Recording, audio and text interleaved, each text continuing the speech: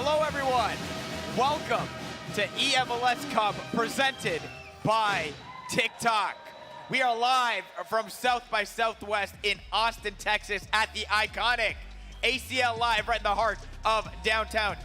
It is so good to be back again for a third year in a row. La Morga de Austin is back, helping set the vibe, setting it off as always. Mike giving him a little tepid round of applause as usual. Faizal Khamisa, Dan Gaskin, Mike Labelle. It's starting to feel like home, guys. We keep doing this thing, a little different location and venue, but we're still in-house, ready to go. Dan, how you feeling? Feeling good. They tried to get me up on the stage. I can play the tambourine pretty well, but not quite good enough to be involved. Maybe next year. Mike. I did not get that same request. They told me to stay over here. Lack of tambourine skills. Lack You of only tambourine. blow your own horn, that's why. Oh man, we are so excited. For everyone watching, this is the biggest FC esports event in North America. You get to see 12 of the best eMLS players compete for the highest level for a $35,000 prize pool and the title of 2024 eMLS Cup champion. Now, for those at home on Twitch and on YouTube, there's also live viewer rewards. So make sure you link your EA and Twitch or YouTube account and watch the stream for at least 15 minutes to receive a 2-player pack. And if you watch it for at least 60 minutes, you receive a Jumbo Premium Gold Pack. There are also in-game objectives to complete for additional rewards, some TIFOs, some badges, some eMLS Cup kits. I've already got my squad rocking it. They look good, and you want to make sure you get those locked in as well. Okay, today is our third and final event of the eMLS season. We'll catch you up to speed on what went down in the first two. At League Series 1, Paulo Neto of Atlanta United defending his title to win his 4th trophy in eMLS. The all-time leader now. It was his 5th straight final stretching across 3 seasons. Dan, we thought maybe someone would be able to take down Paulo. They had almost a whole year to prep for him.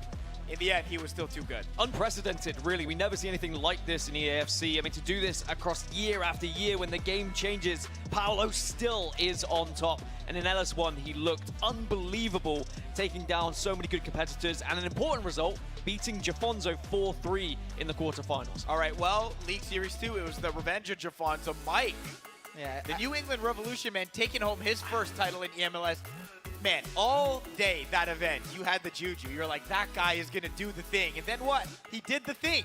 I mean, he looked different. I talked to competitors. They were talking different. And I see that Dan sprinkling that this was upcoming. A little bit of maybe an early spoiler. But JAFONSO got busy versus Gustavo. Beat King CJ. And then, of course, beating the current eMLS Cup champion in Raseck in the finals. And JAFONSO's a rookie, and we have not seen the Revs with this type of success in eMLS. So it's a huge movement for them this year. What a signing. All right, well, his performance there actually caused a bit of a movement in our eMLS power ranking. So let's take a look at the updated eMLS power rankings presented by Yvonne and see just how much things shifted after League Series 2. I mean, look right at the top. It's the biggest change of all.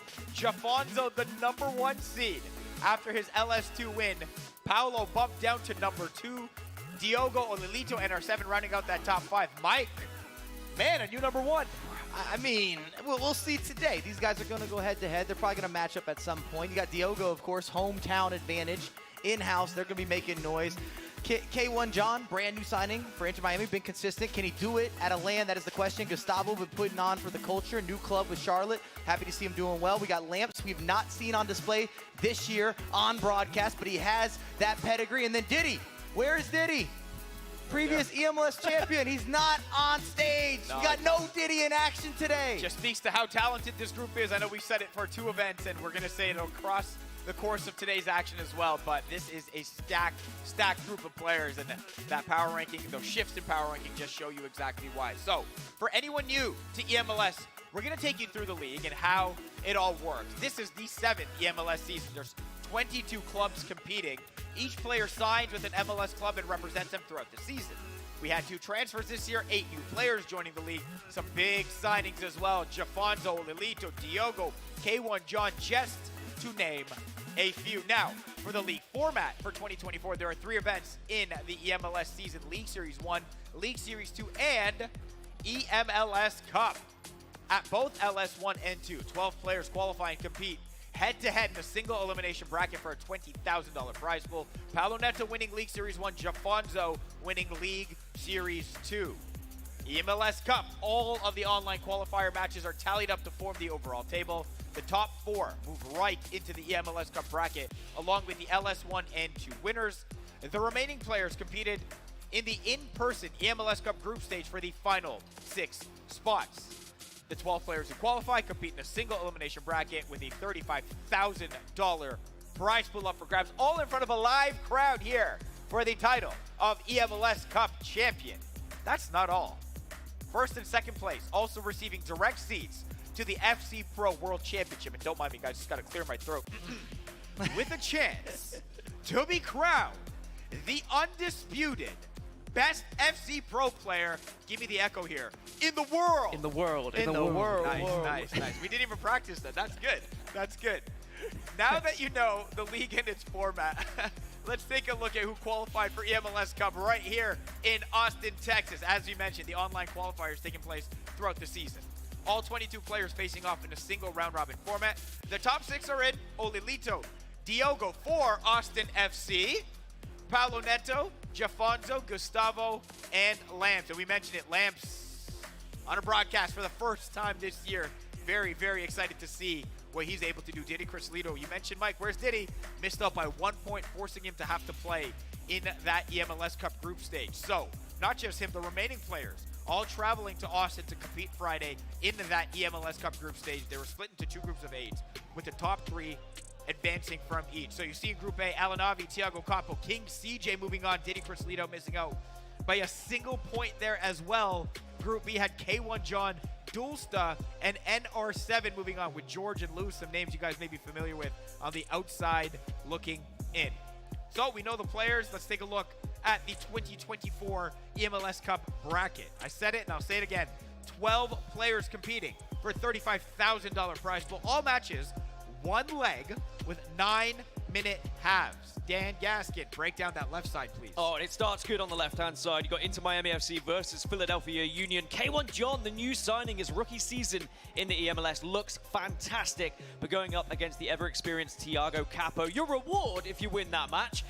It's against the big man himself from Atlanta United FC. It is going to be Paulo Neto waiting in the quarterfinals. That is going to be a very tough matchup. But remember, if you play early, you could be hot going into it. Then on the lower side of this bracket, you've got Gustavo versus NR7. Gustavo, who's looked incredible this season. He looks so different to what we'd seen in previous years. But he's going against the reigning, defending eMLS Cup champion NR7. The winner of that gets to play the hometown hero, Diogo for Austin FC, and I'm sure the crowd will get loud for him when he's playing. All right, Mike, that's that left side. The right side, pretty juicy as well.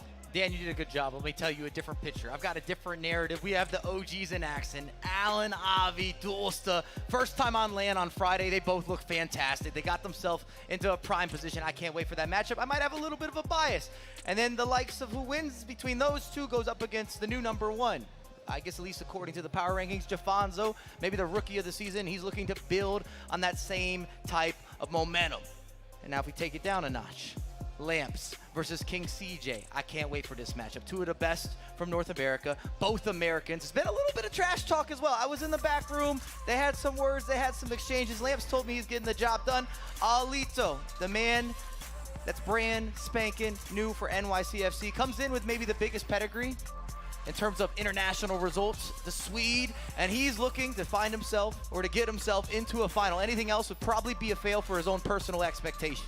You could probably say that for a lot of these players here who have expectations and desires to go beyond this and into that FC Direct spot as well. Okay, we're just about ready to kick off our first round. We got to take everyone through the squad rules for the event. And if you're at home hanging out watching, you can try building your own squad at draft.fcpro.com. You can share your favorite ones on social. We're going to use JAFONSO's squad as the example, Mike, so take us through those squad rules. The major takeaways, I need you to understand, we got a 13 million coin budget. So all the players that you see in action, they got to fit under that 13 million coin budget, and you will see 5 MLS players on the pitch at all times. So we're talking even subs, late game changes, shifts, tactical adjustment, and you're going to see some interchangeability depending what players you're leaning on and how you wanted to fit everyone into that budget. I feel like we're going to see a lot of Erling Haaland. I know that was a talking point amongst the players yesterday that we were chatting to. I mean, the big man just gets it done, and I think we're going to see him in a lot of squads over the course of this day. So for everyone at home, we're going to be playing 2 matches at once in each round. So let's set up our first round of games today. I mean, what a great way to start, guys. Match 1, Alanavi of FC Dallas taking on Dulsta of the New York Red Bulls. Dan, it doesn't get better than this. I mean, Mike said it, you know, it's the OGs going up against each other. We've seen them compete year after year, but we wouldn't see them very much in LS1, LS2. Where were they? Suddenly it gets to LAN performances, and they both looked unbelievable on Friday. They played golf against each other yesterday, Mike. They're very good friends. How do you see this one going up?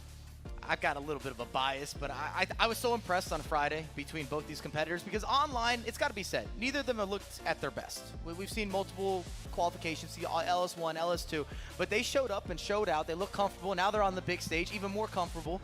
And I hope that it goes the way that golf went, with Dulsta being able to, you know, surpass Alanavi. No spoilers, no spoilers. Fine. I got that for later. Match number 2, we have the number 6 seed Lamps from Minnesota United versus King CJ from DC United. And again, this is our first round match today, man. Doesn't feel like a first round match, No. does it? This could be a grand final. This probably was a final at some point last year, but it has been a very different season for Lamps. The first time we're going to see him on our screens. CJ, however, he's been featuring regularly in LS1 and LS2 and looks the more informed player across the season, but Lamps is coming in hot. 6th seed he essentially was coming into this one. What about you, Mike? What do you think? It's always a reset when you get to the big stage, but I would agree with you, Dan. If you're playing the percentages, the fact that we've seen CJ in action on multiple broadcasts, looking consistent, reliable. He's also 6'7", 6'8". If we keep talking about it, he might be 6'10" or a 7-footer. He's the biggest FC player in the community. I don't know anyone taller. I mean, large and in charge. I'm talking about a physical presence, a specimen, if you will. Well, he's hoping to be at the top of the food chart as well when this is all said and done. All right. Favorite part of the entire broadcast, it's time for the pre-match predictions presented by Avant. We all get a chance to predict the winner, and we do want to see the records from the first 2 Yeah, events. we do. Well, let's pull up the records I don't think from we the need to. first 2 events. Okay, Mike Labelle, there you are on top, 15-7. What's the expression? Broken clock, right? 2 times a day. But I mean, right more than there's a lot to of be right fair. there. There's a lot of right. Yeah, yeah, we're going to keep you to my left, though. All right, you know the deal. The 3 of us will each make a pick. Chat, you can also make your prediction by typing 1 or 2 in the chat to cast your vote. So, we got to start. Oh, man, let's start with this first match. Alanavi and Dulsta. Dan? I don't want to predict first. Okay. The only way I can get back into this is if I go against Mike. So You actually, can say it my way if you Mike, want. I'll you take can it. predict first. Thank you very much. Well, I've got a bias here. I liked what I saw from Dulsta. I thought it was phenomenal. I know Alan's been putting on well. That's okay. We got the brand new Red Bull kits. We're going with Dulsta, and I believe in the man. I believe in the man. Case, I'm going to go with Alan. That Uh-huh. makes my life a lot easier. No logic needed. Okay, I asked the 2 who had the worst golf round yesterday, and they told me that Alan did, and so I said, I will pick the guy who had the worst golf round just to make it feel a little better ahead of this one. But honestly, with any of these matches, it could be either one. It wouldn't surprise me. So I'm going to go with Alan as well. Chat is leaning right now slightly towards Dulsta, 2/3 favorite right now to get the job done. Yeah, you also means you're going with Mike, which, to be fair, Dan, seems like the right way to go based on these records right now. But He it's is a long our day. expert. You know, he's meant to be right. He's doing his job. I'm glad he's at least doing something right. Expert. Cheers, fellas. Yeah, okay. All right. Let's make our picks for the second matchup between Lamps and King CJ. This one is tough. Chat, again, vote 1 or 2 in the chat to cast your vote. Are you ready to start No, this he wants one, to send or it. do you want to Bring it to me. I got you. I think Mike should go first. Yeah, they're perfect. All right, I talked to King CJ earlier. He said, Mike, you got to stop going against me. I don't like that he's trying to force my hand, so I'm going to go against him again. We've got Lamps on display, first time on broadcast, big stage. I'm expecting cancellations, a lot of intricacies, maybe a little bit of back and forth, some celebrations. And I've got Lamps taking this home in the opening matchup. And then King CJ can come over here and tell me how I'm always so wrong. Okay. And then I got him going against him. All right. By the way, whoever I predict is not a good thing. I have a curse. We saw that happen in LS2. Whoever I predict will lose, but in the interest of trying to win the prediction game, I will go for King CJ and I'll go against Mike. Look, we can be bought, right? Like, that's that's all I'm Speak for yourself. Okay, all right, fine. Fair enough. Look, I'm excited to see Lamps on broadcast. I think it's going to give him a boost. It's going to give him a charge. He's been holding, obviously, some of this gameplay back because we haven't seen him on broadcast before, so I'm excited to see him come out. I'm going to go with Lamps right now, and that means I'm siding with Mike, and we're siding against each other for this one, Dan, which we're going to see how real your curse is through the course of this day. It's real. It was really bad. I think an 0 in League Series 2 in terms of predictions because The one time I went for Paulo, he lost. That's all I'm going to say. No, Somehow. we don't need, all right, big guy. We'll get there when we get there. It's okay. Chat right now, leading the way of the Minnesota United man in that Starry Nights kit, ready to go.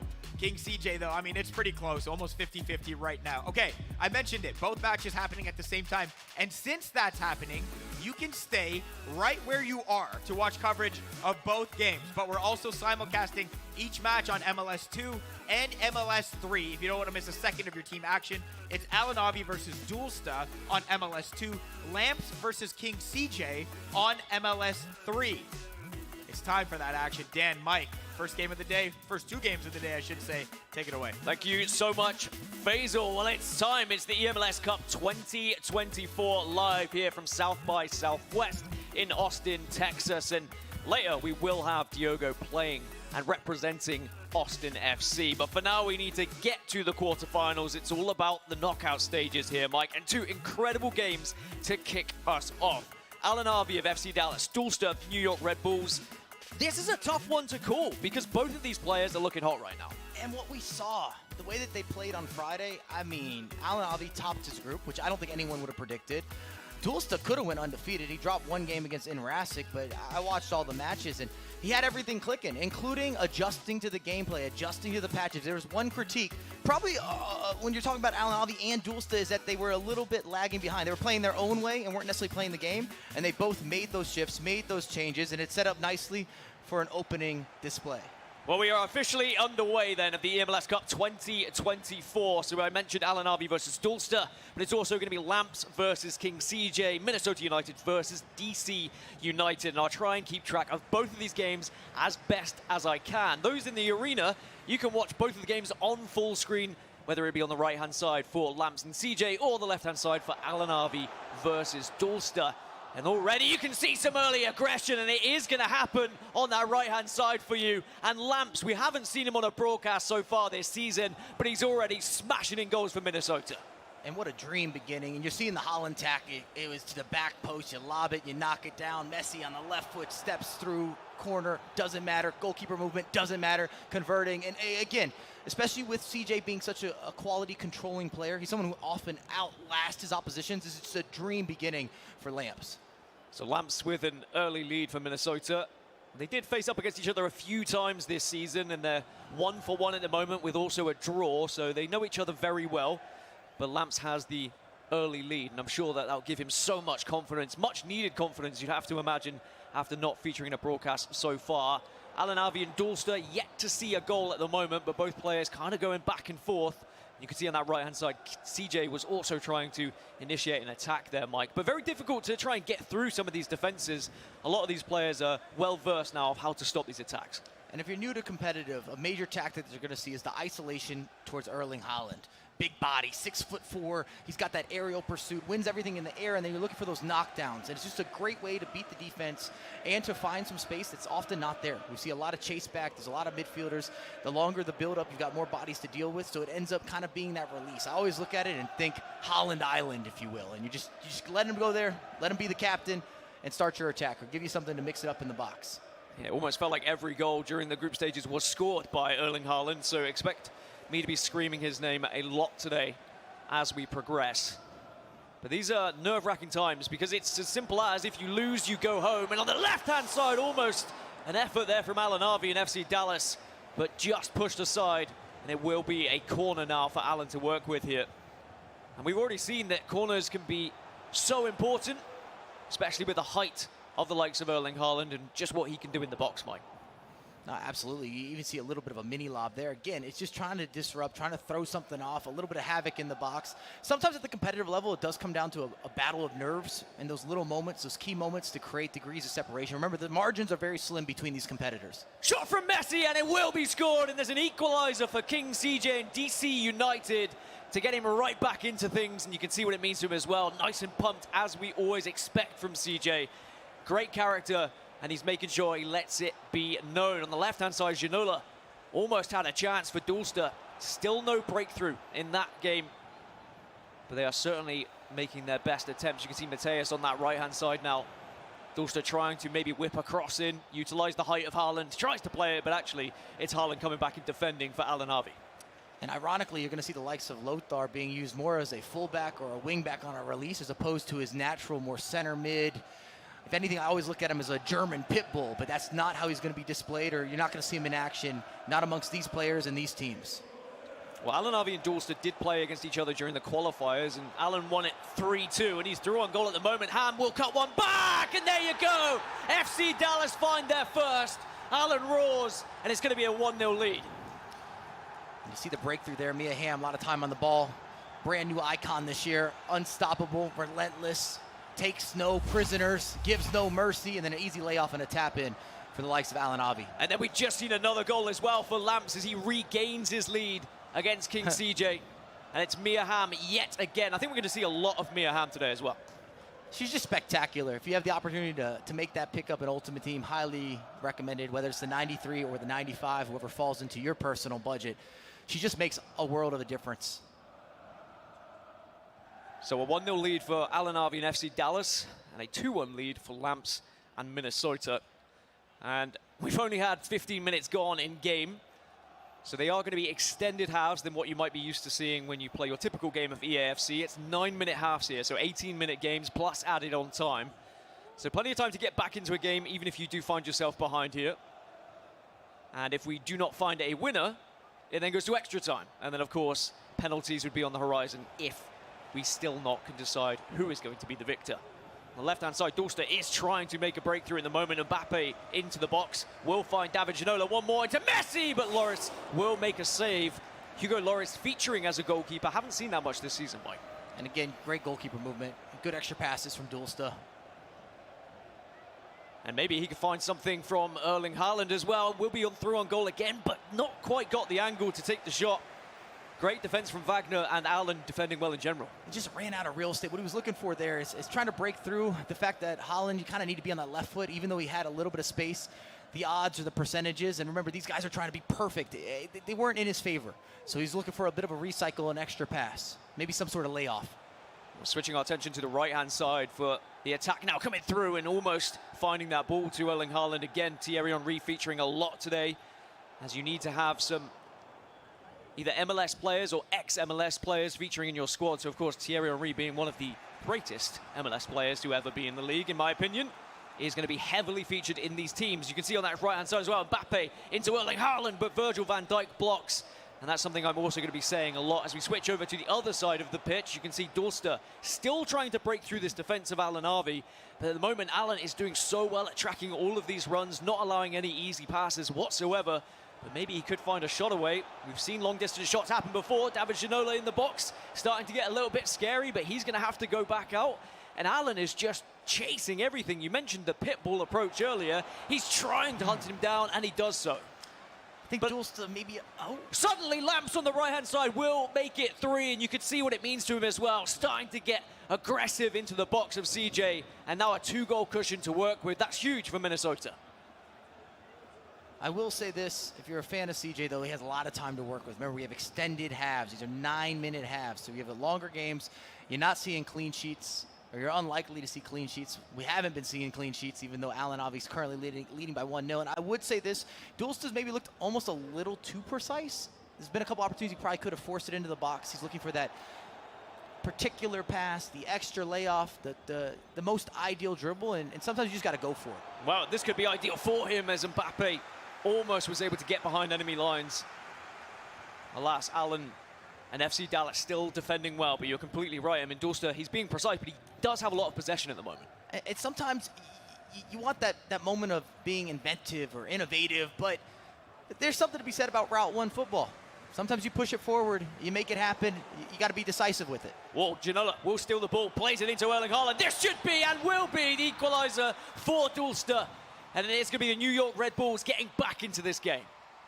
I don't know if that's a curse or a blessing from the commentators, but he got a good takeaway. Simple pass, Haaland in the right place, right time. Finish your lunch, finish your breakfast, finish your dinner. I went out of order there, but that's what he's doing. He's eating everything. As long as you're finishing it, that's all that matters. And Erling Haaland, doesn't matter if he's striking it with his foot, with his head. He could probably do it with his chest. He's going to find a way. As now on the right-hand side, Lambs makes it 4. And Minnesota FC are starting to pummel. And Lamps really is putting on a show for us. Oh, you don't want to see that celebration. CJ can't be happy. The extra pass, time green, as you like. Mia Hamm already sitting on a hat trick and the opener. We're not even to halftime yet, Dan. There's a lot of goals, and that is a big lead. We have seen leads like that thrown away in this league, though, so it's not like it's done and dusted. CJ will now naturally transfer to a more aggressive play style and change those tactics a little bit to try and initiate a few more attacks, but that will naturally open up his defense a little bit for counters. On the left-hand side, Alanavi and Dallas are now making a push through, tries to get the cross. Haaland will win the ball back, but Wagner does his defensive due diligence, and he is going to be able to win that back for him. And you can see that worry, maybe a little scare factor. Haaland inside the box, even if the cross isn't perfect, you just never know. He's acrobatic. I mean, he has the right play styles, the body type's unorthodox. You add in some of the power, the pace, of course, the ability to finish. He's just a difference maker. So all square in the matchup on the left between FC Dallas and the New York Red Bulls. However, on the right, it's starting to become a one-sided affair. Minnesota United with a big lead over DC United now, 4-1. And it doesn't look like Lamps is going to slow down anytime soon. And I think that when we came into this knowing we haven't seen Lamps so far, but we've seen those results perhaps in the qualifiers, we know what he's capable of. We've seen what he's done in previous years. So anyone going up against Lamps would know that that's a possibility, but there is one back for King CJ and DC United. Game on, Thierry Henry. And again with the knockdown, we might be a broken record. That's the tactic. We're going to see plenty of it. It's going to be on repeat every single competitor. It's too effective. It's part of the gameplay at the moment. It's in the new meta. After the update, everything's going to be Lob City. A couple of minutes left on the left-hand side game between Alanavi and Dulster. It's the New York Red Bulls in possession. Just a throw in at the moment, trying to find the right pass to make. We'll go back in the end, just recycle play a little bit. And probably try and hold on to the ball for the last attack, you'd imagine here, Dulster. Just make sure he gets a free attack where he doesn't have to worry about any sort of counter. Only 1 minute of added on time in the first half, so this will be the last attack, and he starts to launch it now. Messi coming forward.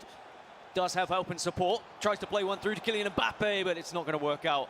Van Dijk intercepts, and that should be the halftime whistle, and will be the halftime whistle then between FC Dallas and the New York Red Bulls.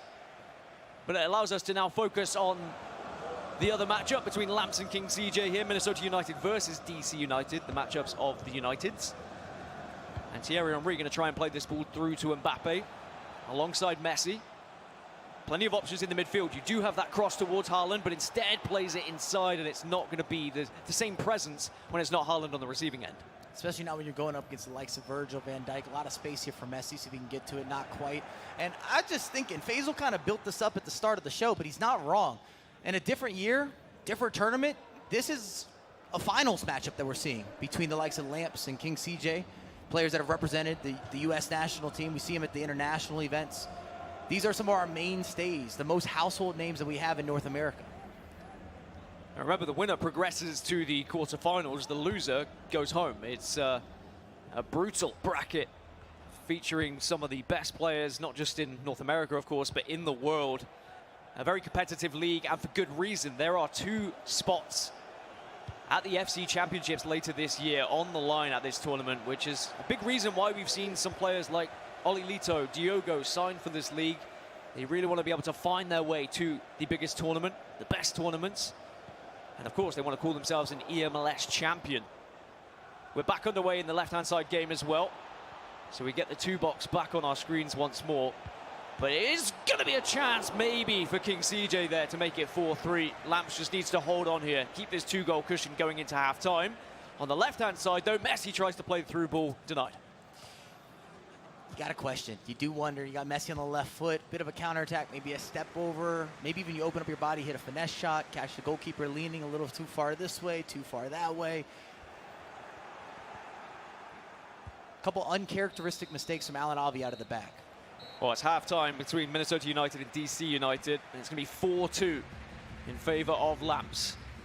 However, we're well into the second half now as Messi does strike. You didn't quite see it on your screens, but it was a great save from Van der Sar as we now focus on this matchup shortly whilst the other one's in half-time. Xavi dinking one back to Haaland, tries to play it down, denied by Wagner, and now you can see Dulster just with the option to break away. But when Haaland is that far back, Mike, maybe the counter-attack isn't what you're going to go for. If you're looking at how Dulsta's been playing, it's always been with the build-up. A lot of heavy possession play. Ooh.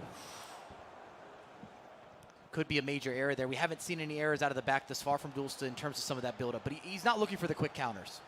Got to be careful. I mean, similar to what we saw when Dulsta scored, it was a small mistake, perhaps, from Allen as he plays it into Harm, and Harm will now play it back to Haaland. Harm again, but is going to be cut out as we now get to see the second half underway between Lamps and King CJ. So 4-2 going into the half, and a chance just to mentally reset for both players. That game is definitely not over though, Mike. Absolutely not. I like the adjustment this year in the competitive scene where we have these longer games. Single limb, but all the games are a little bit longer. It just changes the way that you have to shift your team, the tactics, how you approach the game, the substitutions. I mean, a 5th goal, and then it might be over.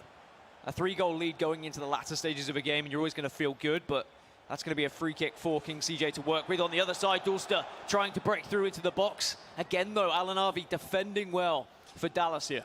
He's got the production. I mean, the productivity is right. The vision is right, but I think he's overplaying it, overpassing it. Again, there's something to be said. You got to go forward, be decisive. FC rewards you defensively, offensively. Be decisive, go for it, be aggressive. What a ball that is on the right-hand side as well. Lamps trying to break through, trying to make it 5. Haaland dancing in the box, but Yashin showing his defensive abilities. On the left-hand side, there's going to be a small error from the goalkeeper, and Alan Harvey gets the goal here. And FC Dallas find themselves 2-1 up. And that is bad news for the New York Red Bulls. I'm sure Allen will happily take that. Gets a good breakthrough with Mbappe. Right place, right time, right location. Definitely some good fortune for the rebound. It's a poor parry. Falls right back to Mbappe, just taps it home, puts him up 2-1 in the 60th minute. Well, King CJ on the right-hand side is through for DC United and makes it 4-3. And it is well and truly game on now as the comeback is beginning to be on our screens. It's Thierry Henry yet again here. And that might have looked simple, but there was some serious complications. You got the penetration of the pass, a couple little player lock movements. You're manually moving that player. You got the layoff, then you tap it home. But a lot of you don't have this in your lock if you're watching this at home. It might look simple, but there's some complexity with not only the build-up, but also these quick movements just to open up that little lane of space. Well, it looked like Minnesota United were cruising at 4-1. But is it too late for CJ? I guess the answer is no. There's still plenty of time in that game. And Lamps has to be careful that he doesn't give any opportunities away and allow CJ back into this game. On the other side, it's Dulsta trying to make his way into the box. Will do so. Kylian Mbappe gets the shot away, and it's 2-2. And the New York Red Bulls find their second and find the equalizer. You see the knockdown. It's a good read. Takes a little half step, trying to open up some space with the defenders. Checking out the goalkeeper movement. We keep talking about goalkeeper movement, but you could do that manually. Again, all the pros are simultaneously micromanaging the defenders, the midfielders, the goalkeeper. It's kind of a game of cat and mouse, if you will. And I think this is what we expected in that game as well. I mean, FC Dallas, New York Red Bulls, 2 players who are very hot coming off of the group stages on Friday. And they are going toe-to-toe at the moment. Nothing to separate them now. I wouldn't be surprised if we get an extra time in that matchup. I'm going to call it early. On the other side, Lamps versus CJ, I mean, really tough. With 2 goals back-to-back for CJ now, you have to imagine that DC United are in the ascendancy, but we know what Minnesota United can do. We know what Lamps is capable of as he can't quite get that shot away, but Haaland is hustling, he's bustling, does win the ball back, and continues the attack for Minnesota United here as Henry tries to strike it. Unable to actually get the shot on goal, though. But Lamps is trying. He's trying to break through, but CJ holding strong. If anything, you got to give a lot of credit to CJ. Remember, he was down 4-1, made some changes, some tactical adjustments. Oh, that's dangerous as well. Mateus wins the ball back for Alan Harvey and Dallas United. Oh, he gets the shot away as well. Green times it. Wow. And then, I meant FC Dallas, of course, excuse me. FC Dallas and then DC United is really throwing me when I'm watching 2 games at the same time. I combined the 2 to make a super team. You did a rebrand. But Alan Harvey right now is just intercepting. He's pressuring so much. But Dulsta doing well now just to regain composure a little bit and recycle play. He's got to be careful here. You can see that Alan Harvey's turned up the pressure a little bit. On a different day, that finish on the near post, green timed, it's bouncing the right way. Rattles the post. Well, 17 minutes left between FC Dallas and New York Red Bulls. And things starting to get a little bit more nervy because a goal here could be the deciding factor. When they played against each other in qualifiers, it was a 3-2 win for Alanavi. So he's done this before in exactly the same scoreline. But it's Dulster who's coming forward at the moment. David Ginola on the right-hand side with assistance from Mateus.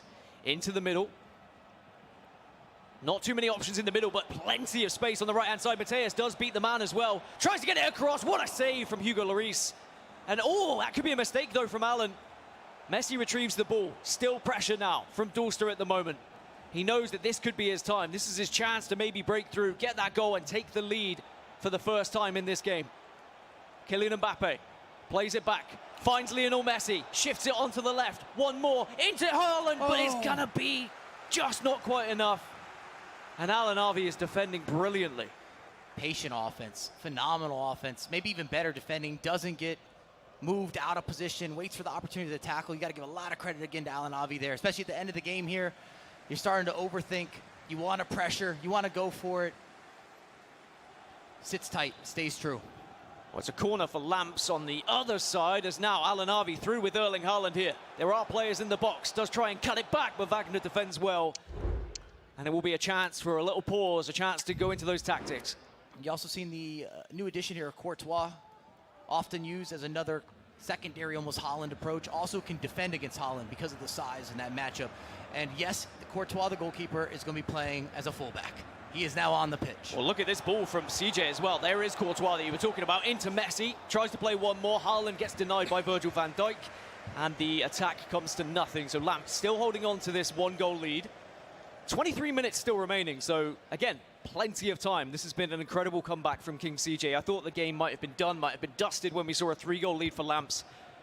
But it was the tactical changes that came through afterwards from CJ and DC United that have just allowed him to get back into this game now.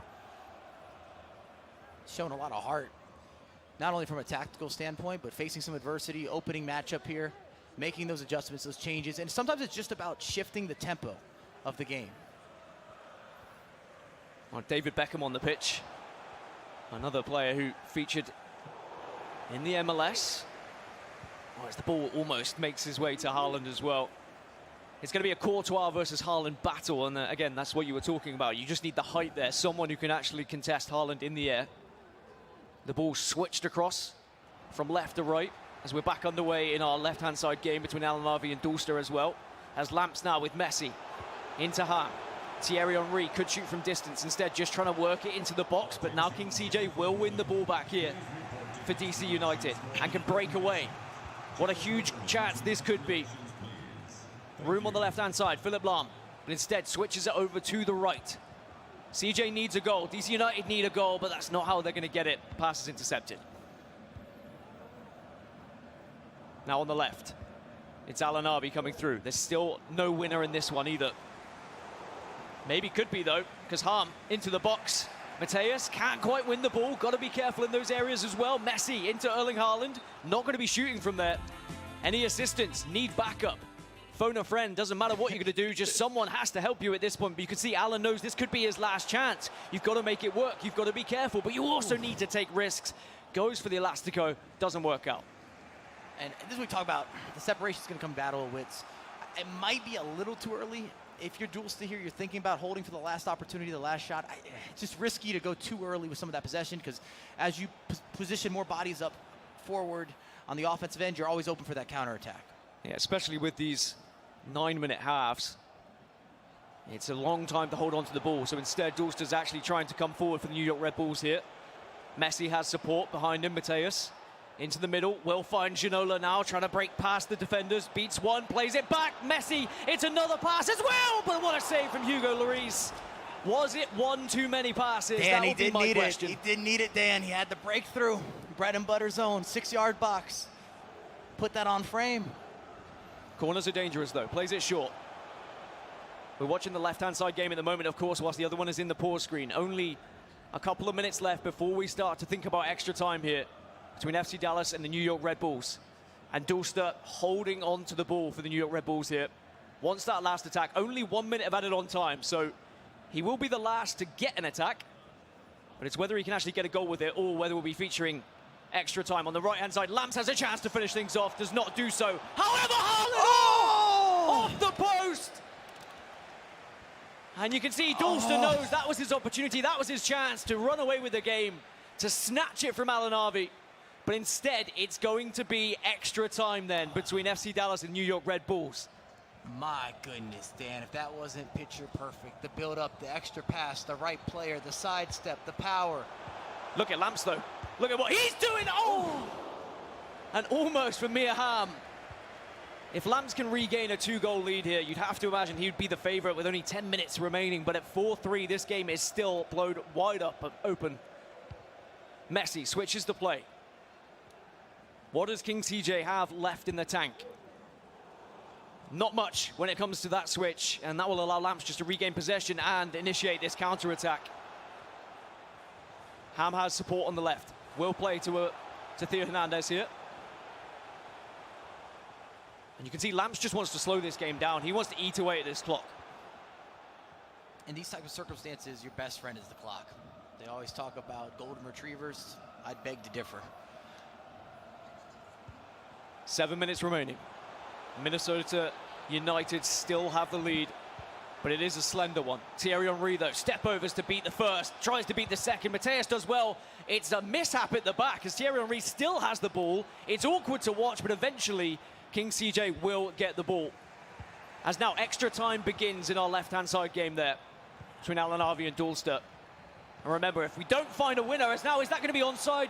No, it's offside. Calm it down. It's fine.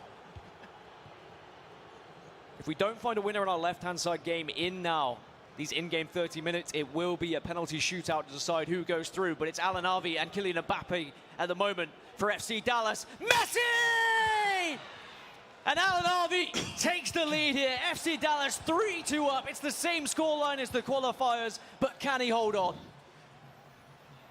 That's been the question. He's had the answers. He's been in this position, though, before against Dulster, and Dulster's been able to reply. Been able to rise to the occasion, been able to fire back. On the other side, Lamps just has to hold on now for a couple more minutes, and he will be progressing into the quarterfinals, knocking out King CJ and DC United. But CJ has the ball. CJ has possession. It's David Ginola, whips one in. Can Haaland get on the end of it? Not quite. Virgil van Dijk, ever present, ever strong. And now Lamps has regained possession, and with only 1 minute of added on time, he just needs to hold on to the ball here, but does go out of play, giving one last opportunity here to DC United. Here's Mbappe. Outright, Courtois does have the legs just to stretch, tries to get the ball in, will find David Ginola. One back to Erling Haaland, well defended as Lamps holds on, and Minnesota United will be progressing to the quarterfinals, sending home DC United, sending home King CJ, and you can see the embrace between the two players. Good friends, amazing competitors, an amazing season for them, and it's sad to see King CJ go, but it does mean that Lamps and Minnesota United will progress. But we still need to find our victor here between Alanavi and Dulster. Alanavi has the lead at the moment, Mike, but there is still time here for Dulster and the New York Red Bulls. And it becomes a question as well, if you're Dulster, when do you start pushing more bodies forward? When do you look to speed up the game? When do you turn on the pressure after possession loss or the constant pressure and really start committing? Throughout this matchup, Dulce's had just over 60% of possession, so he's definitely been the more possession heavy between the two of them, but it doesn't come down to possession. It's about opportunities created, opportunities converted. 5 minutes left of the first half of extra time. And as we alluded to earlier, with it being longer halves in the regular game, it's also going to be longer halves in extra time here. Yashin will just play this one back. As Dulster just looking to hold on to possession shortly. You don't want to force things just yet. Still plenty of time to work with. It's always tricky when you get into extra time because now fatigue starts really setting in.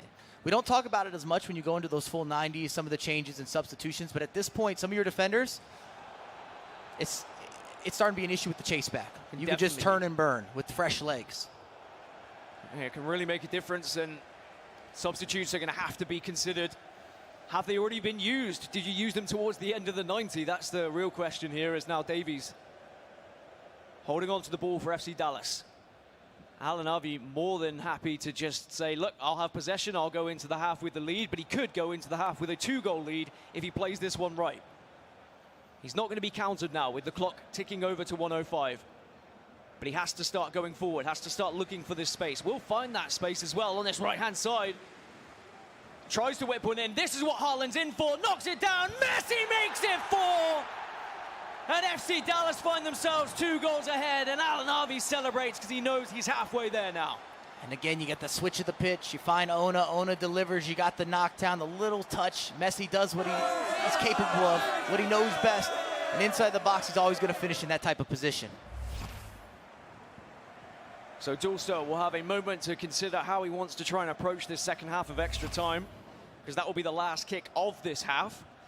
And I mean, Mike, it's a tough one. With only 15 minutes in-game to play, you need to get 2 goals. You've probably used all your substitutes at this point. It's just going to be a formation change, you imagine. That one hurts you right there. Especially if you're Dulster, you might still be thinking about that 90th minute. Remember, he had the build-up, the intricacies, the extra passes, a little bit of the razzle, the dazzle, the dance, the prance, the magical moments, but he hit the post. He wasn't able to convert. And sometimes that sits with you. We've all played a lot of FC. I'm not always past that moment where I missed an opportunity or a has-been chance. And even the pros have the same problem. You need short-term memory, but it's difficult. It's easier said than done. I mean, we've always said that this game is very mental. It is all about whether you can just ignore those things that go against you, shift your focus a little bit, and Alan Harvey at the moment seems to have the upper hand in that regard. A 2-goal advantage, but you talk about mentals, and having a 2-goal lead sometimes makes you play a little bit differently as well. And in most circumstances, we would talk about this being done, dusted, 2-goal spread, second portion of extra time, but remember, the halves are longer. He does have enough time, in this case, Dulster, if he's able to get an early goal, he'll at least get another chance. Well, we're kicking back off then, the second half of extra time here in the first knockout stage of the eMLS Cup 2024. The winner goes into the quarterfinals, and there is a juicy matchup waiting for them. JAFONSO of the New England Revolution will be going up against the winner here. Remember, he was number 1 in the power rankings because he's the most recent LS2 winner here in the eMLS. So what does Dulster have left? Those are the kind of passes he doesn't really want to be seeing, just time-wasting passes, ball being in no man's land, and he doesn't want to see those passes either. Losing possession to Allen, who can now just break forward with Messi. Great defensive work, though. Yashin wins the ball back. And boy, does Dulster need a goal here for the New York Red Bulls. Mbappe, we know how quick he can be. Tries to play a ball over the top, though, but that one's going to be denied. And again, this is going to be more time lost for Dulster here. As for Allen, if he can find another goal, it would be game, it would be set, it would be match. Thierry Henry! It's done! It's over! Surely there's no time left now for Dulster. And Allen celebrates because he knows that he's pretty much there. He's got more than 1 foot in the door. Both feet are in at this point. FC Dallas, 5-2 up now. And you see that counterattack, one of the risks as you commit bodies, 1v1s. I told you, center backs, tired legs, they're running a little bit low. Henry, isolate the matchup, over the top, big touch. A little bit to the side, finesse it, goalkeeper out of position, easy finish, and that's going to be game, set, and match. Alan Harvey is moving on.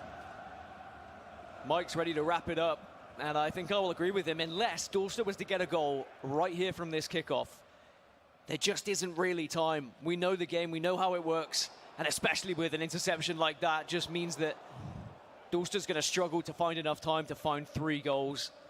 It's been a great game. Great to see extra time right off the rip here in the MLS Cup as well. It shows how close these 2 competitors were, and I think you were right. Dulster knows that he hit that post in the 90th minute. It could have been him progressing.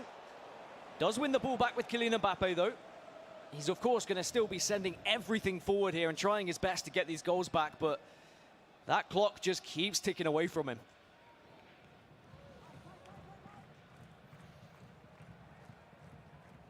So Alan Harvey, it's just a case of holding on to the ball and starting to think about that next round against JAFONSO. I mean, what a way to find yourself into a quarterfinal, but then having to play the kind of current LS2 champion, Mike. That's going to be a difficult task. I don't know if Alan will be worried, though. He's been here before. He's a broadcast player. I think of all the years this man has been here from the original eMLS, he always makes the broadcast. Gives you emotion, gives you reaction, gives you passion, shows up to big occasions. I wouldn't say he's ever been a special online player. He's someone that was meant for the LAN event. Well, Courtois can just put icing on the cake, but even Courtois struggles to put it on sometimes. He's not there to be finishing. He's there just for the knockdowns, and Alan can laugh about it because it doesn't really matter at this point. But you're right. Alan Harvey He's a LAN player, and he proves it here today. FC Dallas 5-2 up. And Dulster, it's the sad realization now that no matter what happens, even with that goal, it's just not enough time. He makes it 5-3, but with no reaction, he knows. And maybe we start to ask, I know it's early, but could Alan Avi make a run to find himself in a position with the first ever, for him at least, eMLS Cup champion? Is he going to hoist a trophy? He's been involved in every single competition. The odds, the percentages, the consistency, the continuity, maybe it's his day to make a run. Well, what did we say during the League Series Cups? It was, you know, on any given Sunday, these players can step up. They can be the biggest player. They can be the best player. And there's no reason why Alan Avi can't win the whole thing, but of course there is a long road to go just yet, and there's a very impressive JAFONSO waiting for him in the quarterfinals as we get now the confirmation that FC Dallas will be progressing, knocking out Dulster and the New York Red Bulls. So congratulations to Alan Avi. Great to see him back on the stage, and we'll be seeing plenty more of him today. Wow, what a way to start things off, Faizal, here at the eMLS Cup 2024. Sending home King CJ, sending home Dulster, but of course, Lamps and Alan Avi progressing.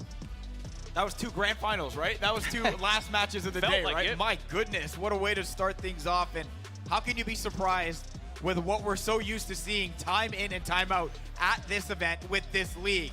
Alan Avi, moving on. He's going to take on LS2 champ JAFONSO, while Lamps, Ollelito, getting set to clash in the other quarterfinal. A couple great matches to start our day. It's unbelievable. We just wrapped up the Alan Avi Dulster match, so let's take a look back at some of those highlights, guys.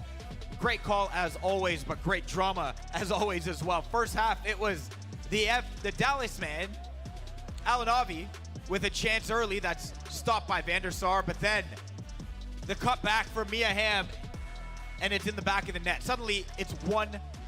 Erling Haaland, goaltender maybe thought he's going right. He stays left. Dulster ties this up. 1-1. Second half, things get bananas. Kylian Mbappe staying on his feet. One chance, no. Second chance, too good. And Allen goes up 2-1. 66th minute, David Ginola to Kylian Mbappe on the other side. Just like that, it's 2-2. But Mike, this is where things change. Last kick of the game, you would have put your life on this being jam done. Not to be. You can't believe it. Oh, of course not. You hurt for Dulster a little bit because that was game, set, congratulations, move on, GG's, and if anything, Alan Avi came out motivated in extra time. You gotta knock down to Holland, Messi, bread and butter, extends the lead, 105th minute. The momentum had shifted. No kidding, man, and the spirits had shifted as well, and now Alan Avi is moving on thanks to that 5-3 win. All right, a close one in the Lamps and King CJ match, Minnesota United versus DC United. On that side, it ends 4-3, but it was overwhelming from Lamps at first to go up 4-1 before King CJ came back. Let's take you through the action here. We've seen this play. The Erling Haaland knockout to Messi. I feel like we just saw it in the last matchup. Lamps up 1-0. And then it's Messi on the other side giving King CJ the equalizer. This, though, Dan, is when Lamps took over. 3 straight goals to go up 4-1. Yeah, and I think that this game was won in the first half by Lamps. He just made CJ have too much to do, and I've always said that 3 goals should be too much to come back from for any sort of pro game play, even though we have seen a few throw it away. And CJ, boy, did he try. He gave it his best effort to come back into this, making it 4-3 eventually, Mike, but just wasn't quite enough. Couldn't find that last goal to get him back into the game. And I'm not trying to be a walking cliche as you see the tap in there. You started saying, we were talking at the desk that maybe CJ had it in him, but it was really the tale of 2 halves. And what Lamps was able to do in that first half, put him in a position. He saw it out. It was tense at the end. There were some mistakes in the final closeout. There were some opportunities in that final closeout. I'm talking the final 10 minutes. Either way, Lamps got it done. He's on the broadcast. He's eliminated one of the mainstays, someone who was definitely a favorite in that matchup just based on form. And Baby Goat Lamps is back in action. I remember we started spread. That's what we said, Baby Goat Lamps. He's What back. did he tell you on the way in here? What did he tell you? He said, I'm not losing, Mike. Said, I'm not losing, Mike, and I'm sure all these players think that way. I should say, a heartbreak for King CJ, who halfway through that extra time between Alanavi and Dusta was still sitting in his chair watching replay, just gutted at what happened, and understandably so. You mentioned it. You both did. A great player who's been in around at the end for quite some time, but never got over the hump, and again, won't this year. What a great first round of games. We got more on the other side. Just a reminder, though, the MLS season is back. You can watch every match with no blackouts. All the action returning to MLS Season Pass on the Apple TV app, so go and subscribe right now. We're going to take a quick break. Up next, we continue the knockout round here at eMLS Cup, presented by Tik Tok.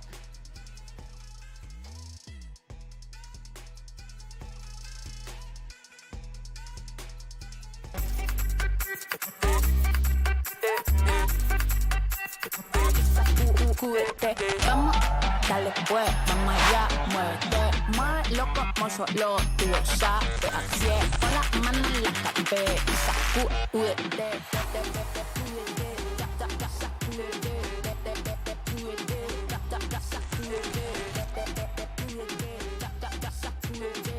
Sacúdete, mira, sacúdete. Do you know if you have milk right now? Do you know its condition? Are you afraid to look? Who knows? Who cares? Because now you live a life where fresh milk is always on hand. Your door to crisis-free breakfasts. DoorDash.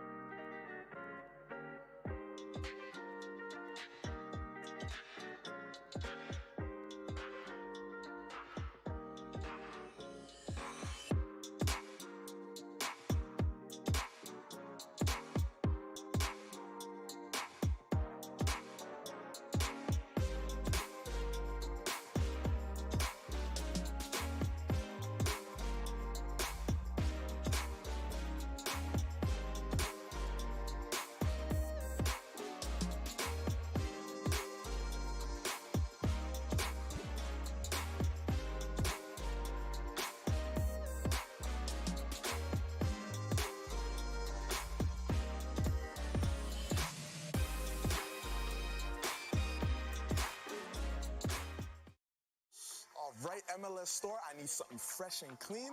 Let's see what you got.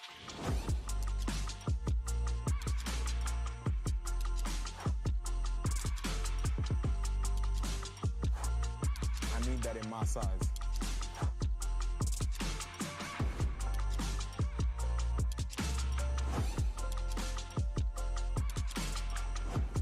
Right, see, now we're ready. Now we're ready for the season. Looking clean.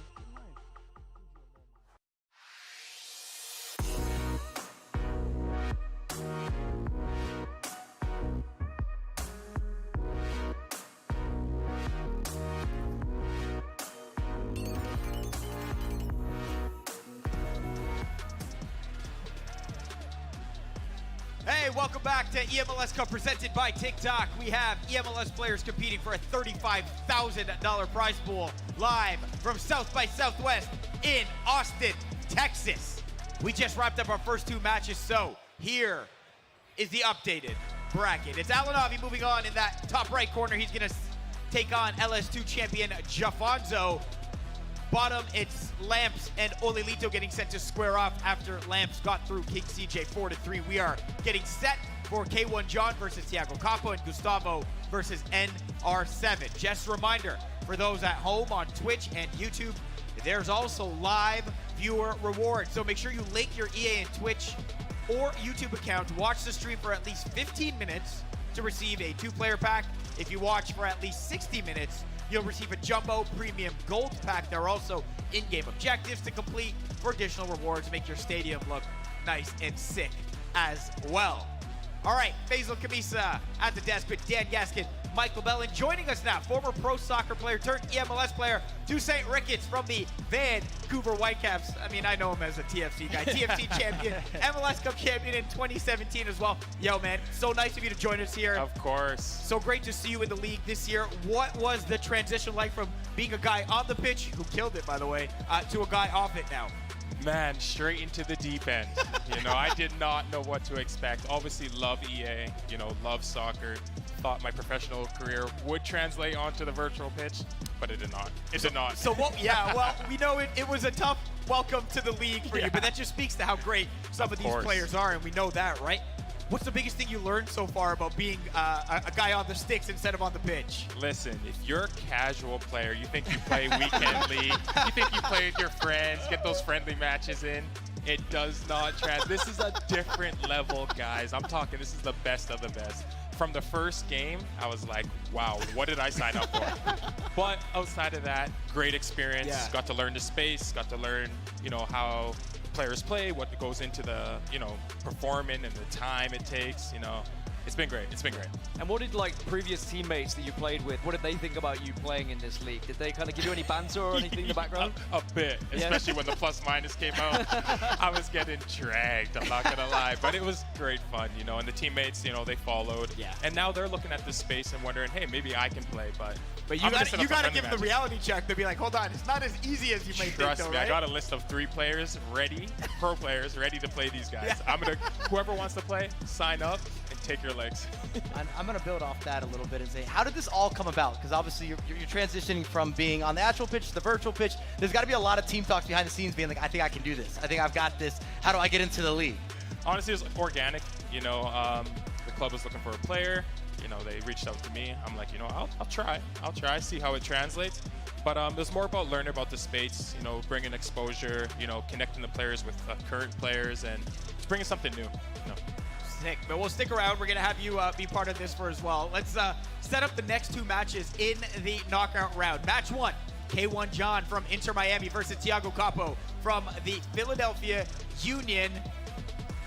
Dan, I mean, look, anywhere you look in this bracket, it's a great matchup, and there's no difference here. So tough to separate these guys. I mean, actually, throughout the qualifiers, they played each other 3 times. 1 win for each and a draw. So why not, right? You literally can't separate them. Power rankings would suggest K1 John is the favorite here, but Thiago Capo, there's just something about him for Philadelphia Union. We saw it last year as well. When he gets into bracket play, he looks like a ruthless player. So K1 John has to be careful here. And if anything, I would say Thiago Capo is a little more of a streaky FC player. If that aligns, once he gets going, he's hard to stop. And he's going to push bodies forward constantly. He's going for offense. He wants to present something. And K1 John, we talked about it last year, was his breakout year, gets signed into eMLS, big expectations. I think the question really comes down to how much LAN experience does he actually have? All right, well, I mean, no disrespect to him, but one of the surprises in bracket so far has been Gustavo making it to broadcast each of the first 2 times. And he's the number 5 seed from Charlotte FC, taking on NR7 from St. Louis City SC, Dan. And it's another tough one to peg. Another tough one, but Gustavo undefeated against NR7 throughout the qualifiers and the groups. He's beaten him twice, so maybe he could just be one of those bogey players that you go up against. Sometimes you will play a player who just has your number, and perhaps that could be Gustavo here for Charlotte. But NR7, we know what he's capable of, the reigning eMLS Cup champion. Yeah, let me set the stage. You repeated that, but before that, we saw him on the international stage time and time again. And then Gustavo, to me, he is the authentic or the organic Brazilian. In terms of technical skill, he might be one of the best, if not the best in the competition. I'm talking cancellations, dribbling, step overs, ins, outs, all those little details, he's got it. So it's just a matter, can he put it together today with Charlotte FC? All right, it's now time for our pre-match predictions presented by Avant. We all get a chance to predict the winner. Chat, you can also make your predictions by typing 1 or 2 in the chat to cast your votes. We've got 4 of us now, so. Yes. Tuesday, you're going to be making one as well. Let's start with that first matchup, K1 John, Thiago Capo. Do you remember your experiences playing them? I do.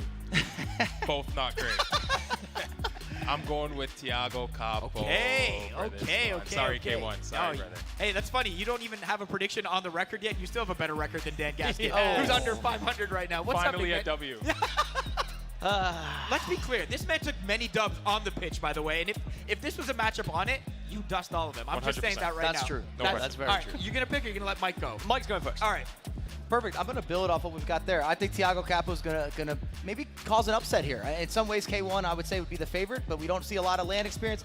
I think Thiago's going to lean on that and cause problems. Does that make your pick easy, Dan? Thiago Capo's got headphones in. K1 John doesn't. I'm going with K1 John because he can hear me, and you know he needs some love. He needs some support. And we'll go for Inter Miami FC. You know what? I'll split this as well and go with K1 John, make it 2-2 here. But again, it's a tough one to pick no matter where you look and how you want to make a prediction. Chat, by the way, leaning towards where? Let's see. I mean, I feel like we're just getting those results in, so 100%. I went K1 John. Sorry, K1 John as well here, 2-2 in terms of what we're predicting. You want here. your mark, I guess you. I just want to make sure the people in the back hear me. K1 John is my prediction here, and 88% of the chat leaning towards the Inter Miami man as well. So, second matchup has got Gustavo and NR7. Chat, you know the deal. Same thing. You can type 1 or 2 in the chat to cast your vote. Dan, are you going to go first on I any of think these? that Mike should go first. Okay. I'd love to see Gustavo do this. I really would. I just don't know if I can go against NR7, eMLS Cup, biggest stage, biggest opportunity, kind of his make or break for the season. I'm thinking qualification. Again, he has that expectation to get himself into the finals for FC Pro. In Raseck. I know there's a long answer to that, but that's where I'm going. So I know where you you're go going. next here. Well, Mike said NR7, so I'll go Gustavo. I'll just go against him so I can catch up. But I did underrate Gustavo throughout the LS1, throughout the LS2, so I think, you know, I'll put some respect on his name and maybe he can cause an upset here. As you can tell, there's not a lot of proper thought process in any of these right now. So where are you going at the end there? I'm going with Gustavo. Okay. I'm going with his skill moves, that really unbalanced me throughout the matches. Okay. So, for him. Man, I remember just being here a year ago. We were down there, though, at our desk, and we thought Paulo was set to take the final, and it was NR7 who came out on top. And then, I'm going to go with NR7. I'm going to go with NR7 in this one. Make it 2-2 as well. Yes. It's more fun when we split the difference here and, you know, have a little bit of fun. Listen, Toussaint, thank you for joining us. Thanks for having me, Congratulations guys. on your inception to the league this year and your humble introduction to it as well. But Thank you, it's been and great thank you to for have you having me. part of it, man. Thanks for having me. All right, Toussaint Ricketts, Vancouver Whitecaps, a stud on the pitch, trying to be one off it as well. He's heading away. Doesn't want to stand next to Mike. Why would you? Since both matches are going on at the same time, you can stay right here to watch coverage of both. We're also simulcasting each MLS 2 and MLS 3. Dual match coverage on MLS. K1 John versus Thiago Capo on MLS 2. Gustavo NR7 on MLS 3. We had a great first set of games, Dan and Mike. I imagine it's going to be pretty spectacular here as well. Take it away. Every matchup is going to be insane today because this league is just so powerful now with the signings that have been made from some of these clubs. And one of the newest signings, K1 John for Inter Miami FC. Going to be going up against Thiago Capo of Philadelphia Union. It doesn't feel like that long ago when we were talking about Thiago Capo being a new introduction to the league, Mike, but now he's the more experienced player in this matchup. And Thiago Capo's got that like free flow, if you will. He's a fluid player. You're going to see a lot of bodies moving, overlapping runs. K1 John, a little more structured. If anything, I would say it probably helps him with the consistency. The results would also support that. Expect plenty of lob city type opportunities where he's trying to isolate the likes of Holland. And again, I'd say he's still the favorite. I think Thiago Capo can take that experience, that LAN experience previously, and maybe apply that. They're sitting next to each other. Maybe give a little emotion. Maybe get in his face a little bit. Maybe a yell. Give a little bit of something. A little oomph. Well, in the other game, we've got Charlotte FC Gustavo going up against St. Louis City's SC's NR7. And both games are going to be kicking off very shortly. And we've got one underway. The other players, just a false start, just to make sure settings are going to be correct. But that does mean that Inter Miami FC are going to be able to kick things off against Philadelphia Union here. Of course, it's going to be K1 John in the pink strip for Inter Miami FC. And then Thiago Capo kicking from right to left in Philly's kit. Now, I'm very excited for this matchup because K1 John is a goal scorer. He has been able to put them away so far this season, impressively so, Mike. I actually think this game's more than likely going to be decided. Can Thiago Capo defensively deal with K1 John? I don't think it'll be an issue around scoring goals. I think it'll come down to, can you stop your opposition from scoring? I know that's quite the analysis, but just from the types of players that we have here and the way that I know Thiago Capo wants to overlap and push bodies forward and look for offensive spacing, it kind of comes down to, can you stop those counterattacks? Are you able to deal with some of the switches of the pitch and just what K1 John's going to bring to the party? And K1 John third in the rankings when it comes to goals scored in the league, so he certainly knows how to put the ball in the back of the net. On the other side, Gustavo versus NR7 has kicked off. As a reminder, Niklas Raseck, the reigning defending eMLS Cup champion from 2023, looking to try and defend that title here today, but it's Gustavo who's coming forward at the moment. Does have a lot of presence, does have a lot of players to work with, but kind of just running into a wall. Still will get the ball across. Here's going to be the Haaland knockdown that we see so often. Sadly, though, does not result in a goal for Gustavo. On the other side, K1 John also going to do something similar to Haaland. Knock it down, and there's the strike, but great save from Petr Cech. You see both the tactics being implemented there, and the build-up from Gustavo again. It has the mechanicals. When I talk about Gustavo, I always think of him having the technical capabilities, and those are those details you can't just teach. A lot of times we talk about the Brazilian expression. He's got that. A little bit of the razzle and the dazzle, the showmanship, the responsiveness, the reactions, you name it, it's possible. Anything is possible if you're Gustavo.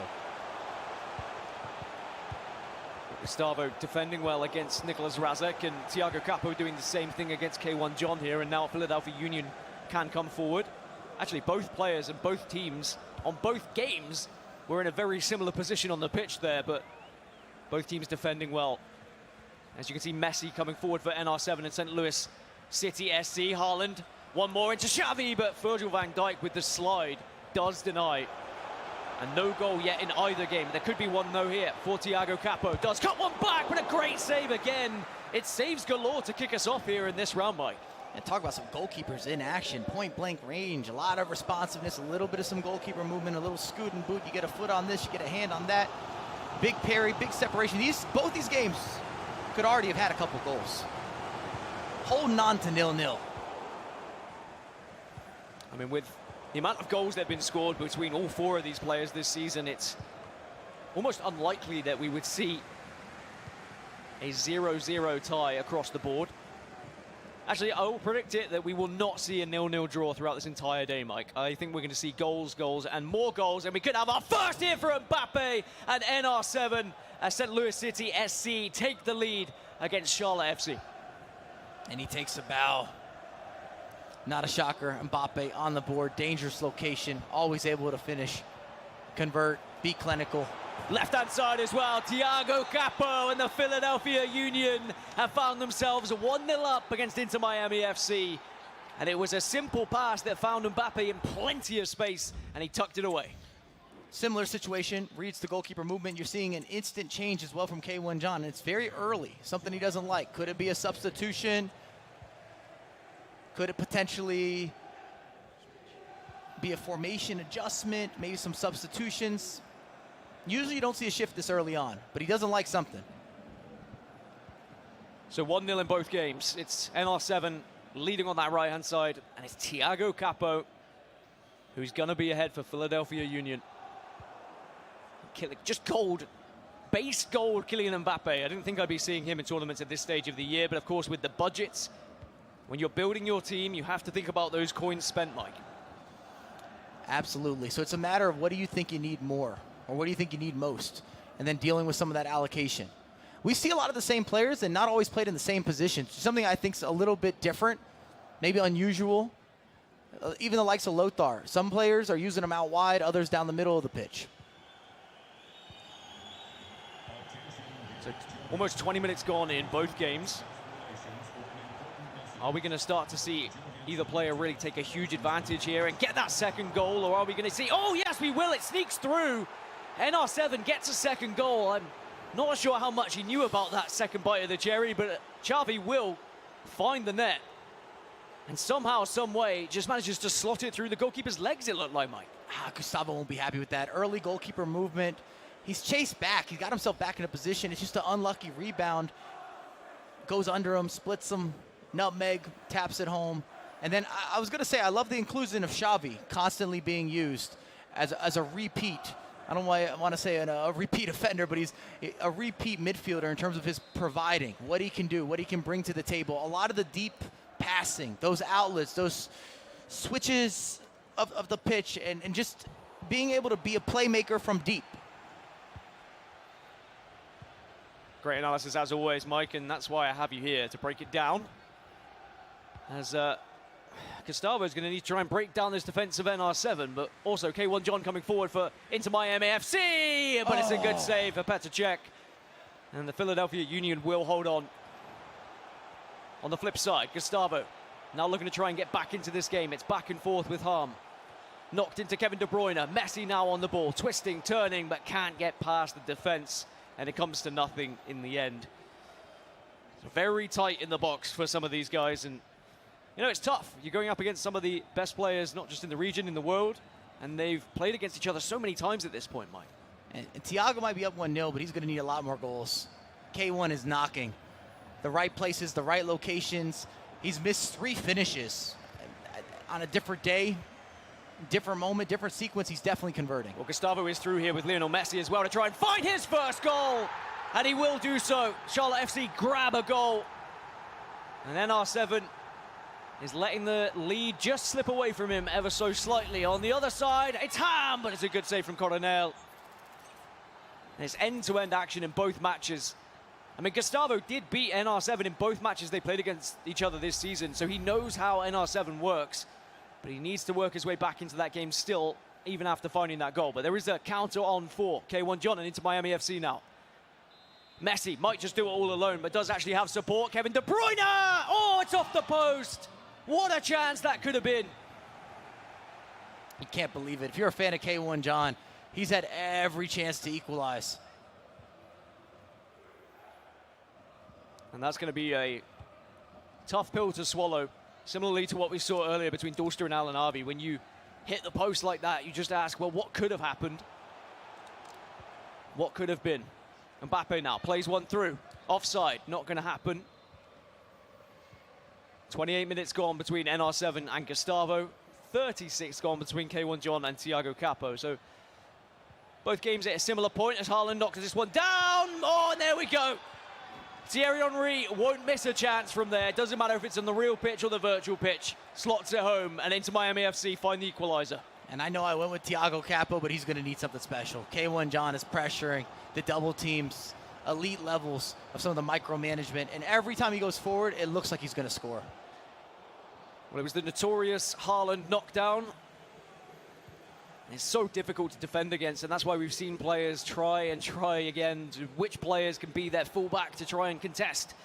As NR7 looking to try and make it a third goal. He's through with Mia Hamm. Has to recycle play slightly, though, because the defenders were there. Plays it into Haaland, tries to get one more, but defended again. And Gustavo can regain possession. So 1-1 on the left-hand side between K1 John and Thiago Capo. And this is what we expected, I think, in the knockout stages.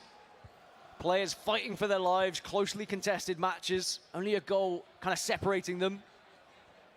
And tough to split the difference when you get to this stage of eMLS, because the competition is so fierce, as Thiago Capo almost was able to feed a through ball, but now it's going to allow K1 John to go on the counter-attack again. And these counter-attacks, they've been deadly, Mike, and a lot of these players can really take advantage of some empty space that is left behind by some of these attacks. And K1 John's done just that. You see Haaland always looking for that isolation, but the way that he goes forward and the speed of the movement on the offensive end, that's been the difference. If you look at the way that Thiago's playing, it's a lot of additional build-up. Not saying you can't make chances or opportunities, but the ease of getting into those danger zones have been very rudimentary this far for K1 John. Mbappe finds Haaland, but Coronel again makes the save. Thiago Capo almost was able to find the lead for Philadelphia Union. Does get a corner, though. How does that not go in, Dan? Point blank. Haaland, right position, right player, right timing, right matchup, no matchup. And K1 John might be able to rub salt in the wounds here. Just a couple of minutes left before half-time, especially off the back of that. Now has the chance to attack. Inter Miami FC are coming forward with Lionel Messi, but he's not able to win the ball. And it looks like half-time is going to strike. Maybe one last chance here for Philly Union. Here's Mbappe.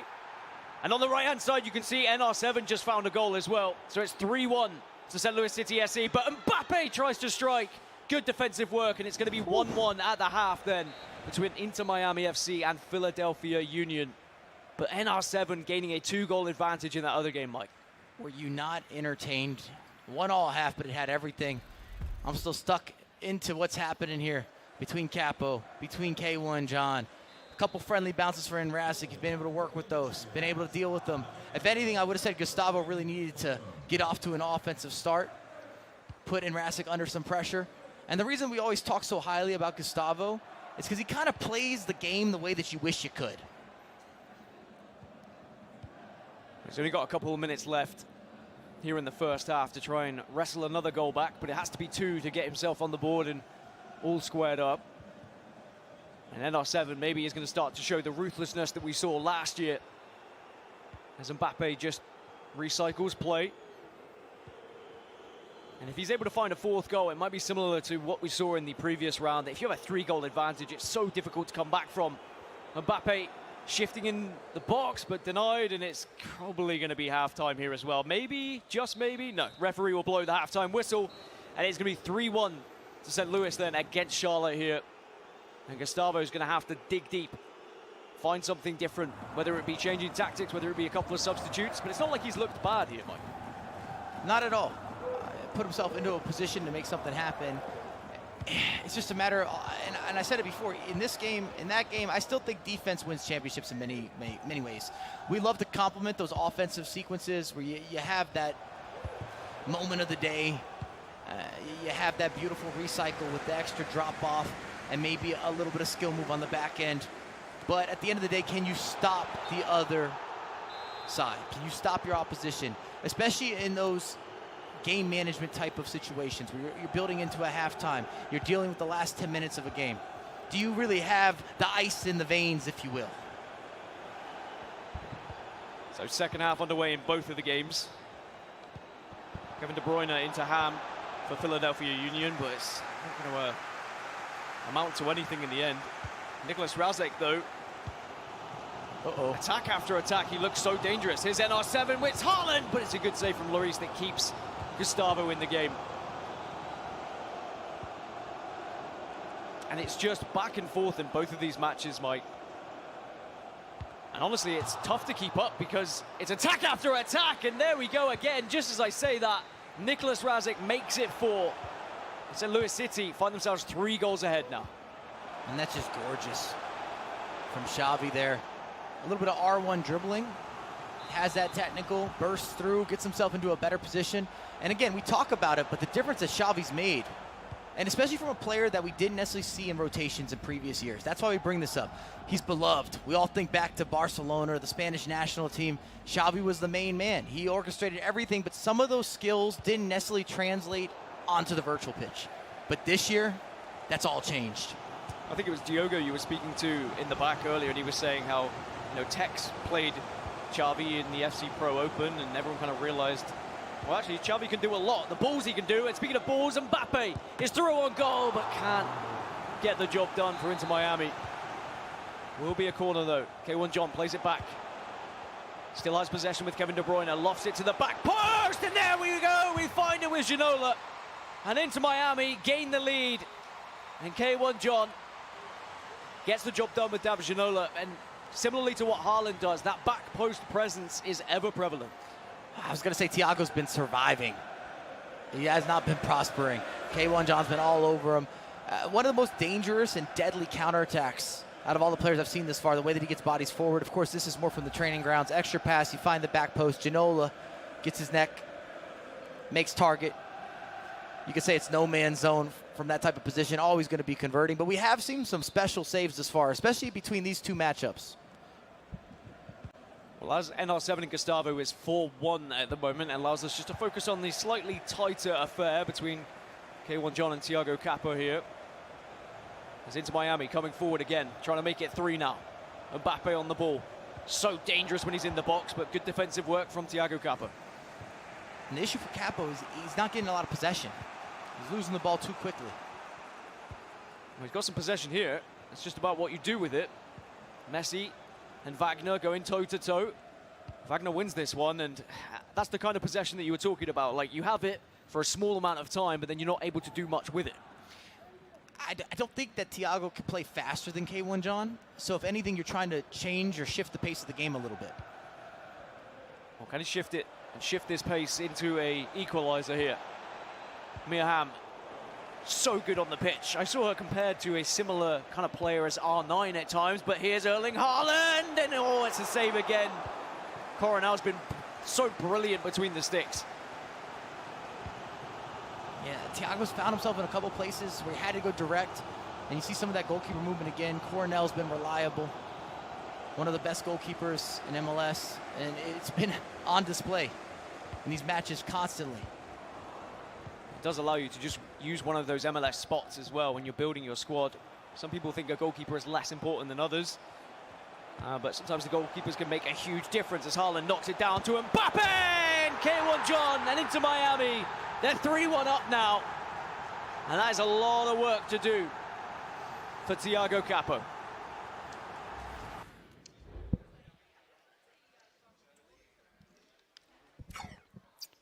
Say at this point the favorites are getting the job done, at least in these matchups. Regardless of Gustavo's earlier results, NR7 as the current or the reigning eMLS Cup champion, surely he's the favorite. And then coming into this matchup as well, what K1 John showed in terms of consistency, the results, the players that he's beat, making multiple broadcasts already prior to coming into eMLS Cup, even on his rookie season, even last year as well, when we look at his results at some of the big finals at the end of the year where he really made his name. He came knocking, and the door's been opening, or he's been pushing through that door. He's been reminding folks. He's been making sure that everybody knows it wasn't lucky, it wasn't good fortune. Not only does he deserve to be signed, he's ready to make a real run. I mean, a crazy stat is K1 John, on average, this season has been scoring 6 goals a game. Like, that is a nutty amount of goals to be scoring and shows how impressive he has been going forward. Defensively, he's been impressive as well, but has conceded more goals this season than Thiago Capo. Thiago Capo's been slightly better defensively. And, well, that's what I said. In this matchup in particular, I said it would be decided by defense. And the fact that Thiago Capo hasn't been able to get the job done, hasn't put him under enough pressure. Really, it's come down to being clinical. He's made some big chances. 1 goal's not enough. Not against someone like K1 John that scores for fun. He's expressive. He's got that joy. He's going to give you a lot on the offensive end. In the other game, by the way, NR7's taken a 5-1 lead for St. Louis City against Gustavo. So that game now a 4-goal difference, and it's looking like it might already be over at that point. But here at 3-1, there's still time. Although, if you make it 4-1 here for Messi, and the Inter Miami man scores the 4th goal for Inter Miami. And K1 John, he might just be cruising into the quarterfinals at this point. And that just seems fitting for the narrative. Penetrating pass, little R1 dribbling again. Messi, one of the best to do it on that dominant left peg, across the body. From jump, from start, now to finish, it's been all K1 John. The way that he's gotten forward, he's getting into these dangerous positions. If anything, he could have more goals. He missed a lot of opportunities in that first half. Well, this is crunch time now for Philadelphia Union. 21 minutes left on the clock, 3 goals behind. It has to be gung-ho. You have to throw everything forward. I don't care how many players you play on attack. Leave your defense as vulnerable as possible if it means you have more opportunities. There is, I mean, with 20 minutes in game, it's still possible. At this point, not probable, but certainly doable if you are good enough. And maybe this could be the start of it, but great defense. As K1 John just needs to be doing that. He can't allow like any easy through ball here.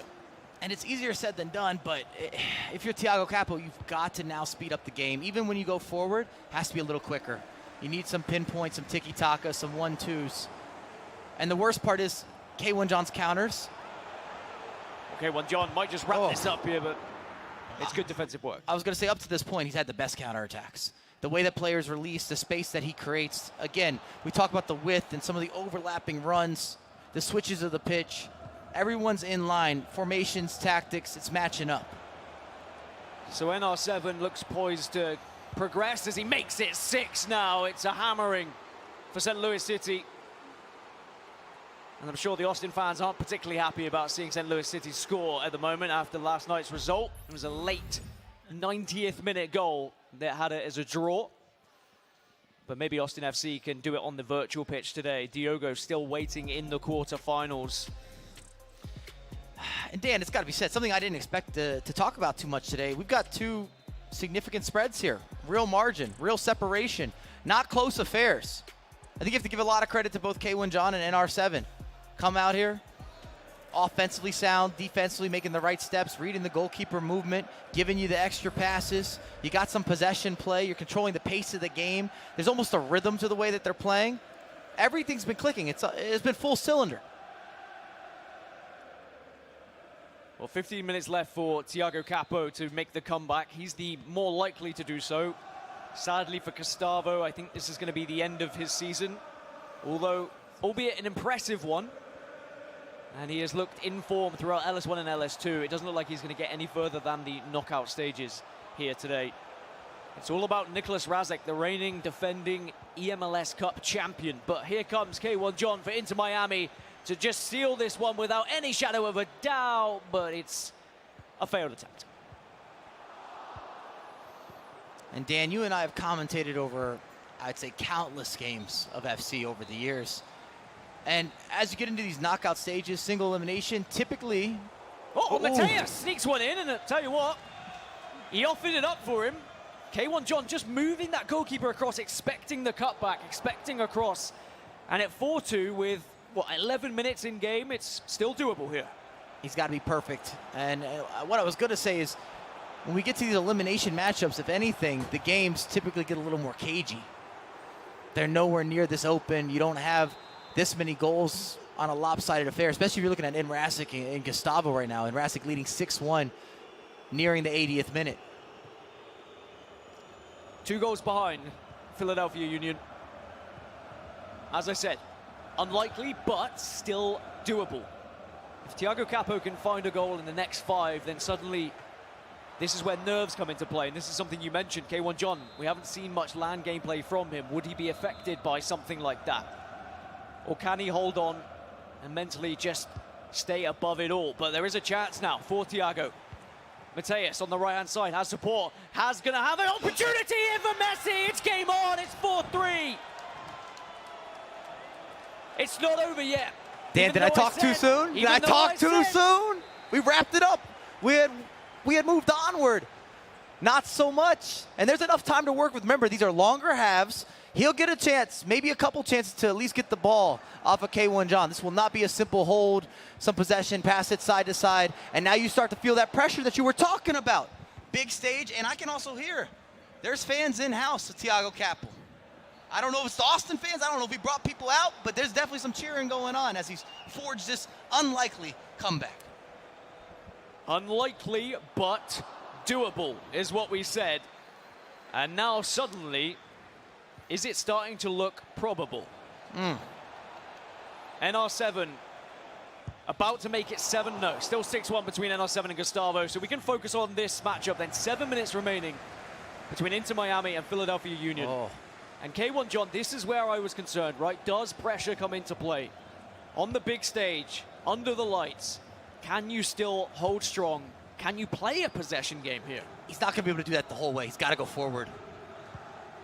If you try and just hold on to the ball here, you are going to allow the opportunity for your opponent to maybe sneak one off you. I like it. Sometimes the best form of defense is actually offense. Try and get that extra goal. Try and get that finishing goal. But with the ball going out of play, it is going to be possession for Philadelphia. I didn't like it. It's the first time that you see some second guessing. You see some pump faking. K1 John has moved the ball forward with confidence. He's looked composed. He's been direct. Now he's swinging it side to side. Now he's playing a little passive. We haven't seen that at all in this matchup. I'm not trying to say that Thiago Capo's got this in the bag for a comeback or is going to create another chance, but we are seeing some nerves. Undoubtedly, there's some nerves on display. And that is concerning if you are an Inter Miami fan for sure. Nails will be bitten. And you just have to hope that K1 John can hold on. Remember, the winner of this goes on to play against Paulo Neto of Atlanta United in the quarterfinal. So that's your reward, playing against a guy who made 5 finals in a row, 4-time winner here in eMLS. But right now, you just have to focus on the task at hand, and that is the player that is in front of you. 4 minutes now remain, plus any added on time. And here comes Thiago Capo. Here comes Philadelphia Union. Wagner wins the race, but has to turn back, has to cut back to Erling Haaland. There's a lot of room on the right-hand side if you can win this ball, but Wagner on the other side. It's a great interception that now allows K1 John to come forward, but Virgil van Dijk with what could be the biggest interception we've seen so far today because it stopped the counter-attack. He had a lot of space out wide. I'm shocked that he went for that. 1 minute remaining. This could be the last chance that Thiago Capo has to get back into this game. Wagner on the right, going up against Wagner on the left. Plays it back, does find it to Messi. One more into De Bruyne. Here's Mia Hamm in the box, in the danger area, but great defense. 2 minutes of added on time, though. It's not done just yet. Maybe one last chance if you can steal this ball away. Into Miami, trying to hold on, trying to play the possession game as K1 John lofts one forward. Wagner does get the ball, but it goes out of play, and that probably wraps this up now. It was a valiant effort at a comeback as K1 John tosses it back. Interception, but no, doesn't matter. The full-time whistle goes, and Inter Miami will be progressing to the quarterfinals. A shake of the head from K1 John because he knows that was too close for comfort. But a nice embrace between the two players. Game recognizing game as K1 John goes through to the quarterfinals.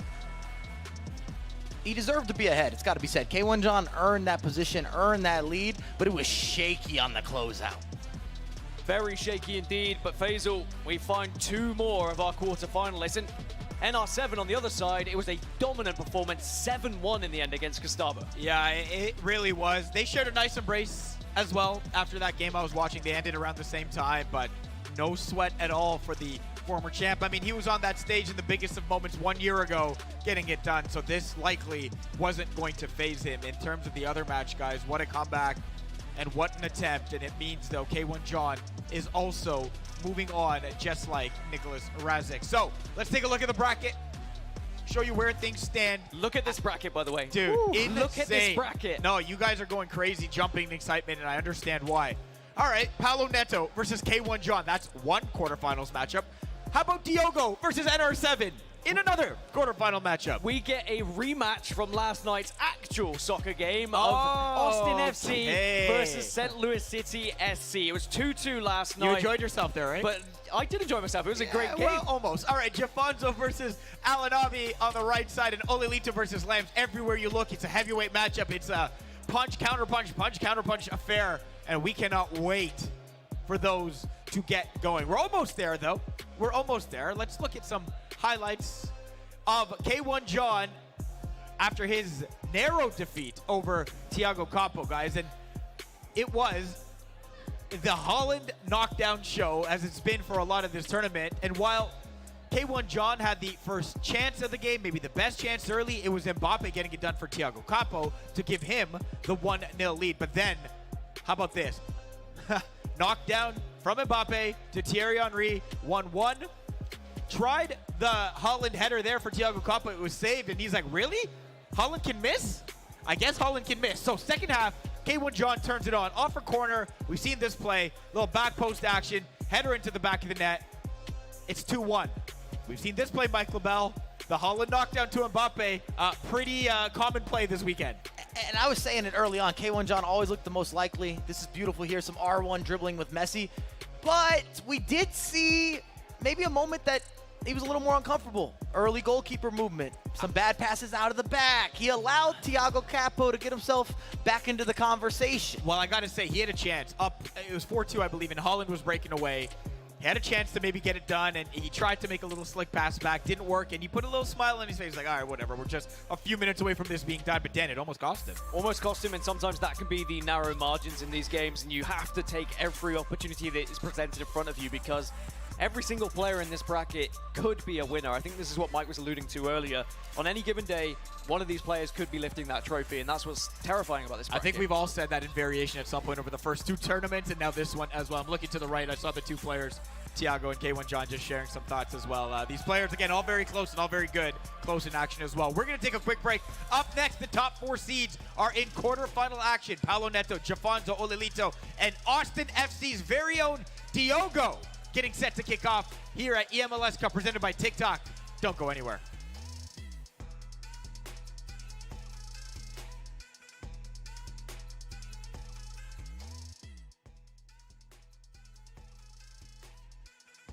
All right, MLS store, I need something fresh and clean. Let's see what you got.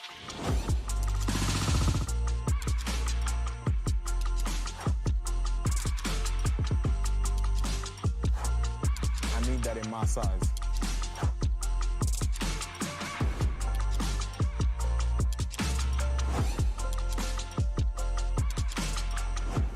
Right. See, now we ready. Now we ready for the season. Looking clean. Nice. Your batteries are dying. Because all of your batteries are dying all the time. You could let that stress you out. Or you can come to realize that this is no longer a problem. Because you can just instantly order some new ones. Your door to unlimited power. DoorDash.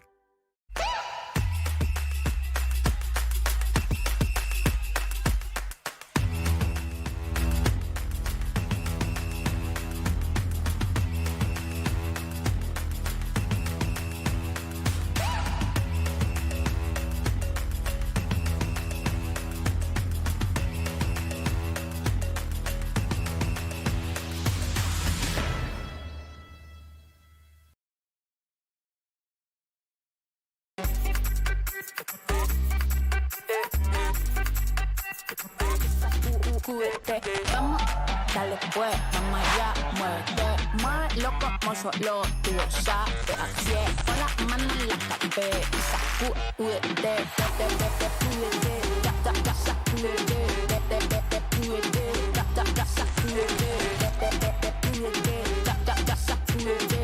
sacúdete, mira, sacúdete. Do you know if you have milk right now? Do you know its condition? Are you afraid to look? Who knows? Who cares? Because now you live a life where fresh milk is always on hand. Your door to crisis-free breakfasts. DoorDash. All right, MLS store, I need something fresh and clean. Let's see what you got.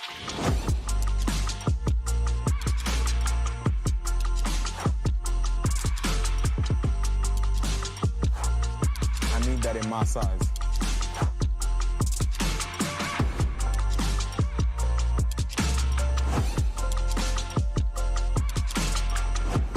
Right. See, now we ready. Now we ready for the season. Looking clean.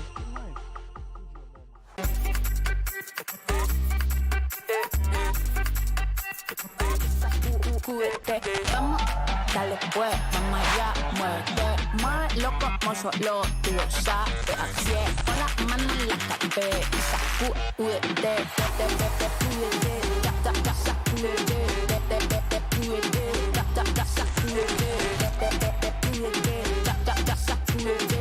sacúdete, mira, sacúdete.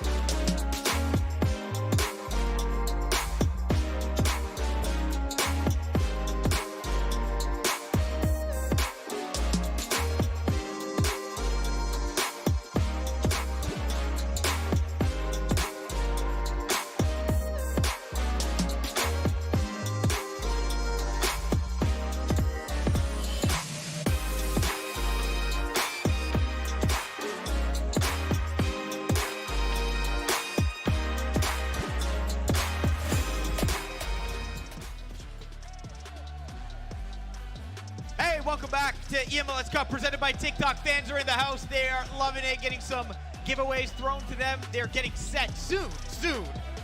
Not yet, but soon, getting set to see their player Diogo get into action as well. We are live, of course, at South by Southwest in Austin, Texas. Faizal Khamisa, Dan Gaskin, Mike Labelle. You guys doing okay? Doing great. Wrapping up that knockout round, and we're down to our final 8 players. So let's take a look at where things stand right now. This is our bracket. We hyped it up before the break. We'll hype it up after as well. Paulo Neto, K1 John, Diogo, NR7 on that left side. JAFONSO versus Alanavi, Ollelito versus Lamps on that right side. We cannot wait. We know those guys are going to deliver the action. And speaking of, I think we have a special delivery. Yes, it's time for the delivery of the day presented by DoorDash. And this is, thank you. Wow. This is so great. That's some service. Yeah, well, I'm conflicted here. Are you offering Well, something? hold on for a second, right? Because it feels like I was neglected over those first 2 deliveries by DoorDash and LS1 and LS2. You got one, right? And you got one, right? I did, a pineapple. No, I know. It was hanging in the back of your shop. But you guys know me. I do know you. I'm a nice guy. You're a generous man. So I'm here to share. Wow, I love sharing. This Mike- is actually my favorite moment of the day because it means I get snacks. Here you go, Mike. Goldfish for you. Goldfish for Mike. Well, I don't want to be mean, so some goldfish for you as well. That's How brilliant, about thank you. a bag? Here, you can have a bag of chips as well. I'm getting right you in. Can, you can have Well, a bag of chips. okay. Wait, hold on. Smokehouse No, barbecue? no, that's for me. Okay, great. Pretzels or cookies? What do you want? I'm a sweet tooth man. There you so go, some big cookies guy. for me. I'll have the pretzels as well, Okay. thank you. That's it. That's it. Amazing. DoorDash, of course, delivering groceries right to your door and right to our desk, which is unbelievable and convenient because I'm getting pretty hungry. Well, no, you don't need those either. We need you to talk in just a second. So thank you, DoorDash. And yeah, we'll keep these here. All right, let's set up the first 2 matches in our quarterfinal round. You good? You ready to go? Maybe put that mic back down. Yeah, thank you. Match number 1, we have the number 2 seed and the League Series 2 winner, JAFONSO from the New England Revolution, taking on Alanavi from FC Dallas. All right, you chewed, you're good, you're ready to break it down, Dad? I didn't even eat anything, you Yeah, know? I'm a Mike, only constant Mike. professional. I thought that was the offering. I was supposed to eat. Save my voice. Alanavi versus JAFONSO. And FC Dallas versus the New England Revolution. JAFONSO, the current LS2 champion, number 1 in the power rankings. He is the in-form man. However, Alanavi on Friday demolished competition, finds his way into the quarterfinals here. He's on fire too, Mike. I mean, everything points to this should be JAFONSO. We're looking at stats. You want to go through goals for, goals against, power rankings, you name it. But Alanavi in person hits different. And he just came off an extra time win. And if you played a lot of FC, anytime you get those types of results, you start saying, maybe it's my day. Maybe it's my tournament. Your confidence is on the up and up. And we haven't even seen the most passionate player get active. And Alanavi has that. The crowd, there's more people filling in. He's ready to build off that energy. All right, we're going to see what he has in store. Match number 2, it's the number 3 seed, Ollelito from New York City FC, taking on Lamps from Minnesota United. We see Lamps in a broadcast. We see him moving on. Dan, how do you feel? I mean, this is a matchup that I was waiting to see on a broadcast because I was so excited when Ollelito was introduced to this league. But Lamps has been one of the biggest players in the league, so it is going to be very much a welcome to the league here today for Ollelito on LAN. They have played against each other once so far this season. Ollelito won 7-1, but we know that Lamps during the online phase has not been his true self here, Mike. You like it. I love it. We have one of the best in North America versus one of the best in Europe. A battle of the heavyweights. And I thought this would be later stage. I'm just saying. Well, I mean, it's not the semis, not the finals yet. you can say that about every round we see, Mike. Let me build my narrative.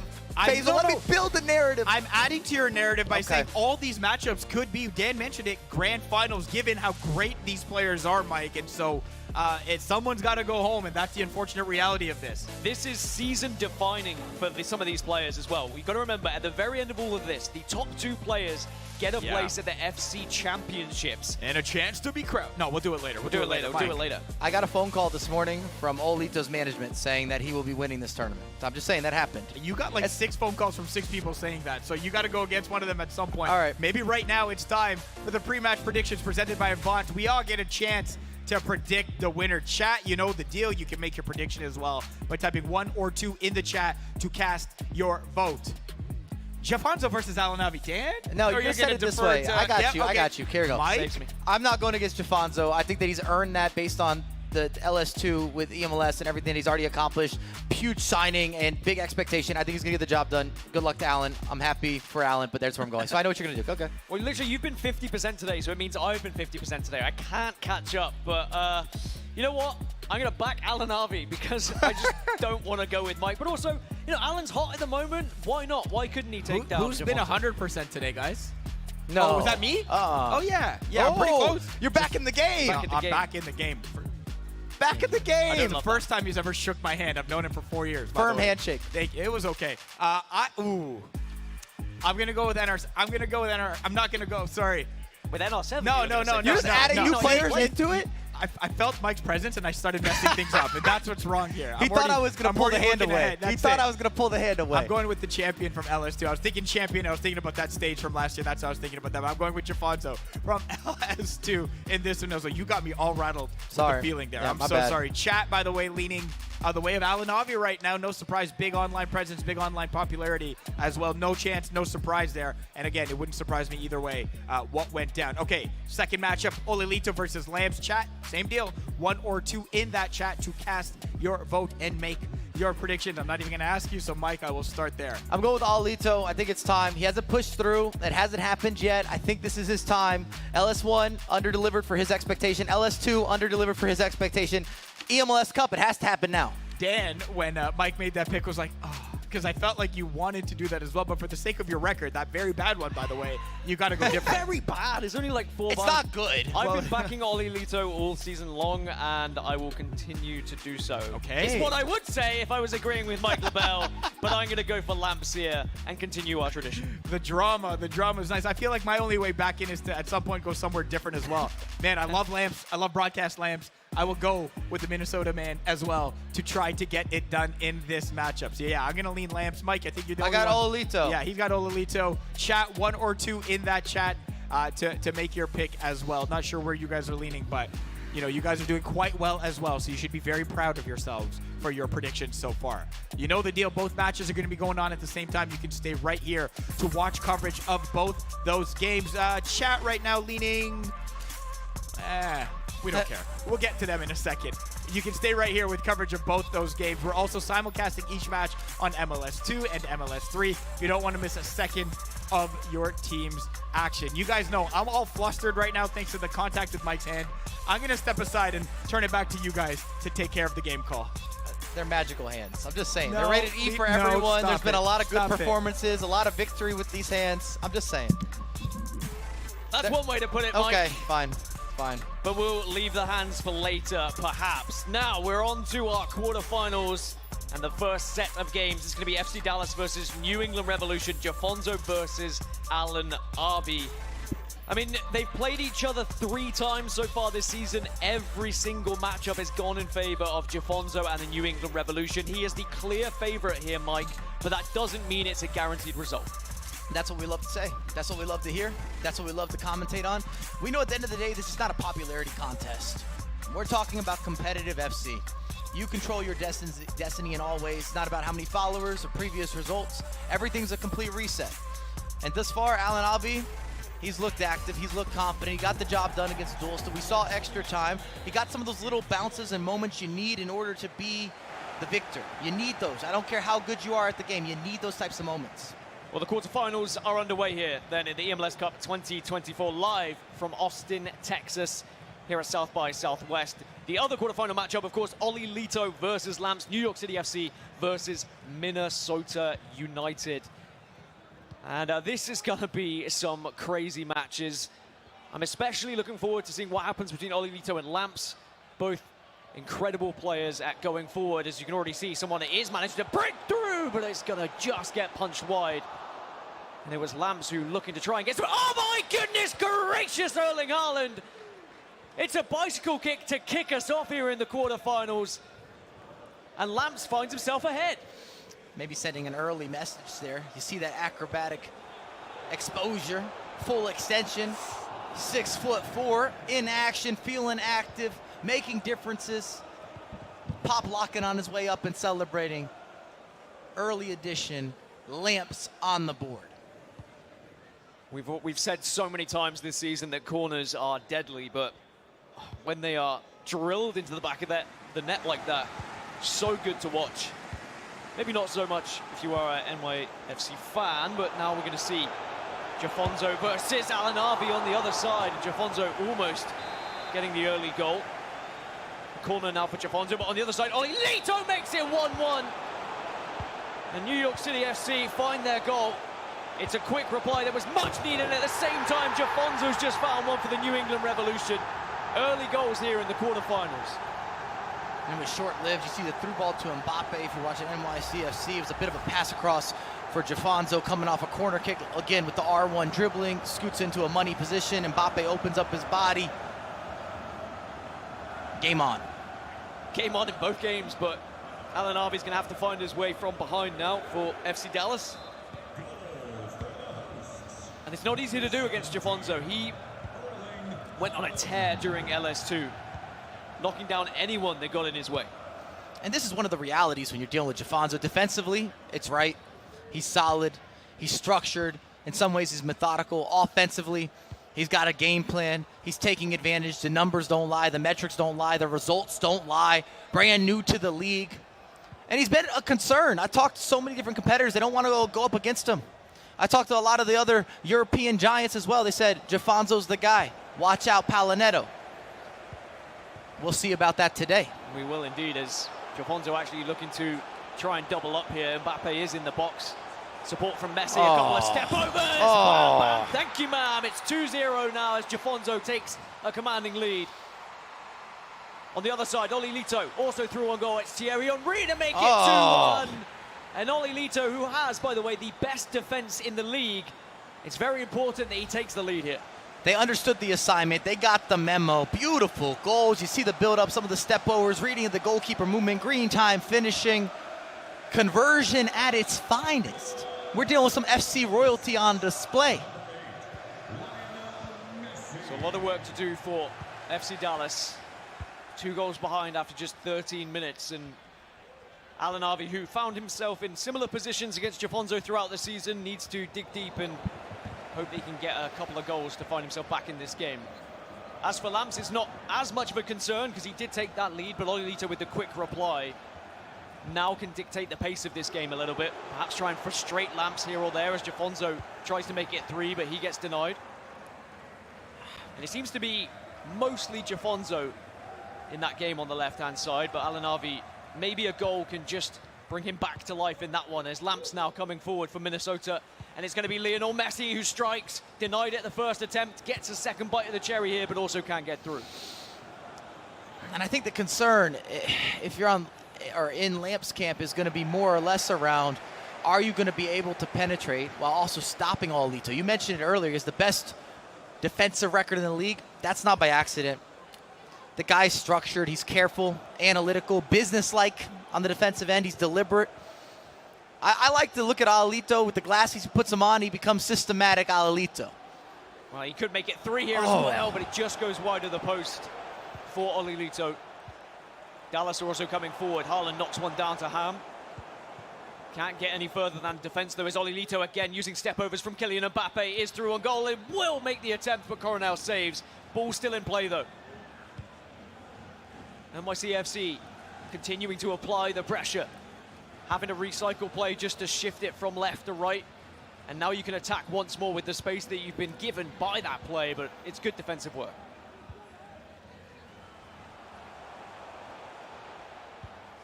As for Ollelito here, I mean, if he can find himself in a comfortable lead, which might be able to do so with Thierry Henry, it's 3-1. It's the 2-goal cushion that he wanted. And Lamps starting to fall behind now, and Ollelito looking clinical in front of goal. He's not done. He's been relentless. He actually looks a little bit different on land. And we talk about Ollelito, but let me introduce you if you're brand spanking new. This guy has been a champion multiple occasions. We saw him at the EA Sports Cup off rip. We've seen him with Leeds United. We've seen him representing Sweden. He qualifies for all the events, 1v1, 2v2, you name it. He has been in the conversation. Since he's entered the competitive scene, he has yet to have a year off. He hasn't had a fall off. He's always been at the highest level, in the highest of regards. He's well received. He's well traveled. He's a man of the culture. He's a man of the people. Now joining eMLS, he's trying to add something else onto his resume, add it onto the CV. Well, he was the E-Premier League winner and looks to try and make it 2 domestic titles by being an eMLS winner as well. But when he was joining this league, he would have had his eyes set on the FC Championship spots that are available from this league as well. But you have to get to the grand final if you want to be considering yourself for one of those spots. But this is the first step of the way for Ollelito. But the same could be said for Lamps, who is through with Thierry Henry. Can't get past Vera, though. On the left-hand side, Alan Avi had a little bit of a possession spell there, but wasn't really able to find much with it. And now it could come to bite him here, as it's going to be a penalty. JAFONSO with a chance to make it 3 from the spot then. And in the very early stages of this game, only 30 minutes gone, it could be a very impactful goal, and it will be smashed home by Erling Haaland. Ollelito also makes it 4, and it's a 3-goal difference in both of our quarterfinals here. Dan, Ollelito's adjusted. We weren't seeing this before, not online. He got the new meta down. You see some of the knockdowns, the formation shifts, the tactics. Still has that defensive eye, that defensive approach. That's natural for him. That's organic. But now he's coming out with offensive awareness, and he's causing all sorts of problems. The competition better be ready. Well, both Ollelito and JAFONSO firmly in the driving seat then. And already trying to book their ticket to the semi-finals here at eMLS Cup 2024. However, there is time. There is still a chance for fight back. We've seen it twice today. Actually, twice we've seen 4-1 matches go to then 4-3. We saw Thiago Capo trying to make a comeback. We saw King CJ trying to make a comeback in similar positions. So it's not all doom and gloom just yet. However, the comebacks didn't happen in those games, if you want to take anything away from that. As now both JAFONSO and Ollelito are coming forward here, looking to try and extend their lead from 3 to 4. JAFONSO might just do that here with the knockdown. Messi doesn't quite get the strike that he wanted from it. And I think this is kind of to be expected maybe in JAFONSO versus Alan Avi, considering the results that they've had against each other so far this season. But I'm still waiting for Lamps to get into this game on the right-hand side. And Lamps still has a lot of time. I've still got some belief, too, in some battle back. He's been in a lot of these types of circumstances where he's been leading and chasing. Plenty of experience, again, both domestically and international. Lamps is one of the guys that's traveled, and he's got results on those trips. Well, can you deny the knockdown? Mbappe not able to get his pass away, and now Lamps could look to try and launch something, launch a counter-attack of his own.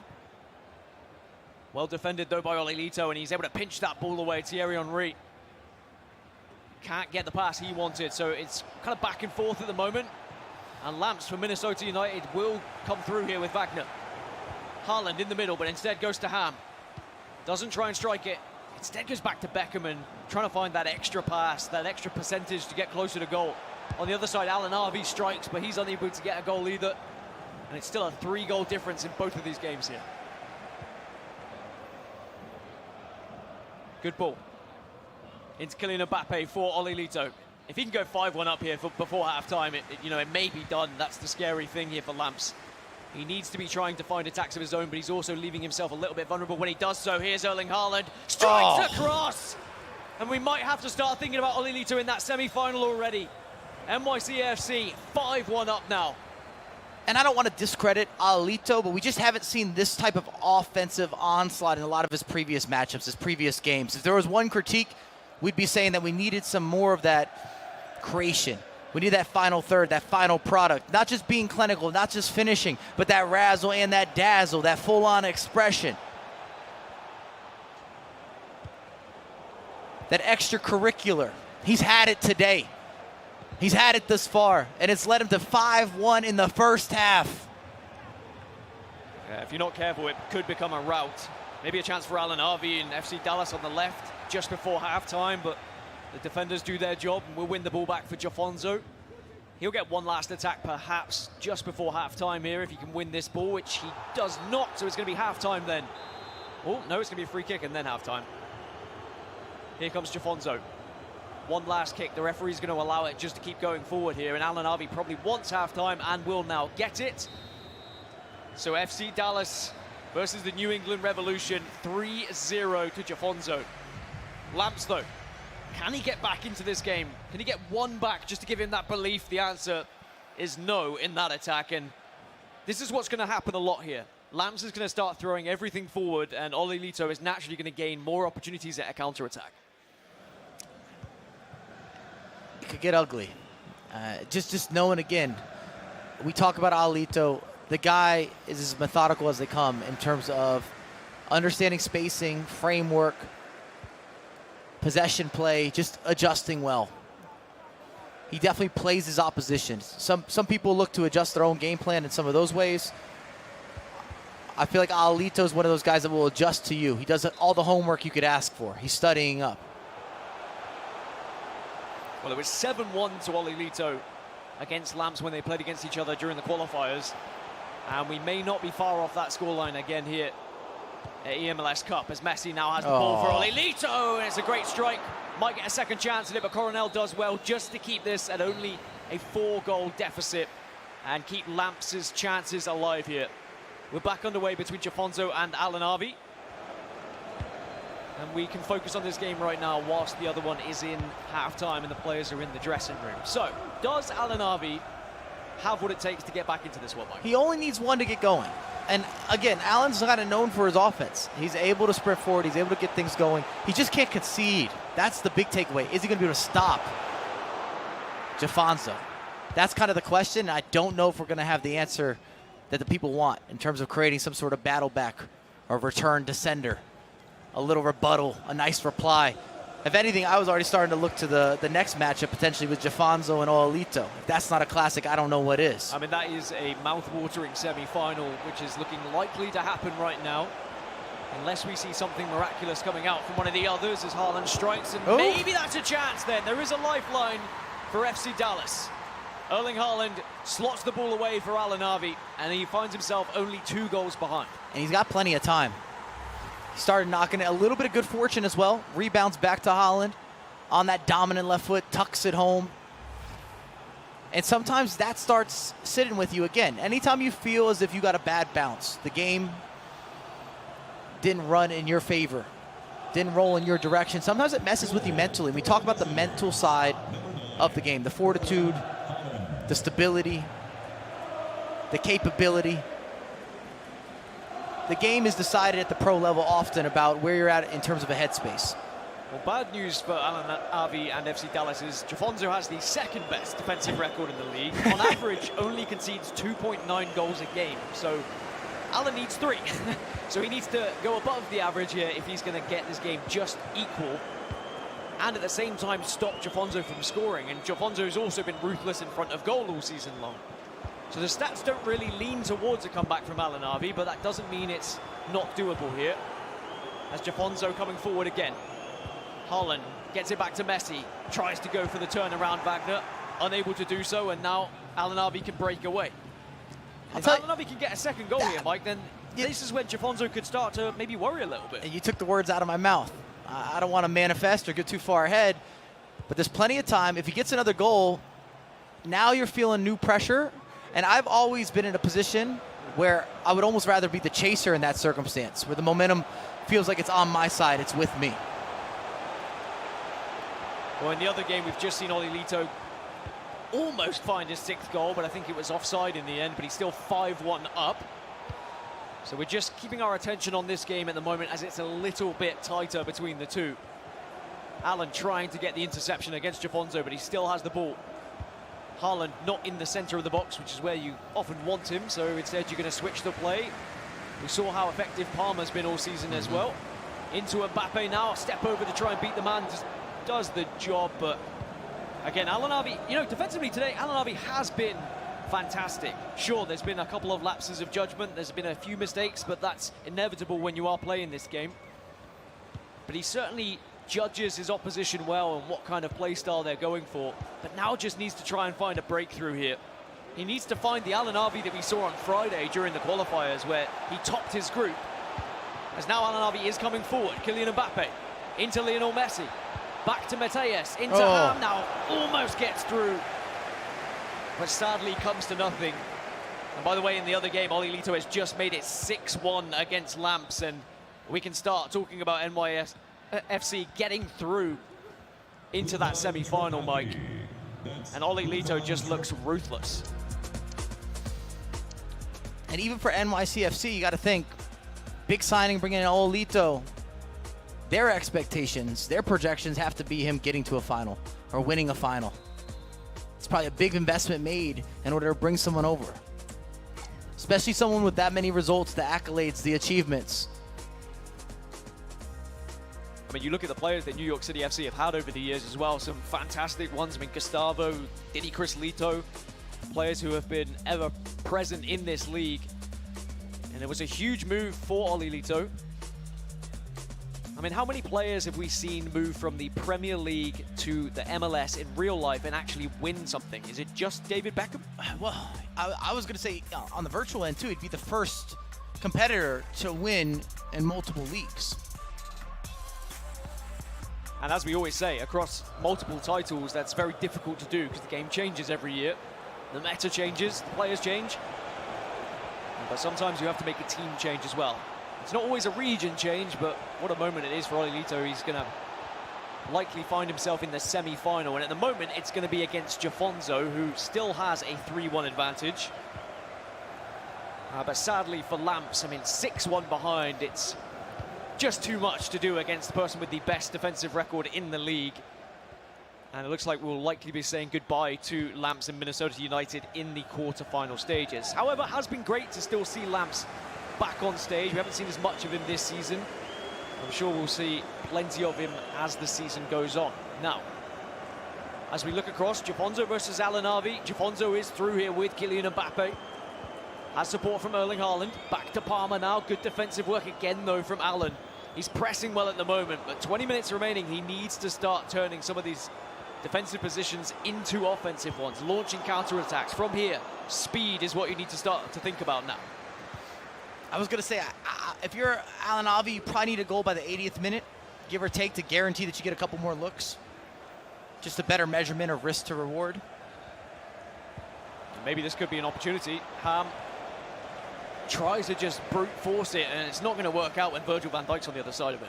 And you see the pause has been cued. Al Anavi's ready to make last substitutions and also to pick up the pressure. We haven't really seen that constant press or even a team pressing. And you can't allow JAFONSO to do too many more of these big switches of the pitch. It just hits or hurts you too much on the clock. Eats away at the time, and also going to add that extra fatigue to players trying to chase him down. Here's David Ginola, does manage to find some space, back in, and that could be it. JAFONSO makes it 4. And the New England Revolution might be working their way towards a semi-final. And it would be a semi-final against NYCFC, as Ollelito is still 6-1 up in that other game.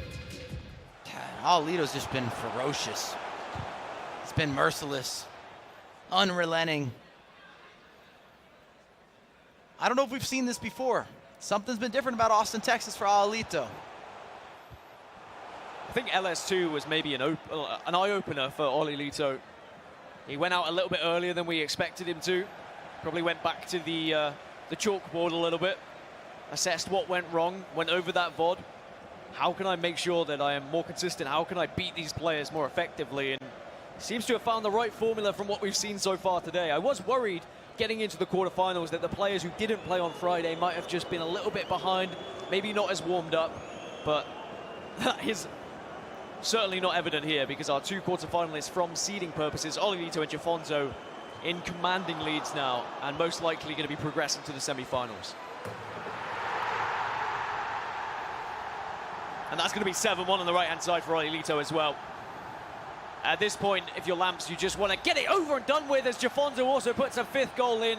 We can start talking about it. It's going to be JAFONSO. It's going to be Ollelito. That's going to be our semi-final, our first semi-final, Mike. How on earth do you even predict that one? I know we do our predictions 50, and we joke around. 50-50 on that one. With how JAFONSO's been playing. And I'm not used to, I'm looking at Ollelito. I'm not used to him being so inhumane. This man is a monster right now. He might go for 10, Dan. Well, this is replicating the same score we saw in qualifiers that I mentioned earlier, 7-1. But there's still 14 minutes left. He's not letting up. Look at the press. I mean, sometimes you have to put on a show, but you also have to make a statement. You want to be feared. It's almost like between these 2 competitors at the moment, it's anything you can do, I can do better. 5-1 JAFONSO, but 7-1 for Lamps. as they both want to demonstrate why they are the strongest competitor, but 7-2 now. Lamps does put one in. It's only going to be a mere consolation goal, but at least it is not going to be too much of a rout. These have been two interesting matchups, Mike. I mean, maybe I thought they would be a little bit closer, or at least the Lamps versus Ollelito game would have been a little bit closer. Speaking of, JAFONSO into a lot of space, should be able to tap this home. Does indeed. Green time finish. I'm surprised with the score lines. I'm not going to sit here and say I'm surprised with the results, but I'm surprised with the separation or the lack of margin. And we talk about it, and we touched on it a little bit earlier. It's typically when you get to these tournaments, these single elimination games, they get cagey. They're close. The tensions are up. You do everything in your power to stay in it, even if you're not playing your best FC. That hasn't been the case. This one's been over by halftime, Ollelito and Lamps. JAFONSO's kind of a similar situation. He was up 3-0. And this can sometimes be the pain of the 9-minute halves that we have now, where the game can be wrapped up at this point when there's a clear victor, but you just kind of have to play it out. You can't just rage quit like you might in Weekend League. I mean, I guess you could rage quit, but it would probably be frowned upon if you're walking off the stage. 6-1 and 7-2, so a 5-goal difference in both of our matchups. Who's looked more impressive, though, for you, Mike? Has it been Ollelito? Because you've been talking more Ollelito. I know you've been watching that game a little bit more so than JAFONSO, but we still have to focus on the fact he's found 6 goals of his own. Might be 7 here, and it will be. It's beautiful. It's 7-1. This is the situation for me, at least. I expected JAFONSO to beat Alan Avi with some sort of gap, with a larger deficit or a larger separation between the two players. I think all of us sitting here said maybe Lamps could do something. Just beat King CJ. Maybe this is poised for a run from Lamps. And we haven't seen Ollelito score goals like this. That's where I've been so impressed, because he's known for the defense. He's known for the composure, the cadence, the possession play, the slowing down of games, the controlling of tempo. He's not really known for being an offensive weapon or being this disaster on the offensive end. It's new.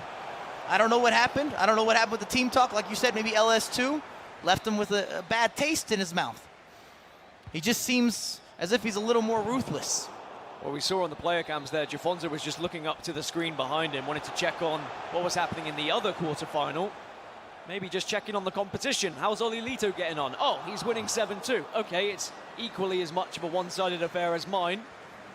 And I think they both know they're going to be in for a war when it comes to that semi-final. A semi-final where the winner, of course, will progress to the grand final with a chance to become the eMLS Cup champion, but also will guarantee their spot in the FC Championships as well, which would be huge for both of these players' season.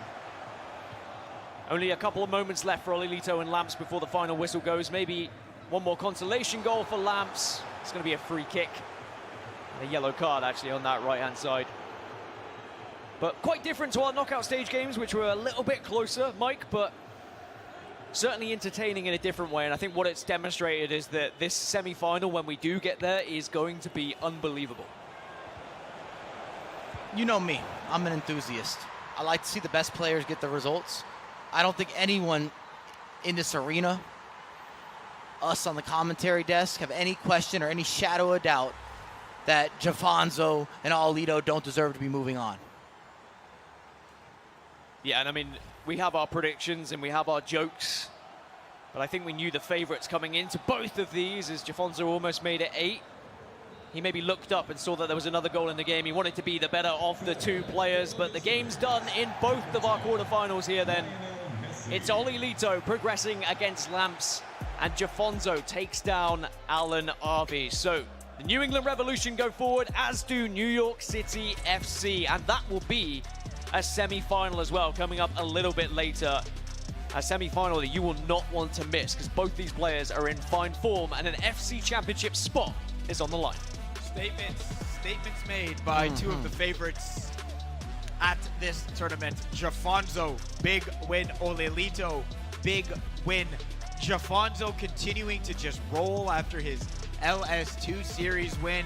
Unbelievable performance by him, looking absolutely ready to try to hold down a back-to-back championship opportunity, while Ollelito We hadn't seen him today. We didn't know what he was in for. And he said, no, I'm here. I'm ready. And by the way, guys, that call I made to Mike, or that management call I made to Mike, was for a reason. Absolutely ready to win. So let's take a look at some of the highlights. After we take a look at our bracket and we hype up that semifinal just a little bit more, Dan, Ollelito, JAFONSO, man, oh man, oh man.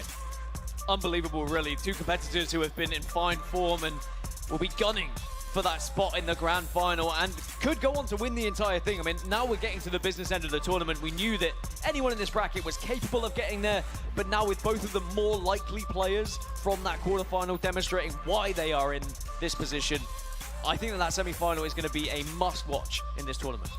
Mike, is there someone that, like Dan asked you this maybe 3/4 way through the match, was there somebody you were more impressed with in that two heavyweight matchup performance by these guys? Or is it easy to say both these guys could be considered favorites?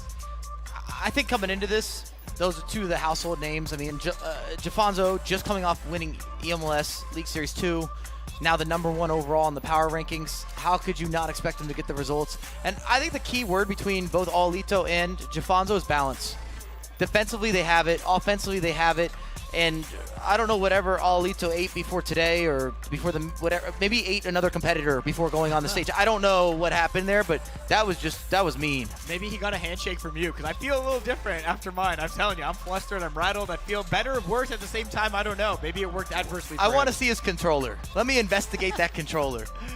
That was really good. I mean, for JAFONSO as well, we have these questions sometimes, Dan, about, you mentioned it during the broadcast, during the game, excuse me, not playing, right? And being rusty.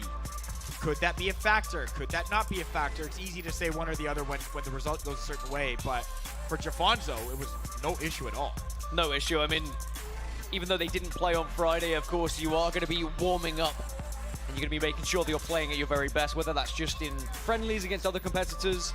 You're going to make sure you are at your very best for sure. All right, he continued to roll, but let's take a look at what Ollelito did against Lamps in his game here. Let's start in the first half. We got a lot of goals to get to. It was Lamps with one of the goals of the day, an Erling Haaland bicycle kick, but it was his only moment in that first half of glory because Ollelito took full control. Near post finish from Thierry Henry.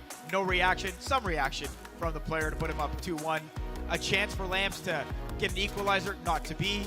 The knockdown from Haaland to Henry again makes it 3. It is the defensive work, Dan. You mentioned it a bunch. I mean, best defensive player in the league, and then he can do things like this on offense. This is Haaland to Mbappe. That makes it 4-1. It was probably done and dusted at that point.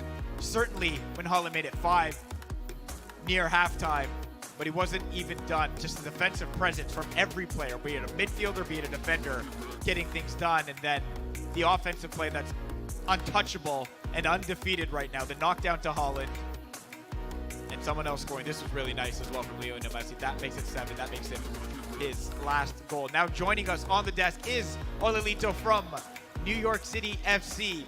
Look, Ollelito, thank you for joining us. Congratulations on your win. An impressive performance. There's always this fear about, you know, not playing versus a guy that had played and has that momentum going. What was your strategy ahead of this game to make sure that there was no rust on your shoulders at all? No, I think obviously the game didn't start so well. Was going down very early, but overall I think I played well. Always kept my cool and stuck to the game plan basically. Yeah. I mean, you're one of the best defensive players in the league, if not the best defensive player in the league. Is there a reason why? I mean, you're picking a couple of different players, I noticed, at the back. I don't know. I think I've always been pretty good defensively, and then trying to learn a bit more of the meta going forward. So I don't know. I think Wagner and Vera are doing a good job at the moment. Hopefully they can keep on doing the same now in the semis. And something shifted? Are you angry? Did you lift weights before this? That's a pretty ruthless performance. Typically you get the result, you walk out of there, handshakes and hugs. That was a different you. Yeah, I mean, I think it just shows how much I really want this. I've been grinding so much the past 3 months after Open there, so I really want this. Going into semis now will be a very tough game against JAFONSO, so looking forward to it. So what is that game plan ahead of that matchup? What do you need to do to ensure you try to get ahead? I think kind of the same thing. Even if I go down, you know, we always stick to the game plan that me and Adu made up before. So yeah, just stick to the game plan, play well, and hopefully it will be a good game to watch.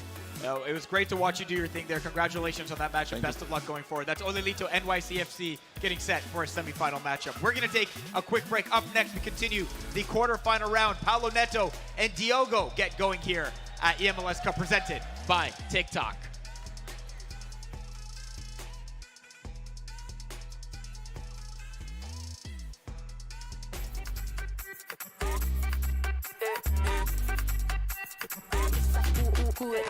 Vamos, dale pues, mamá ya, muévete más loco, como solo tú lo sabes. Así es, con las manos en la cabeza, sacúdete,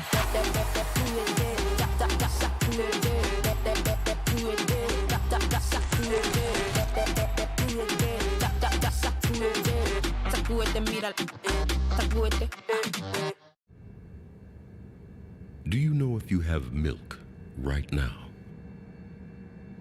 Do you know its condition? Are you afraid to look? Who knows? Who cares? Because now you live a life where fresh milk is always on hand. Your door to crisis-free breakfasts. DoorDash.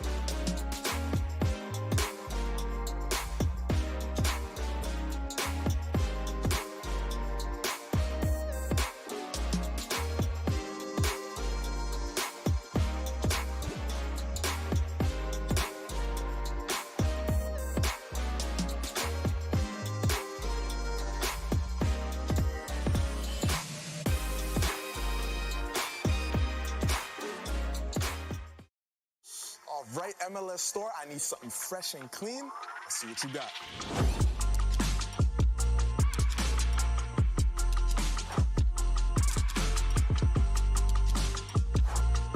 I need that in my size.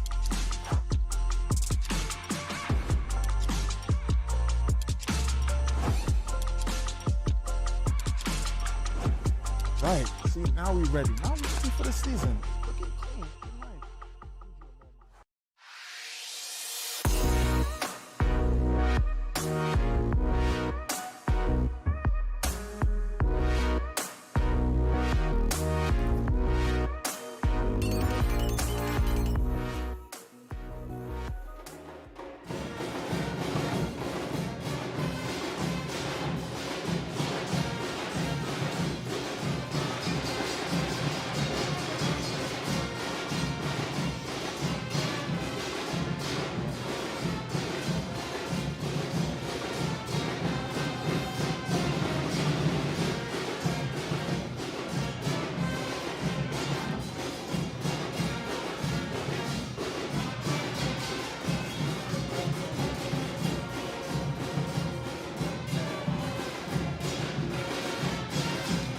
Welcome back to eMLS Cup presented by Tik Tok. The band is getting the crowd hype, and they are certainly ready to see their player Diogo in action for the first time today. And we're moments away from that going down. We, of course, have our eMLS players competing for a $35,000 prize pool live from South by Southwest in Austin, Texas. Our first two semifinalists are set.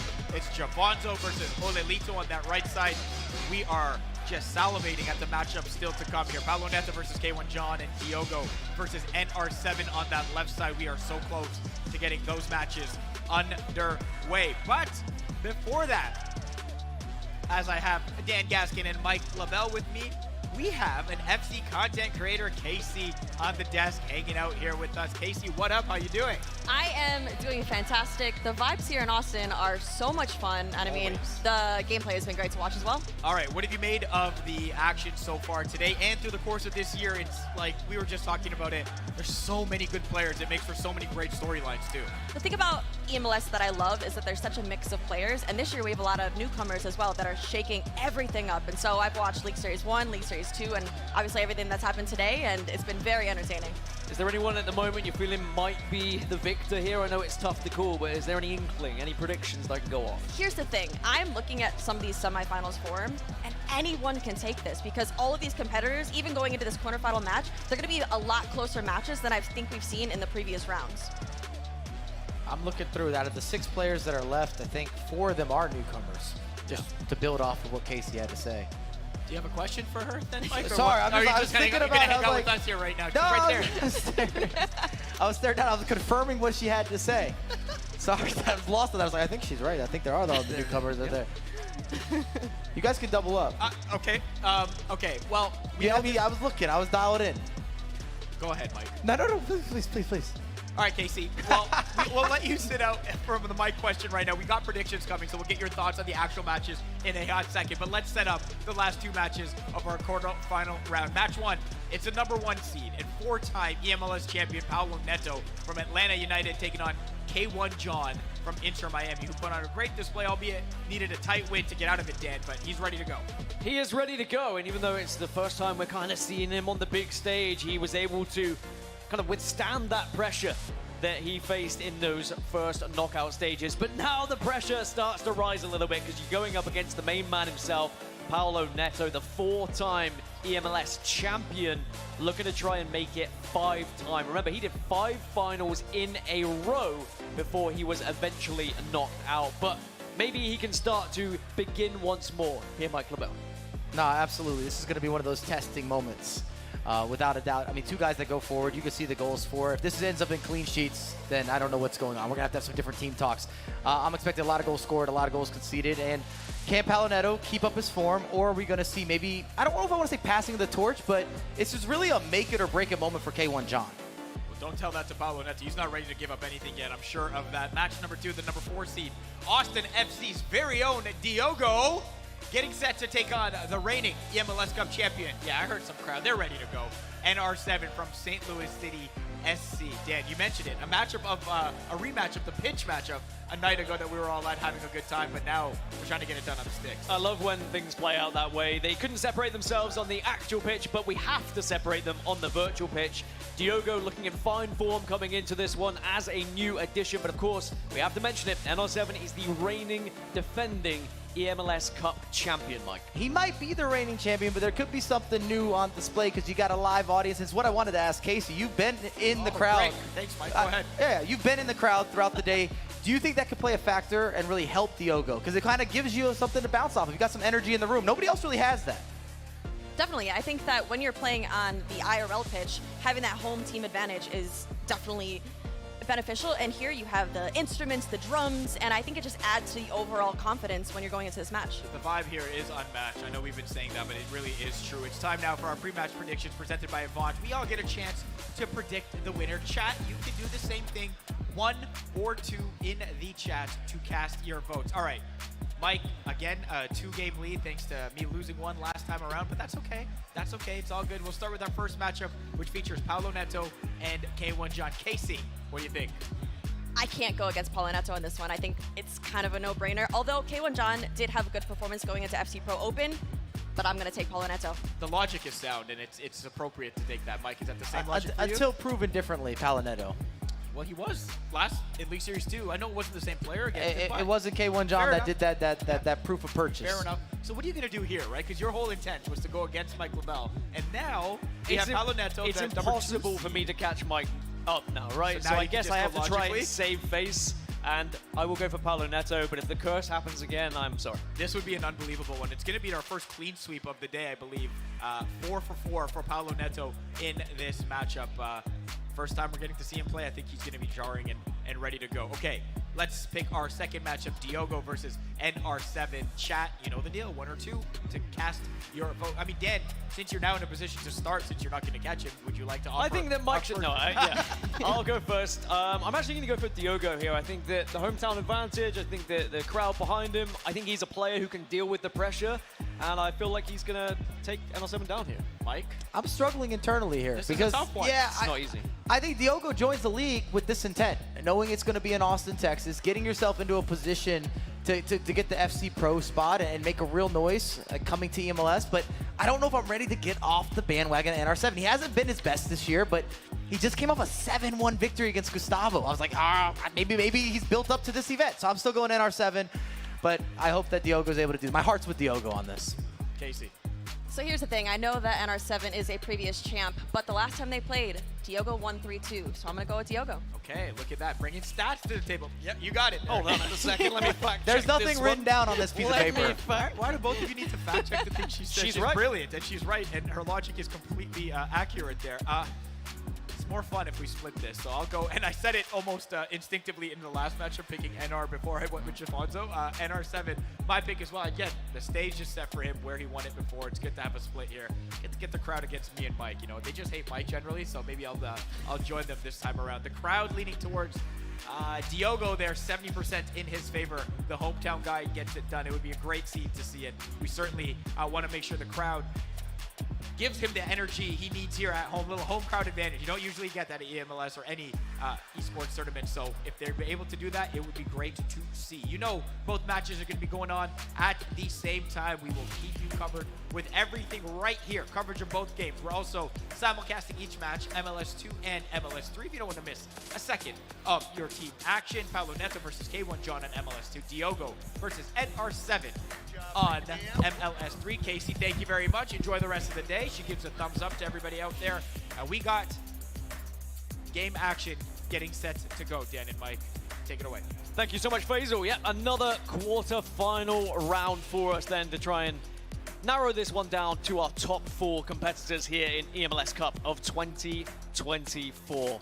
2 matchups that are kind of difficult to predict in some ways, maybe one more than the other. Paulo Neto, a clear favorite just from predictions, whether it be yourselves via the chat or whether it be us on the desk. And that's mainly because Paulo Neto, you know, he had 5 finals in a row, Mike. But into Miami, you know, K1 John, he's the new boy, he's the new player. Is the pressure going to be a little bit too much here, going up against one of the best, if not the best in the league? I actually think he feels no pressure in this matchup. Why would he? Why should he? The cards are kind of in his favor in that regard. He's playing with house money. We don't expect him to win. The only clean sweep we've had on the day has been for Paulo Neto. This is Mr. eMLS since he's joined the league. If anything, the expectation is for Paulo Neto to get the result. So if you're K1 John, at least in that space, I think you're playing kind of free and kind of open. It's just a matter, are you better than Paulo Neto? That's the question.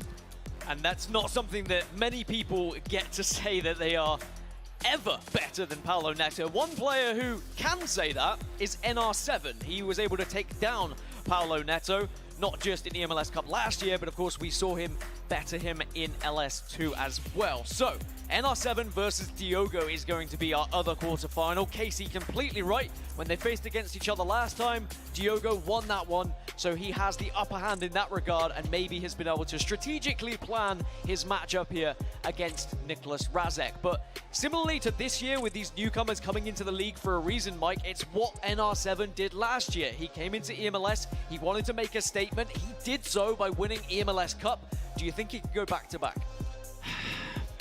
It's hard to say. I look at the competition, what we just saw on the other side of the bracket. I'm already going to that point. Let's say you get out of this side of the bracket. Good luck to you. That means you still beat Paulo Neto to go through this side, or you got past Diogo, you got past K1 John. But then you got to deal with either JAFONSO or Ollelito. I think there's a lot of ifs, a lot of hypotheticals, a lot of non-favorable circumstances if you're NR7 as well. But I look back at last year, we said the same thing. He didn't really have the best LS1 or LS2, and then he came out for Cup. He rose to the occasion. Big signing, joined St. Louis. We were speculating what could he actually achieve. He made it late. It was great, but he got the result. So I don't like going against NR7. Smiles, laughs, feels comfortable on the stage. Yeah, I think he's confident, and he should be. I mean, when you get to this point in the competition, usually we find the players who are better performers when it comes to LAN environment. And that's one thing that Niklas Raseck has under his belt. For the countless years he's competed in this game and in this league and in other leagues, he has always been a big game player. And I'm sure he's going to try and do something similar. But Diogo is no stranger to the big stage either. Whether it be the international scene, domestic scene, he's been there, he's done that. He's been alongside some of the best players in the world. He's been against some of the best players in the world. And Austin FC have a representative who truly could go on to win this entire competition. Something perhaps for the fans to scream and shout about when we do get underway. Of course, we're just waiting for the players to get ready at the moment, which allows me to go into the stats a little bit, Mike. I mean, Paulo Neto, he beat K1 John 8-2 when they played against each other last time. If you're K1 John and you're coming into this knowing you lost by 6 goals, you're probably going to be thinking, well, how do I come into it and maybe change something? I don't know if you go that deep of a dive. It's a new day, it's a new week or a new weekend. It's a fresh matchup. And again, if I'm K1 John, I'm really sitting here saying everybody expects Paulo Neto to win. And I don't have additional pressure. I don't feel more weight on my shoulders. If anything, if I cause this upset, I'm the underdog. I make the name. And if you're able to get off to a good start, and that's going to be key here, I don't think you can go down against Paulo Neto. We might say that about a lot of competitors, but the way that he has the offense and the way that he overwhelms you offensively, as good as K1 John's been with the attacking presence and prowess, what Paulo Neto does, it just makes it where you can't move. We've seen him make so many pro players, both internationally, even domestically, if we're going South America and Brazil, when Brazil has incredible talent pool, currently has the world champion with PHZin, he makes those guys look bad in many cases. He can get out of hand very quickly. And the same now traveling to eMLS. It's not a coincidence. We talk about his result time and time again. That he's able to reach these finals. He's able to collect trophies. He's just carrying them with him. I think Paulo Neto came with his trophies. So he's ready to add another one on the stage tonight. His luggage just gets more and more expensive as the tournaments go on. He is the leading goal scorer in our league as well. Has the highest goals per game, averaging 6.8 goals a game so far in eMLS, which is unbelievable. And I spoke about it in the knockout rounds. K1 John is our 3rd leading goal scorer, so naturally stats suggest that we should be seeing goals in that affair, but we know sometimes goal scorers do cancel each other out, especially when defensive records look good as well. Now, looks like the quarterfinals are underway then between these competitors. Paulo Neto versus K1 John, Atlanta United versus Inter Miami on the left-hand side. And then we're going to have Diogo versus NR7 on the right. It's Austin FC versus St. Louis City SC, a rematch of last night's tie, which ended in a 2-2 draw. But we can't have a draw here at eMLS. It has to find a victor. So if it is a draw at the end of 90 minutes, it will go to extra time and potentially penalties. And already, you can see both players just trying to initiate a quick attack from that kickoff. But sadly, it doesn't go in the way of K1 John. And instead, we might be able to see an early goal here. Mia Hamm in possession, will strike, but it's a good save on that left. Challenging on that near post, hoping for a little bit of some goalkeeper movement. It doesn't happen. Almost from the corner. Paulo Neto tries to sneak one in with Erling Haaland, but K1 John looking to just slow things down a little bit. And quite rightly so. If you're going up against the best player in the league, or one of the best players in the league, you have to have a game plan. You can't just expect to be able to walk through this game without any scars, without any bruises. And you're already seeing a lot of offside trap there from Paulo Neto. Remember, he's looking to apply pressure. In fact, a lot of the goals he concedes is just because he's putting you under a lot of constant pressure, forcing you to go forward. Well, on the right-hand side, the hometown hero, Diogo, kicking from left to right in the Austin FC green and white strip against NR7. And it's NR7 who's coming forward at the moment with Mbappe, but Diogo defending well and now can start to break away with Lionel Messi here. Maybe he can try and find that ball inside, but just has to wait a little bit. On the left-hand side, there's a goal for Paulo Neto and Atlanta United as well. And maybe there could be one replicated on the other side for Diogo, but he can't break through the defense. So it's a goal lead for Atlanta here, Mike. Absolutely. And again, if you're looking at K1 John and you're talking about potentially forging or creating or disrupting, making something happen on an upset, you cannot give up goals to Paulo Neto. Definitely not early, because he can turn that one goal into misery relatively quickly. I mean, we've talked about a lot of his games over the years. He's just one of those players that has that ability for things to get ugly. And it happens in no time at all. You don't even realize it a lot of times. You're in the game, and before you know, you're down 3 or 4, and there's just no space for you anymore. There's not enough time for you to work with. You can't actually get yourself back into some sort of rotation or some sort of control. K1 John is through, though. Mbappe has a chance, and it's going to be an equalizer for Inter Miami. And just like that, I promised you goals, and it is goals galore already in that quarterfinal. 2 of our leading goal scorers in the league going toe-to-toe. So quite rightly, they should both be finding back-to-back goals, as on the other side, yet to find an early goal between Diogo and NR7. And it is St. Louis City SC coming forward now. Ona can't quite get past Wagner, but does regain possession back to Ham. Doesn't quite know who he wants to strike it with as Mateus plays it into Messi. Good defensive work from Diogo, tracking the runs at the moment, but Ham slots it home, and NR7 takes the lead. And sadly for Diogo, finds himself a goal behind in the early stages here. Beautiful, steps into space. We don't see a lot of outside of the box. Maybe you could say right on the edge of the box. Weak foot does not exist for Mia Hamm. Steps through it, puts her foot through it. And this is the reason that she's in so many squads, because you have to make some trades. When you're talking about the budgets, remember, we're on a 13 million coin budget. You got 5 MLS players in each team. And so it's going to be some picking and choosing depending who you need to prioritize. And for, I would say, about half the competition, it's been Mia Hamm has been that choice, where she's getting into the lineup and somebody else is going to get rotated out. I mean, backstage, you were chatting to Diogo earlier. He actually compared, or someone backstage compared Mia Hamm to R9 in terms of what she can add to your team, just being that true goal scorer that you play up front. Maybe slightly less physicality that she offers, but she's ever present and makes a real difference. As now Erling Haaland knocks one down, and K1 John takes the lead. Inter Miami find themselves 2-1 up here against Atlanta United. And Paulo Neto maybe a little bit shell-shocked here. Didn't expect that, but I'm okay with it. Gonna make it interesting. Classic knockdown. Mbappe catches it midair, full volley, across the body, goalkeeper movement, kind of cut out. That's another reason that people look for these knockdowns. It's not just about isolating Haaland and then the knockdown to beat a defender or to find some space, but you often can't move the goalkeeper and defend that knockdown and defend the initial crosser. So there's a lot happening all in once. St. Louis City still coming forward, but Diogo does intercept. Ball will go out of play for a goal kick. Here's Mbappe on the other side to try and get Paulo Neto back into it, but he's denied as well. K1 John in dreamland at the moment, ahead against one of the best players, if not the best player we've ever seen in eMLS history. And it's very rare we see Paulo Neto having to come from behind here, but if anyone could do it, we know full well that he has the ability to do so. On the flip side for Diogo, he also has to come from behind. It's only a goal deficit, similarly to the other game. We've not seen him really have too many chances yet, but this could be one of them. Lam plays it back into Thierry Henry, but it's a good save. That's better from Diogo and Austin FC. Maybe from the corner it could be something, but that also comes to nothing. And it's still early, a lot of time to work with both games. 25th, 26th minute. Maybe the surprise this far isn't in Raseck having a lead, but the fact that K1 John went down early and then doubled up. And could make it a third here as well. Haaland twisting and turning, regains the ball, gets the shot away, but in the end it was a bit of a fluff. And Hugo Lloris will just gather.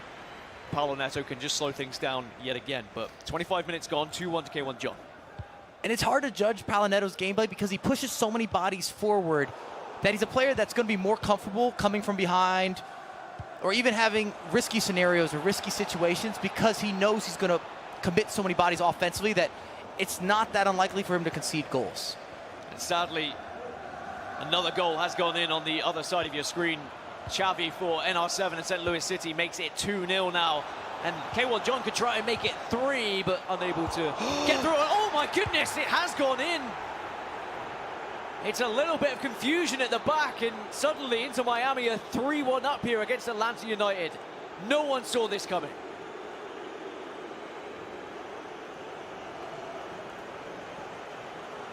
Silence across both games, really, because shock results for both of them. The two favorites, well, maybe NR7, I guess you could say, was a little bit more of a favorite in this one, but certainly we weren't expecting Paulo Neto to be down by 2. And then on the flip side, you've got the hometown player, Diogo for Austin FC, down by 2 goals, but only 30 minutes in. There is still plenty of time as Diogo is coming forward here, tries to strike, gets a second chance with Messi, but again, can't get past the defense, Mike. Nah, absolutely, and it kind of comes down to those fine margins again. Can you innovate? Can you take advantage? Do you get the sidestep? Maybe even a good fortunate bounce. I know you can't necessarily plan for those, but what you do with them, how they find you. We've already seen that with K1 John. I don't even know how to really analyze a bit of rebound there. It is what it is. Goalkeeper comes out, mishandles, fumbles around, right player in the right time, able to double his lead. But sometimes that's part of the separation. Whether you love it, you hate it. Sometimes it's mismanaging beforehand, micromanaging, where a misstep or a bad player matchup led to that favorable bounce. Could be the smallest of margins to separate these players as NR7 trying to make it 3 now. Javi back to Mateus, who will strike, but it's just gone wide. And what an opportunity. Mateus doesn't often hit them, but when he does, they are absolute rockets. So 2-0 to St. Louis City. 3-1 to Inter Miami. A 2-goal deficit in both games, but we've yet to see Austin FC find a goal, but this could be the first. Erling Haaland, but again, Coronel has made the save. And Diogo just can't break through at the moment. Maybe something from the corner, though. Looking to try and find Erling Haaland at the back post, but the keeper gathers, and it's still going to be 2 here. But there was a chance. That was an opportunity that's gone begging. And those are the type of opportunities you have to convert. He had time. He could assess. The goalkeeper scooted a little bit early. It's a misread. Yeah, you green timed it, but when we talk about those fine margins, and we do, we bring them up constantly, that's something you're going to review later on.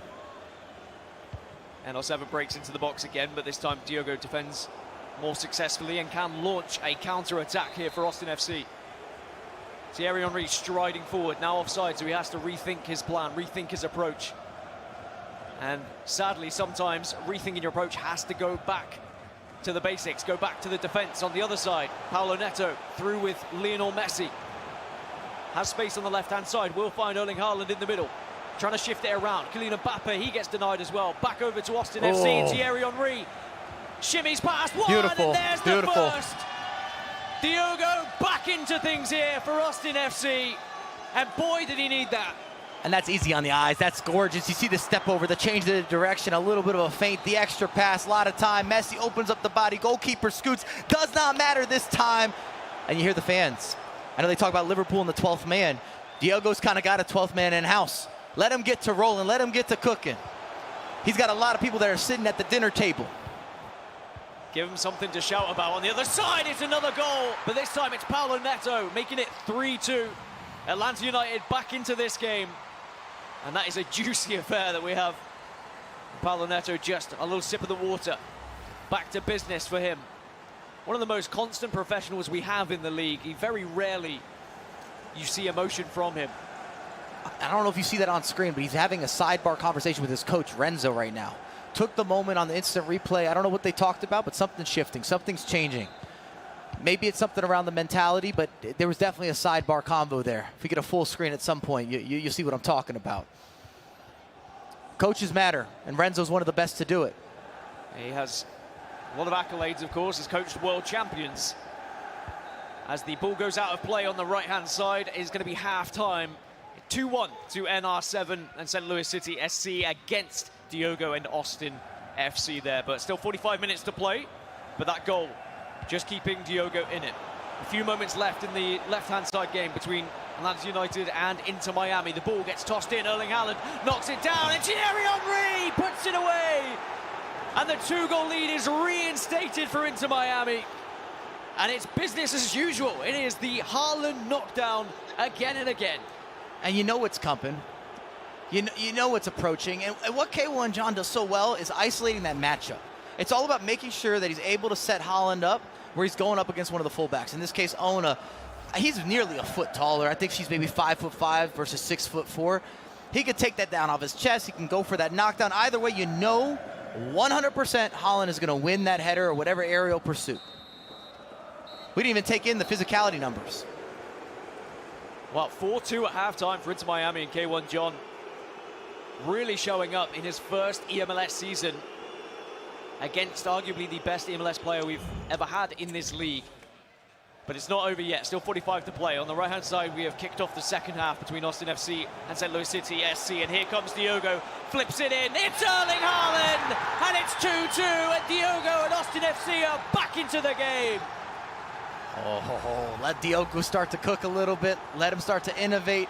Let him start to get into that crowd.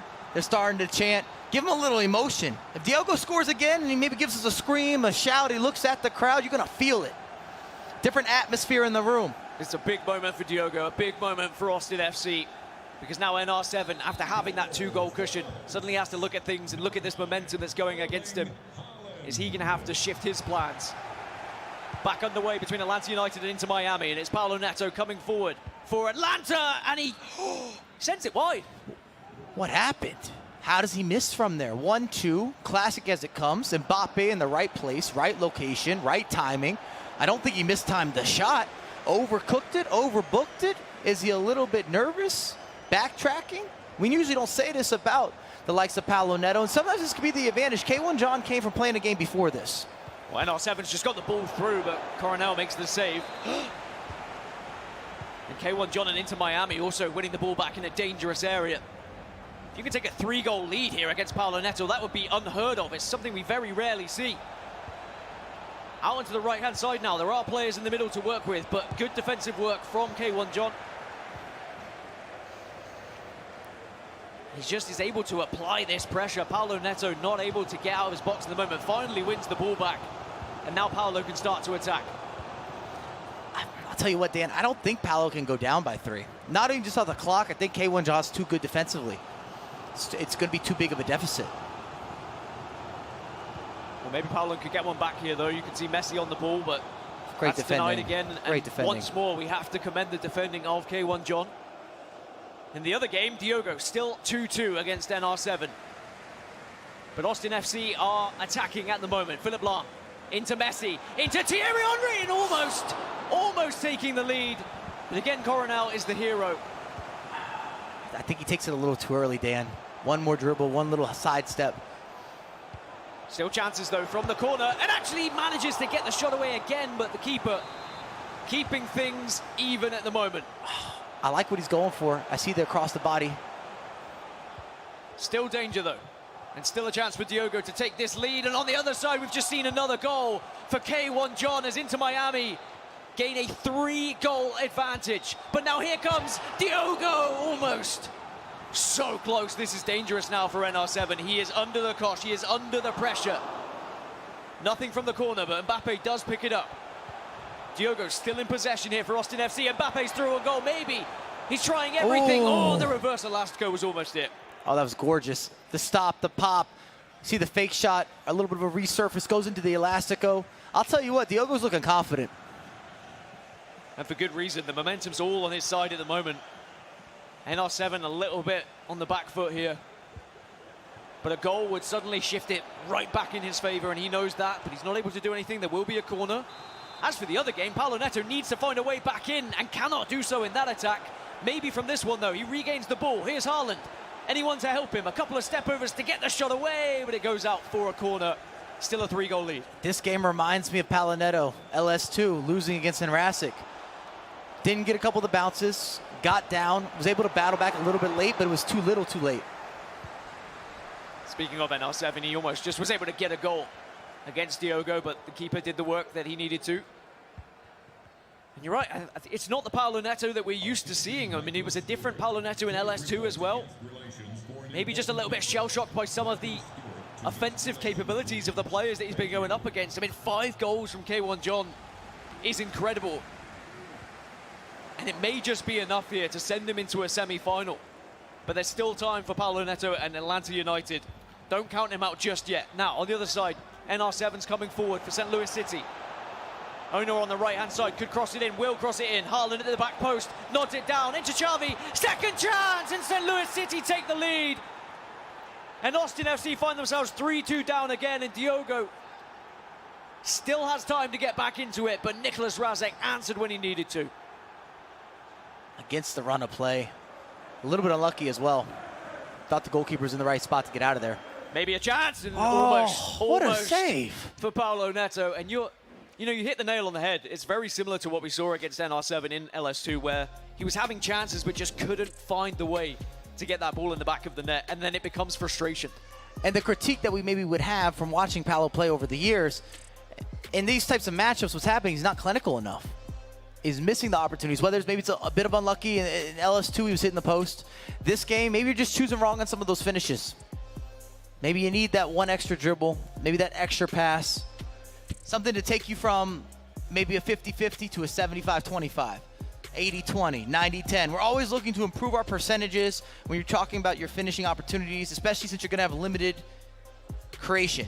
And if you're looking at K1 John right now, defensively, he is parking that bus, and then he's looking for those outlets. And his counterattack is deadly. It's dangerous. It's efficient. So NR7 silences the Austin FC fans temporarily, but there is time for Diogo to get back into the game. It's the tactic screen on both games at the moment, as everyone's looking for a way to try and get a couple of goals, whether it be to find you ahead or, in Paulo Neto's case, get you just back into the game in general. But we're back underway. And Austin FC coming forward. Philip Lahm on that right-hand side. Does seem to be a favourite of Diogo, but not able to get the pass any further than the fullback. And that just allows NR7 to dictate the pace a little bit. On the other side, Paulo Neto does have a corner, and we know how dangerous corners can be. Something from the training ground, perhaps. Steven Gerrard now on the pitch. Mia Hamm on the edge, being contested by a few players. Tries to find Haaland, does so. Back to Xavi, back into Haaland, nods it down. Should be a goal, but it's come off the post. And it is exactly like LS2. Paulo Neto just can't find his way through. Chance after chance denied by either the keeper or the framework of the goal. Maybe this time. Messi, okay. Makes it 5-3. And it's not game done over in that left-hand side. On the right-hand side, NR7 trying to double up, trying to make it 4-2. He's unable to do so. 17 minutes left for Austin FC to get back into this one. And that's the lifeline Paulo Neto needed. And you see what he's doing. He's not going to let you pass through that back line. You're almost going to have to lob it in, even if it's a little bit direct, looking for the knockdowns. But we did see, and I'm not necessarily trying to position this, K1 John looked a little shaky on the closeout. He was indeed. He looked a little nervous at the end of the game. So let's see. Let's say Paulo Neto gets back on the board here, adds another. Well, here's Diogo with Messi! It's 3-3. It's Lionel Messi. Who else? Hammers it home. And Diogo's right back into this game again. Every single time he has to come from behind, but he seems to be finding a way. As now K1 John, oh no! That could be game, really, another 3-goal lead reinstated for Inter Miami. He can't stop him. That's what's been so impressive. K1 John's got a strategy, and offensively, people aren't locking him down. They aren't locking him up. So 3-3 between Austin FC and St. Louis City SC. Nothing to separate the two, just as it was last night. 13 minutes remaining. Clock starting to work against Paulo Neto as well. He had created a bit of a moment there, maybe some momentum, but then straight away conceding against K1 John. And impressively, K1 John behind in both games today, but has managed to come back from a goal deficit. Going against the grain sometimes. On the other side, Diogo coming forward now with Erling Haaland. He's in the box, he's in the danger zone. Can't get the shot away. And now every time you lose the ball here, it is going to allow a potential counter-attack as Niklas Raseck coming forward. K1 John also attacking on the left. And K1 John has a chance to wrap this game up. It'll be done, it'll be over if he gets a goal here. Mateus can't get the pass to the back post that he was looking for. Now Diogo wrestling with his own players a little bit at the back for Austin FC and will regain possession.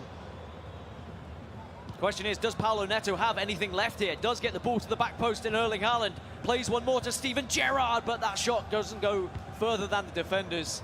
And time is running out for Atlanta United here, Mike. I don't think he's got enough time. I didn't think that we'd be talking about this today.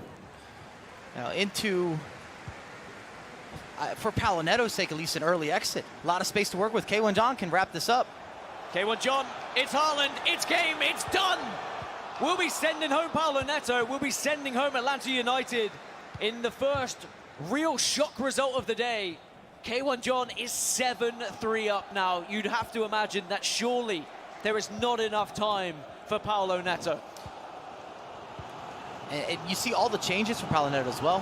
Again, sitting there talking to Renzo, he hasn't been able to figure it out tactically. Hasn't been able to stop K1 John. Not able to stop those counterattacks. Defensively, he's frustrated. You could say a little bit unlucky with a couple missed opportunities. On the other side, it's Diogo versus NR7. It's Austin FC versus St. Louis City SC, and Diogo's coming forward. Here comes Austin FC. Javi plays it into Messi, doesn't strike, goes back. Space on the right for Thierry Henry. Could maybe get a shot away, but at the moment he's looking for the extra pass. He's dazzling all the defenders. Maybe a second chance, but no, the defenders hold strong, and NR7 is not disrupted by the skill moves. Man, moving and grooving. You see the reactions, looking for the extra pass or the final skill, the cancellation, giving you everything you ask for. The crowd is quiet. Probably the last attack of the game here. If you're in Raseck, you should be holding the ball. And as a reminder, it cannot be a draw. We will go to extra time if we don't find a winner in this one. And then potentially penalties, but that's still a long way away just yet. 1 minute remaining before we look at the added on time. +2. So even though NR7 is playing for this last attack, if he loses the ball here, it might just allow Diogo to get one more, and that's exactly what's happened here. Diogo regains possession. He's going to have the last attack of the game, you'd imagine now. Shifted over to the right-hand side of the pitch. Philipp Lahm, who's been so present for Diogo throughout this entire season. Can he be the difference maker? De Bruyne now coming forward. Good defensive work from NR7, though, to win the ball back, and it should be the final whistle, but the ref's letting it play on. Here comes Ham. Can we see a last-minute dramatic goal here from NR7? Still no whistle, still a chance. Back post, surely not. Calm it down, Diogo, as he plays it out, and it will go to extra time, even though it was a little bit nervy at the end there. I'm sweating. I'm feeling the tension. Didn't expect that. Both the mistake getting out of the back or down the end line or the sideline, excuse me, from Diogo, and then in Raseck, why'd he go out wide? He was already down central. He could have made the pass, a little step over, a little shimmy, a little shake. Go for glory, go for gold. It's a free kick for Atlanta United and Paulo Neto on the left-hand side here as we watch the final moments of this game. 7-3 still. A goal here could maybe spur a late comeback, but nothing coming from it means that now K1 John can just start to eat away at this clock. K1 John looking likely to go through to the semi-finals here, Mike. And he's been better than Paulo Neto in this game. We could talk about a couple missed chances here and there, but scoring 7 goals is not an accident. Well, we're into extra time. Austin FC versus St. Louis City SC. Diogo versus NR7. 3-3 in 90 minutes. Nothing to separate the two. As in the other game, we've just seen K1 John make it 8-3. So that one is definitely done. But offside between Diogo and NR7. Much to the crowd's displeasure. Here's Xavi. Out to Thierry Henry. Space on the right-hand side as well. Ona going to have the ball and will have support. No knockdown, though. That's so important. If you can get that defender in front of Erling Haaland, then you're always going to be in a better position. Easier said than done. And we see that Yashin in action a lot more as a center back. That item kind of came out of nowhere. I don't think any of us were necessarily asking for it. Definitely wasn't expected. And he's been more usable as a center back compared to his normal goalkeeper role. Good lead-up play at the moment for Austin FC here as De Bruyne into Lionel Messi. Maybe he can get the shot away! And for the first time, Diogo and Austin FC find themselves ahead. And the crowd have something to cheer about once more. And Diogo celebrating now as the game back in his hands. And you see the footwork, the step over. Messi keeps it on the left, shields them off. Little moment of hesitation, opens up the body for the finish. Extra time. Splits the defense. Keep that on instant replay. So 4-3 down is NR7 and St. Louis City SC. How does he respond? It's the first time he's trailed today.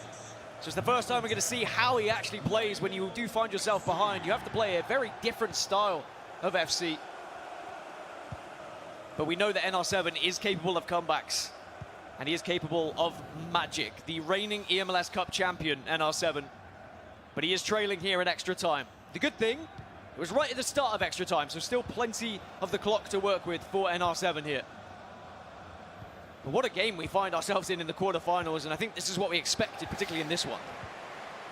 Ball given away, though. Mbappe shifts it back to Xavi. Mateus in the midfield as well. Can't find anything through the middle, so instead shifts it out wide. Maybe could go for a cross if he wanted to, and will do. Erling Haaland, it's danger zone, but well played by the keeper. I wouldn't be surprised if we have a couple more goals left in this one, Dan. I mean, that's what I expect. It's so difficult to split the difference between these two. It's been back and forth all game long. In the other game, by the way, confirmation, K1 John and Inter Miami will be progressing to the semi-final, an 8-4 victory over Atlanta United's Paulo Neto. So we say goodbye to the 4-time champion, and we start to maybe pass that torch that you were talking about, Mike. K1 John, the new boy, is getting the job done in the tournament today. I mean, assuming Diogo sees this out, we'd be guaranteed a new eMLS champion. I mean, I guess you could talk about JAFONSO and LS2, but none of these guys would be eMLS Cup champions. Here's Thierry Henry, though. NR7 doesn't want to hear that. He wants to regain, he wants to retain his title, and here's Mbappe! But what a challenge from Yashin. The slide tackle is everything, but the ball is not out of play just yet. It's not out of danger, but now maybe it can be. That's a heroic moment to go for the slide tackle. You know, that's last stitch. When you pull that out, you know the high risk, high reward, counter attack, a lot of space to work with. 105th minute Haaland. Can he make something happen? Could do. It's going to be the last attack of this half into Messi as well. Sadly loses out to Yashin, but what's important for Diogo is he had that slide tackle. He made that last ditch challenge that you were speaking of, and he stays ahead going into the half here of extra time. And something that's new for us, we've commentated over all these games over so many different years, but with the 9-minute halves, extra time has never allowed so much give and take, back and forth. Goals scored, goals conceded, a little bit of a rebuttal, some more storytelling, less rush.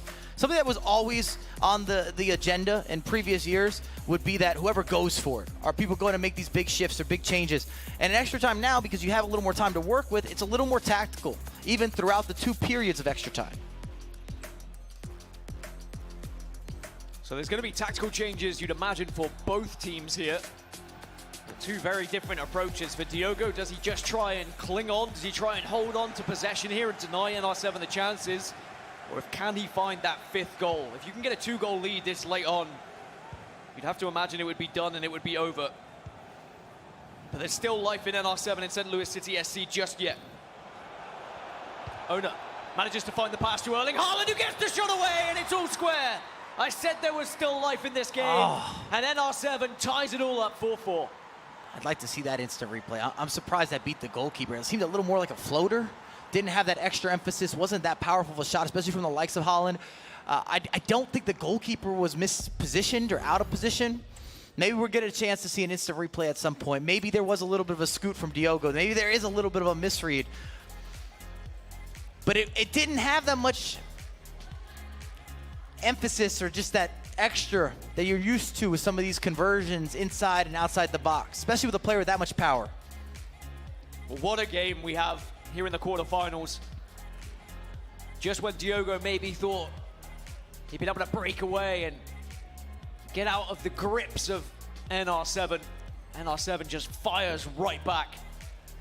Takes us back all square once more. Here we go. It's a little bit of a floater. He's not even turned his body. Surely he must have moved the goalkeeper slightly.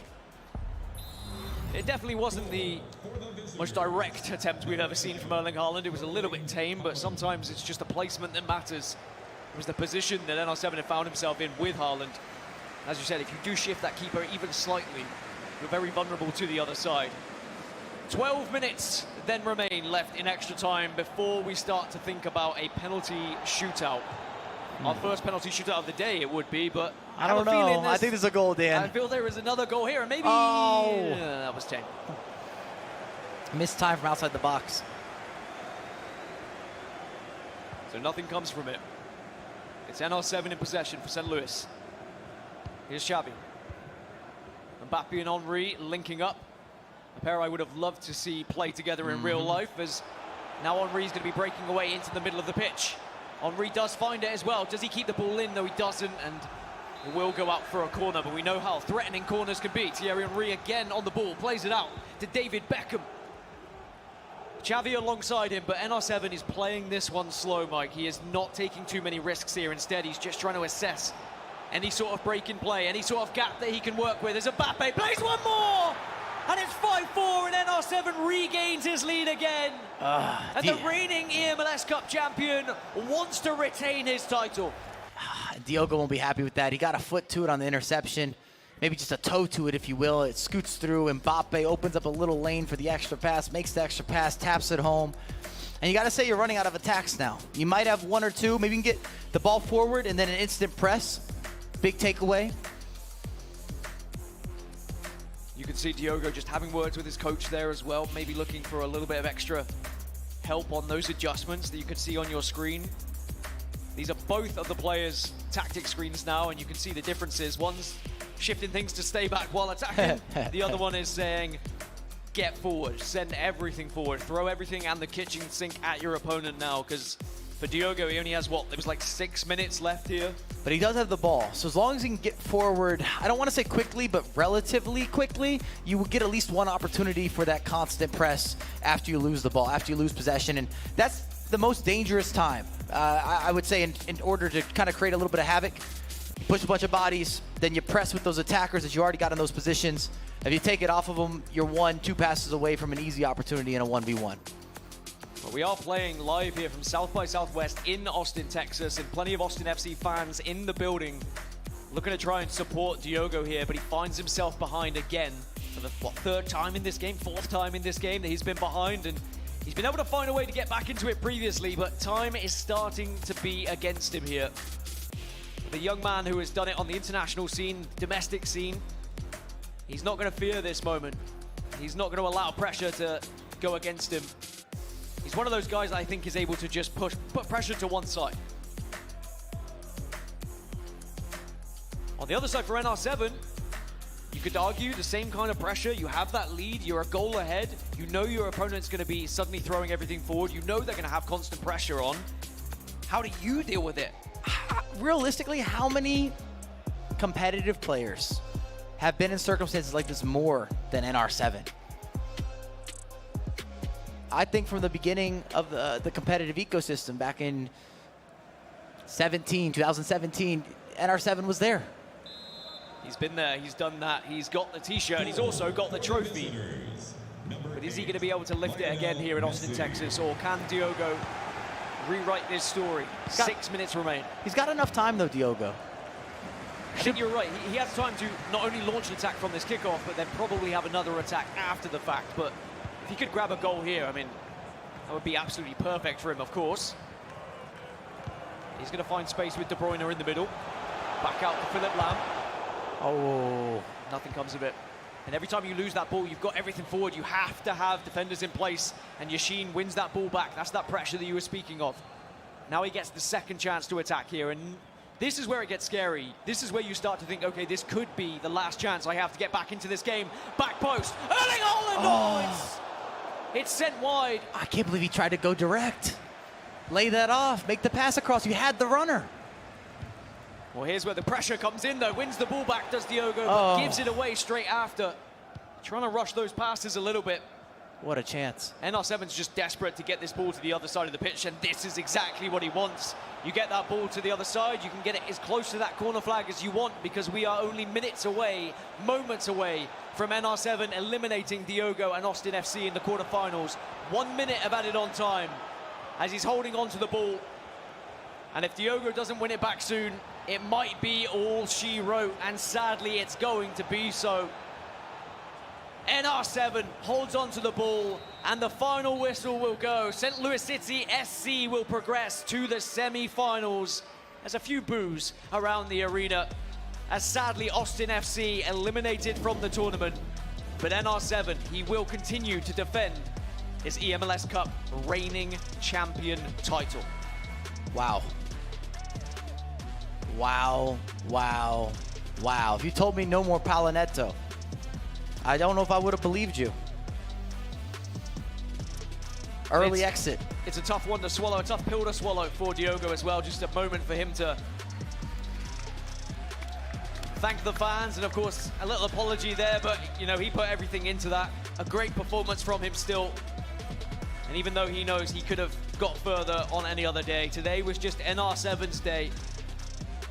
And it'll be Niklas Raseck progressing to the semi-finals, as will K1 John and Inter Miami. Unbelievable. I mean, we might have just seen the game of the year and the shock of the year in the same round, Dan Gaskin. That was an unbelievable set of matchups. And what this means in our bracket is as follows. K1 John moving on to the semifinals to take on NR7, who squeaks it out over Diogo thanks to 2 second-half stoppage time goals.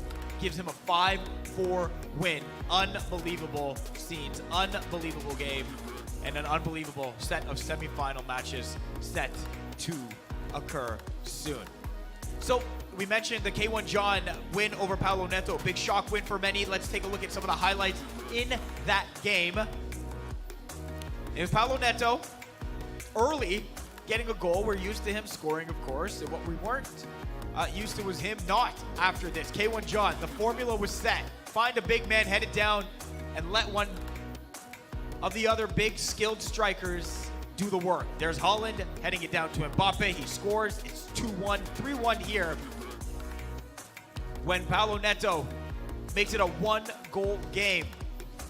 But it was once again on the verge of halftime. K1 John finding that 2-goal advantage heading into that second half. Up 4-2 now.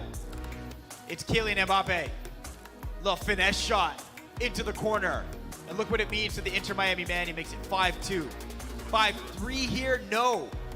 Nice goaltender save. Mbappe then heads down off the post from Steven Gerrard. You can see the frustration in Paulo Neto. We kind of saw this in League Series 2. Same formula. Lionel Messi not missing there. And this is when Mike thought the momentum was building. K1 John said, nah, I'm going to come right back. Holland, Mbappe, back in the net. He said, nope, nope. End your comeback stories right now. It is K1 John of Inter Miami moving on, and K1 John joining us here on the desk. My man, you had your formula pretty set. Find Mbappe, get someone else. It's so hard to stop. Was that essential? Was that game plan essential to you making sure you beat Paulo Neto here in this game? Yeah, you know, first of all, like, Paulo is a champion, you know, you can't even speak about Paulo. And we are just following the meta, just cross to Haaland. But once you find a way to cross, it's going to be easy. But, you know, this is why I had, like, the right back is so tall to be able to jump with Haaland. But, you know, now it's game to play the current champion. And that's why I'm here. That's why Miami signed me. They signed me to be able to get the trophy. But first of all, we focus about the championship spot, and then we focus with the rest. I mean, what would it mean to you to get a championship spot? Because I think that's what everyone's kind of fighting for in these semi-finals. You know, like, I qualified last year. I was the only one from NA. And, you know, it's a dream for any player. Like, everyone is looking for this, like, opportunity, because this is, like, everyone is dreaming to be the world champion. But, you know, this year is so hard to be able to play the World Cup. So everyone is fighting for this. And it means a lot to make it back-to-back. It's going to be amazing, you know? So, yeah. And the stage is set now. We know you're going up against NR7. What can we expect in that matchup? Can you give us a little preview? You know, in LS2, in the knockouts, he beat me in the semi-final. And now it's time to take the revenge. I beat him in the group stages. I beat him one game, but it doesn't mean anything. Now, when you play online, when you play on stage, it's different. On stage, there's, like, you know, like, there's specific players for when they play on stage, you get the personality, you know, and it's time to take the revenge, you know. All right, well, K1 John making sure there's a star in action for Inter Miami. Lionel Messi sitting in their MLS game today, but it's okay. Only one big star could take the center stage. K1 John getting set for semifinal match. And congrats on your win. Best of luck the rest of the way. Thank you, guys. K1 John of Inter Miami doing his thing. Of course, there was a second matchup that was going on at the exact same time. NR7 versus hometown favorite Diogo. NR7 silencing the crowd early with not just one goal in that first half, but a second one as well. This from Xavi to make it 2-0. But Diogo found a way back into this game. Lionel Messi, open net there. Goaltender movement led him astray for NR7.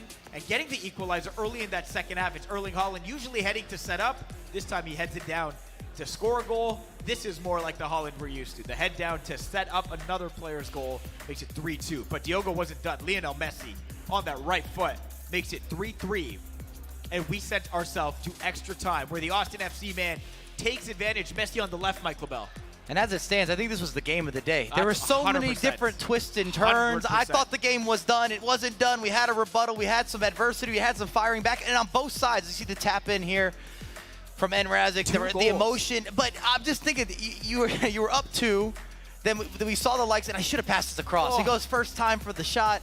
I'm sure Diogo wanted to have it back, but Raseck up a couple. Diogo battles back. Then they exchange leads on multiple occasions. We force extra time. Diogo goes ahead in extra time. Raseck doesn't just find the equalizer, but he actually gets 2 goals in extra time. Because I was starting to think Dan was teasing it a little bit. Could we see penalty kicks? Is it on the horizon? You know how a commentator does. We haven't seen one of those yet, Dan Gaskin. We were close there, but man, oh man, you got to give credit. Anytime you can find 2 goals in extra time, I know the added half length gives you extra time to try to do that, but it's still so tough to do. I mean, NR7 is the reigning champ for a reason, right? And we saw in LS2 as well what he's able to do and take down Paulo Neto in LS2. Like, this guy just knows how to play this game. It doesn't matter if he's under pressure. It doesn't matter if he's behind in a game. He just has that right formula, and I think that NR7 has a fantastic chance of going back-to-back still. Oh, we're not there yet. We will get there very, very quickly. We're going to take a quick break, but up next is the semifinal round where we'll see who will be facing off in that final. We'll be right back here at eMLS Cup presented by Tik Tok.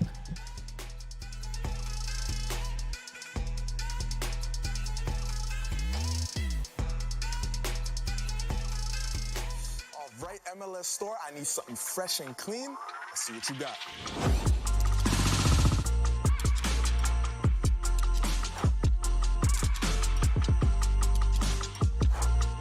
I need that in my size.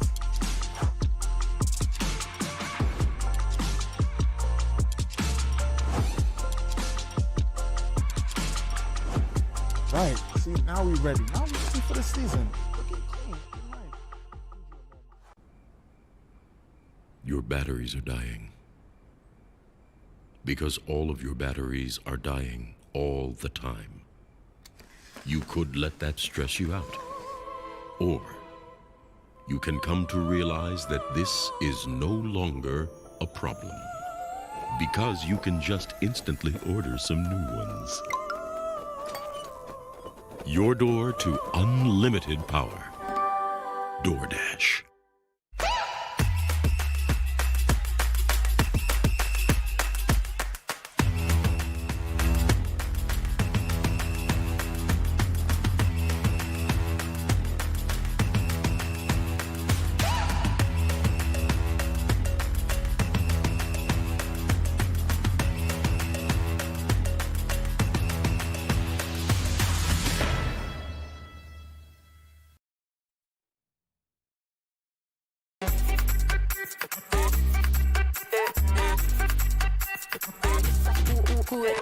Vamos, dale pues, vamos allá, muévete más loco, como solo tú lo sabes. Así es, con las manos en la cabeza, sacúdete,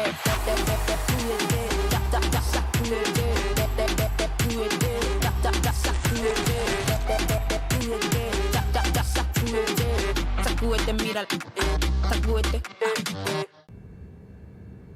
Do you know if you have milk right now? Do you know its condition? Are you afraid to look? Who knows? Who cares? Because now you live a life where fresh milk is always on hand. Your door to crisis-free breakfasts. DoorDash. All right, MLS store, I need something fresh and clean. Let's see what you got.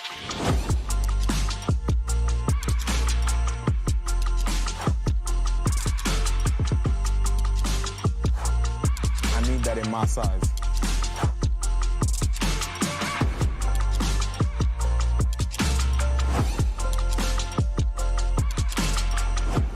Right, see, now we're ready. Now we're ready for the season. Looking clean.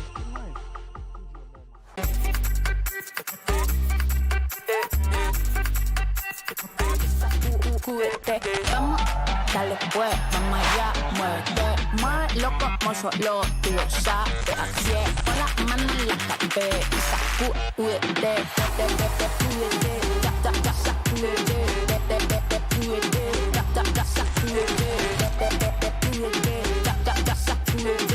sacúdete, mira, sacúdete.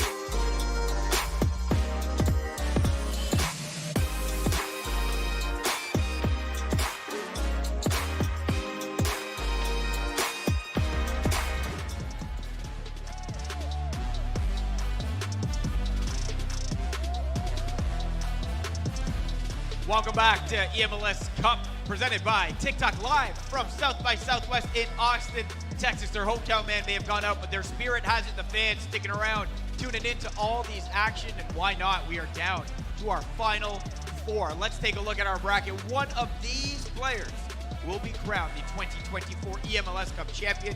K1 John and NR7 in one semifinal. JAFONSO versus Ollelito in another, for a spot to fill those two slots and match up in our grand final.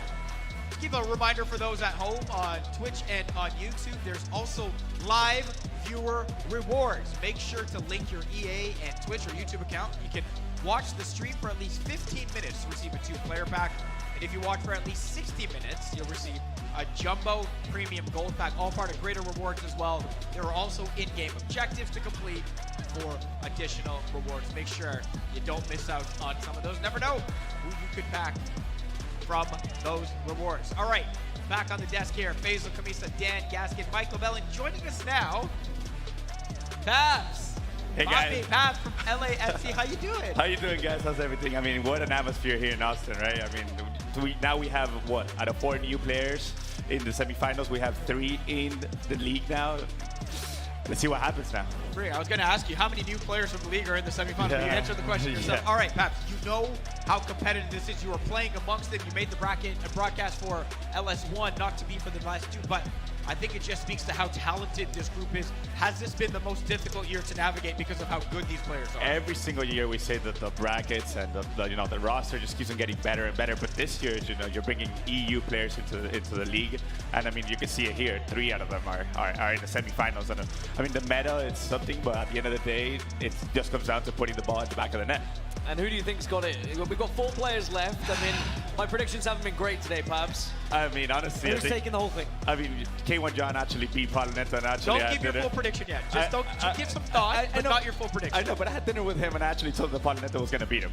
Ooh. So K1 John came up to me after. He's like, oh, I told you, dude. I mean, it is what it is, you know? Dinner on you next time then, bro. Come on. I mean, that's the commentator curse now. Yeah. And what do you think's been the biggest difference this far, playing some of the online events, of course, with LS1 and now leading into eMLS Cup? Because we've seen different players show up a little bit different. Like the package is different, the goals they're scoring, guys that have done really well, that have struggled, and vice versa. Yeah, I mean, we're seeing a pattern now, right? We're seeing those, the play styles coming into play, the aerial threat of Haaland. I mean, I didn't have Haaland in the LS1 broadcast. I'm pretty sure you guys came up to it and you guys said, okay, now you're starting with the back foot now.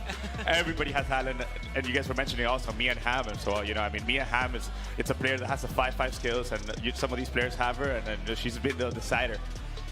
So many dominant players. I feel like Haaland, more than ever, has become revolutionary, at least in this league right now. Every single game, he has something to say, something to do, and he's a decider. It's unbelievable. All right, stay tuned. We're going to get your thoughts in a second, but we got to set up this semi-final round. The winners in this round, more than just making it to our grand final, will be receiving direct seats to the FC Pro World Championship. There's so much on the line in this round. We heard K1 John talk about its importance. In match 1, it is the Inter Miami man versus the reigning eMLS champion, NR7 from St. Louis City, SC, Dan. Yeah, I mean, correct me if I'm wrong. I think this will be the first official tickets to the FC Pro World Championship. So this is a big moment for the scene. And we start things off with K1 John versus NR7. I mean, NR7, he's been there before, but so has K1 John, as he said. But NR7 does have the benefit of being on this stage before and lifting this trophy. Arguably the favorite coming into it, but K1 John just took down Paulo Neto. We also just had him on the desk. I liked what I heard. Vibes, right? Yeah, he had a different cadence. He's kind of soft-spoken. Usually he said, oh, I'm looking forward to the revenge matchup. I got signed to be in this position to do my job. His chest was out. I think we all felt the same type of energy on the desk. So I've kind of switched up. I've been going against him. I've been making mistakes today. I've been making mistakes doubting K1 John. Yeah, you making mistakes. Handshake. All right. Match number 2, LS2 champion JAFONSO of the New England Revolution taking on Ollelito from New York City FC. Dan, another heavyweight matchup. We haven't seen these play against each other apart from once in the qualifiers where it was 3-3. And I think that, again, it alludes to the fact this is going to be a very close game. They both dominated their quarterfinal matchups, Mike. How do you feel about this one? I mean, look at the stats. You want a little more goals for JAFONSO, a little better defense for Ollelito. It's almost bang even across the board.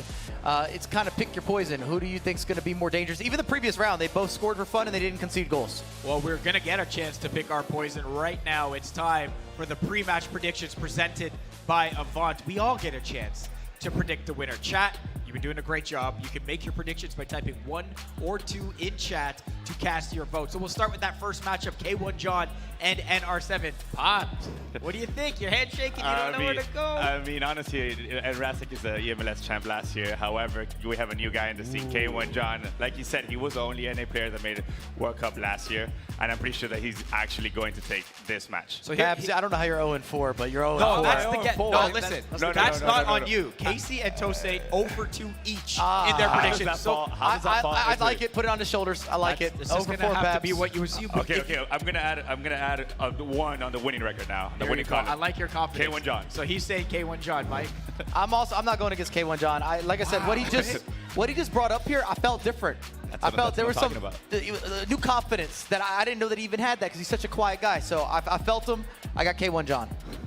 So that's 2 for K1 John? Correct. I believe that Dan is actually going to go for Raseck now. No. He has to Well, go. Dan's been doing fantastic. Pabs K1 John. He has to go Mike against Mike. K1 John. Dan.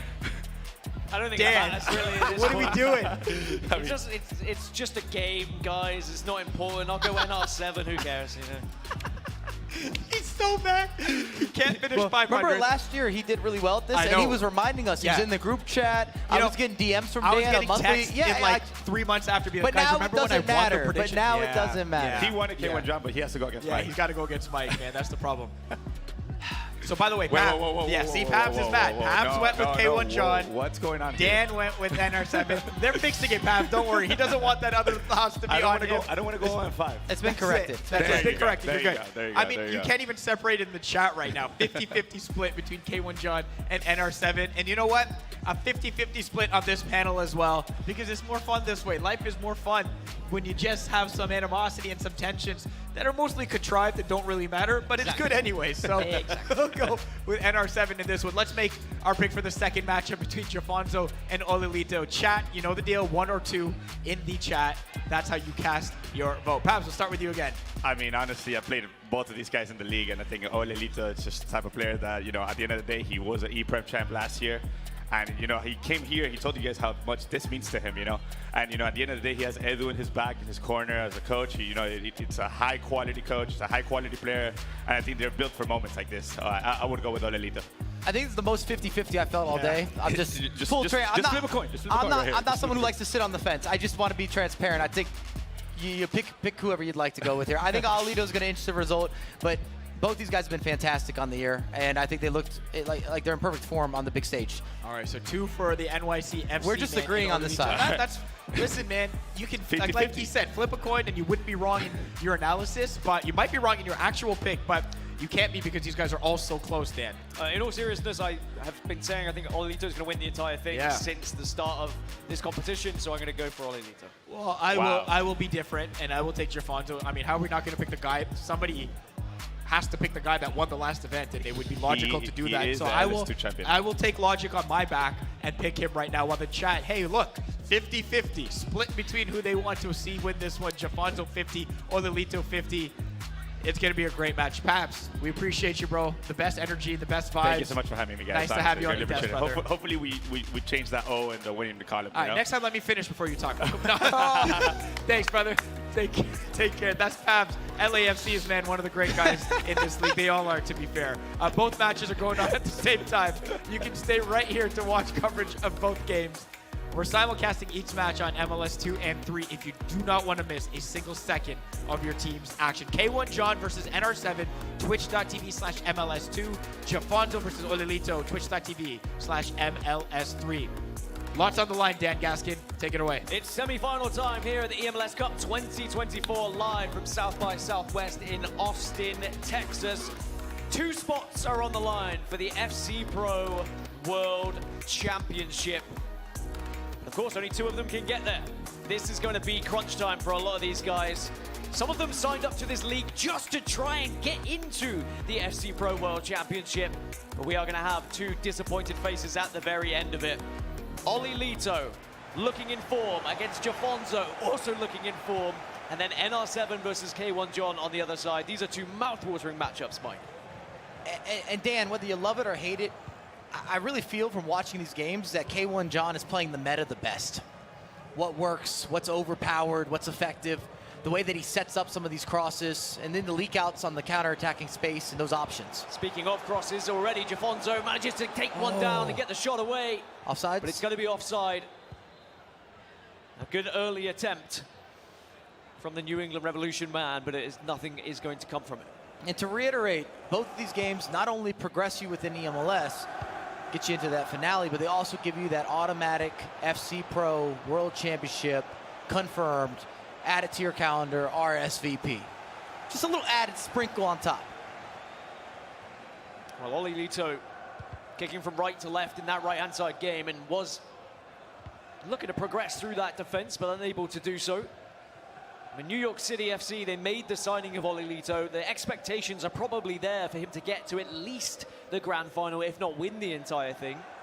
So the New England Revolution been slightly different. They've not necessarily had players that have made it this far in the bracket. I certainly don't remember a player making it this far for New England Revolution. So JAFONSO is already in uncharted territory a little bit, but he is the reigning LS2 champion from a few weeks ago. As now Messi is through, and JAFONSO shows why he's the reigning LS2 champion as he takes the lead via Lionel Messi. Lovely footwork, takes it down, little R1 dribble again, just to give you a little bit of boosted pace. They don't close the gap. Fullback out of position, center back out of position, does not matter, across the body. Kind of uses the Trivela with the left foot to make sure you still get that dominant left foot, and he's able to convert. And now NR7's also looking to try and get a shot away and get his first goal, and it's Lionel Messi again on the other side, as the reigning MLS Cup champion finds the lead against Inter Miami. This might be a good thing for K1 John, and now hear me out. Every single game that he's played today, he's gone down 1-0.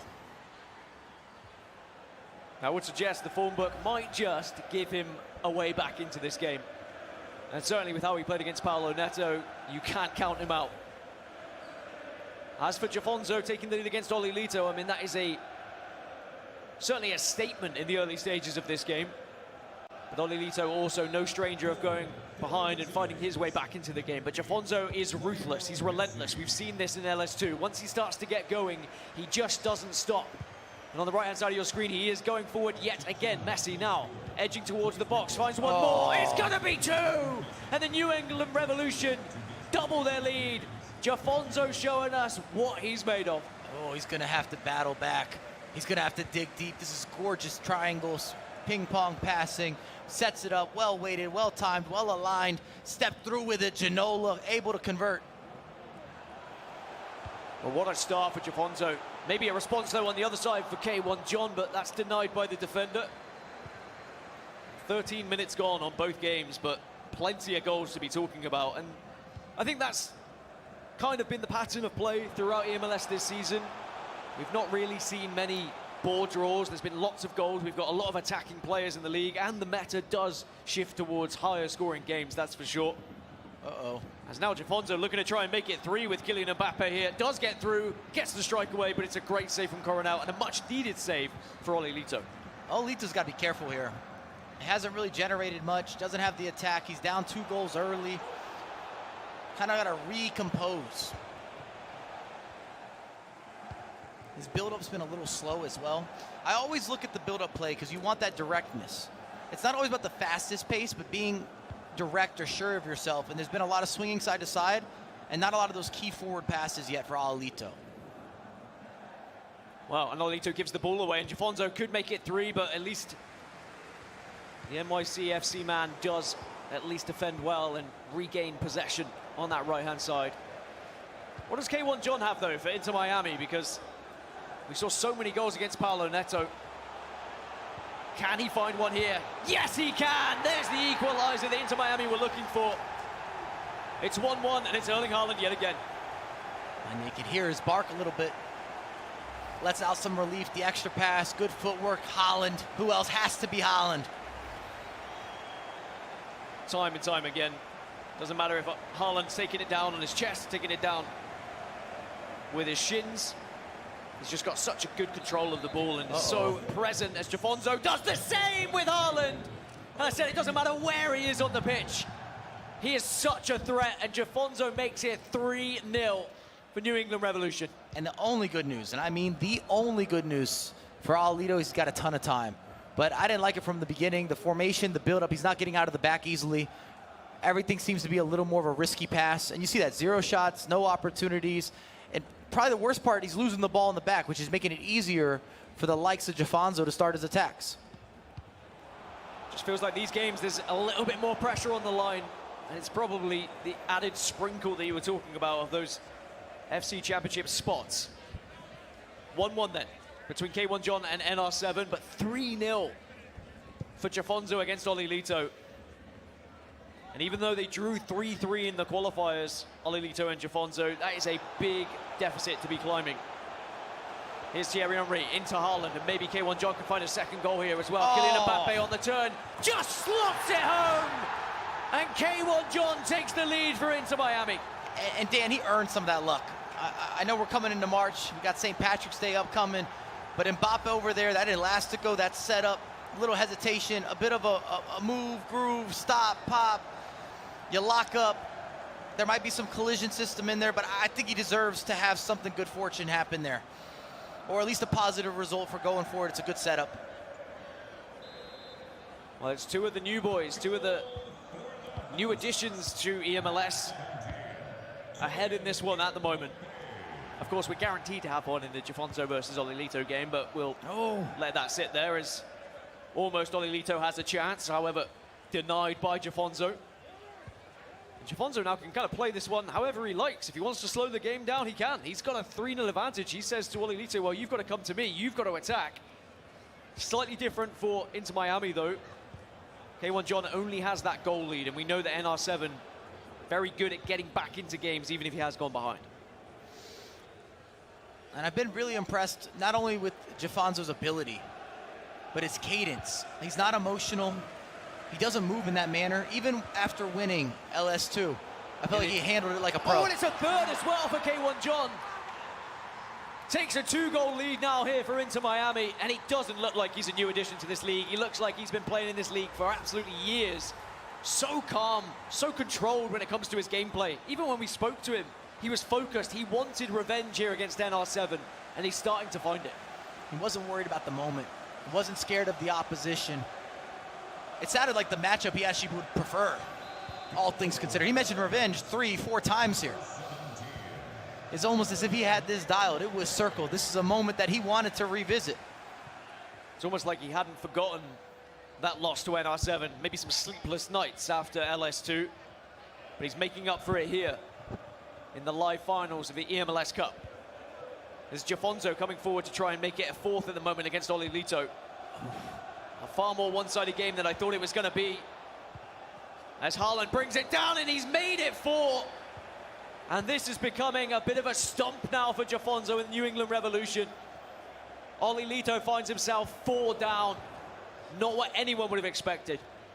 That's a wild goal. You got Haaland double team. It bounces behind him. He's still able to shrug off a center back and a full back. Gets a finish on his left foot.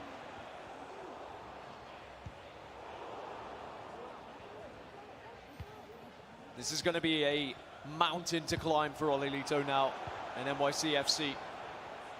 We're certainly going to learn a lot about him as a competitor and how his mentals are going to be after conceding goal after goal on the other side. NR7 looking to try and fight his way back into the game, but K1 John defending well at the moment and controlling the pace of the game. 37 minutes gone, and he'll be happy, I think, going into halftime with a 2-goal lead here in the semi-final. And it still follows trend or theme. Goes down a goal, battles back, gets going, revs up. Well, someone who needs to rev up is Ollelito. Ollelito's got to get something by halftime, Dan. I think he just needs that goal just to give him that belief again that this isn't done, it's not over, that he can come back into it. Loads of time. I think you mentioned it, like plenty of time, but at the same time, there's loads of time for JAFONSO to score more goals. So Ollelito just has to be careful here, but it all starts with, as you mentioned, a goal before halftime, just for that belief.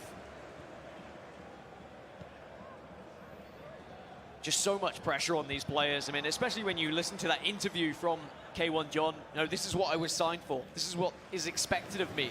That's the same for all of these players that are signed for some of these teams. You could say the same for Ollelito, for NYCFC. I think what I like so much about K1 John when we talked to him, there's a level of focus and intensity that was just undeniable. It was almost as if this is my destiny to get to this point. Well, here comes Ollelito. Denied by Wagner. He's just not able to get going at the moment. You were speaking about revving up the engine. Well, I don't think the engine's necessarily started yet for Ollelito. On the other side, NR7 starting to come forward. He gets denied. He can't really find his way into the game at the moment. Just 1 minute of added on time between Inter Miami and St. Louis City. And it looks like it's going to be a 3-1 lead for Inter Miami going into halftime on that left-hand side of your screen. Maybe one last chance, maybe another goal could be on the horizon, but it's a good save from Coronel to keep NR7 in the game. From the corner though, there is still a chance to make it 4. Plays it into Kevin De Bruyne here, gets past 1, gets past 2, can't beat the third, Yashin rescues it back. It's a messy defense, but it will end at 3-1 at halftime here, Mike. Were you not impressed? This man is here to stay. Think about it. If K1 John not only takes down Paulo Neto, then goes back-to-back against NR7, looked good against Thiago Capo. If anything, Capo battled back late, but he had already done the job. We talked about him being a little bit shaky. Maybe he's not shaky at all. Well, there's a reason why when we looked at the power rankings coming into LS1, K1 John, as a new boy, as a new player, was right up there. Those expectations were already trending towards him being victorious in this league in some form, some way. And he's edging towards a grand final here in the eMLS Cup of 2024. As for Ollelito, maybe those expectations were there, but at the moment, he needs to find something. Anything just to get him going. Here's Kylian Mbappe. Does manage to beat the defender, but the other defender is going to be there to recover. Maybe a second. Wow. No second chance. I thought it was going to be that miracle that he's looking for. So at halftime in that one, it's 4-0 to JAFONSO in the New England Revolution. But he has to have something there. When you're struggling, you can't miss those finishes. You can't miss those big takeaways. You got a 2-on-1 with the player lock. You have a late release. It can't happen when you're chasing a game, especially against someone with the quality of JAFONSO. He's not going to give you a bunch of easy opportunities. He's not going to fall apart. You're going to really have to force him under pressure. You have to change the way that he's playing the game. And now he's starting to run out of time a little bit, like going into halftime down 4. K1 John still has the 2-goal lead, and it could be a 3-goal lead, and it will be a 3-goal lead. He is ruthless in front of goal. The trend continues of K1 John just battering his opponents. Oh, give me the batter, the butter, the biscuits. I'll go for the first and the second helping. That was gorgeous. The quick feet they always eat, the left stick dribbling, the overlapping run, the timing of that run, waits for the goalkeeper, scoots him out of position, taps it on the near post. And he made a statement here too. Last year he said he was the only North American to qualify for the finals. That's true. And the 1v1, that's true. And what's more impressive, he does it all at just 19 years old, the joint youngest player in the league alongside JAFONSO. We may well have 2 19-year-olds competing against each other in this grand final, Mike. And we thought K1 John was good online. I think he's better in person. But he could make it absolutely and dominantly. Wrap it up then. A grand final for him. 5-1 now for K1 John and Inter Miami. He may have that spot at the FC Pro World Championship, and he may well have that spot in the grand final of the eMLS Cup here. 4-goal difference, and NR7, he needs a miracle. On the flip side, we're back underway between JAFONSO and Ollelito, and it's still 4 goals there, and it could be more, but it is going to be offside. That's good news for Ollelito. But he needs something as well here, Mike. I'm not over K1 John. I'm so impressed. He just gets it all. Clicking on all cylinders. Give him 4-wheel drive. Let him work. Let him prep it out. You name the vehicle. He's gonna get you. It's gonna get you more horsepower. I mean, if K1 John was to go on to the grand final and play against JAFONSO, his run would have been taking down Paulo Neto, the 4-time champion, the 5-time finalist, then taking down NR7. He's not done, Dan! And he is not He's done not yet. done, Dan! Oh, almost making it 6. He's got as everything. He's trying to swat aside the reigning eMLS Cup champion of NR7. As JAFONSO makes it 5 and maybe books his ticket in the eMLS Cup final and the FC Pro World Championships. 2 games that are heavily one-sided, and 2 games which are going to need miracles to get the opposition back into this one. As K1 John, he's through again. This should be 6, and it will be 6. Punch that ticket to the final. Punch that ticket to the FC Pro World Championship. And welcome to eMLS, K1 John. What an amazing first season it's been for him. Put my man on an escalator or an elevator. There are levels to this. He is elevating. The guy's in the clouds. Let him climb. Ladder, not enough. Rocket ship, maybe. Call Elon. We're in Austin, Texas. Give him something. I also want what Mike's having him in. I tell you what, Are Mike, you not impressed? Look at the gameplay. Unbelievably. He's unstoppable. Impressed with what I'm seeing from both of these players who are going to be, at this point, it looks like deserved finalists. I mean, the crazy thing is, there is still time for comebacks. No, there's not. But there is. But it's just You not can't gonna stop happen. them. You can't stop them from scoring. It's just not going to happen. Not with how they're playing at the moment. NR7, can he get anything back? No, he cannot. Another one. This, I mean, at one point, this is going to be difficult to watch, Mike, if it carries on going this way. A loft through ball does not find the target, though. I mean, we've got 2 different games. I feel like in Raseck gave us something to look at. Like in this game, he fired forward. He just couldn't stop K1 John. I don't know that Ollelito started in this matchup against JAFONSO. It's been so one-sided start to finish. There hasn't been a lot of play even in the midfield. He can't get the ball off of him, can't stop him offensively. Defensively, he's got the breakups. I think you got to give a lot of credit to JAFONSO and his team. Perfect plan. Oh, how's he missed from there? Almost 7 for K1 John, but Should you're right. be 7. I think that JAFONSO kind of took away the keys of Ollelito, didn't allow him to get started here. And he's been in control this entire game, and still is so.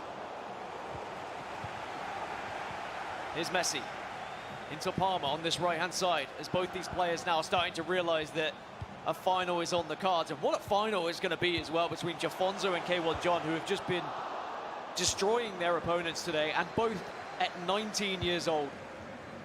I mean, we know in esports that you trend towards the younger players for more success, but that means that there's a very bright future for these guys as well.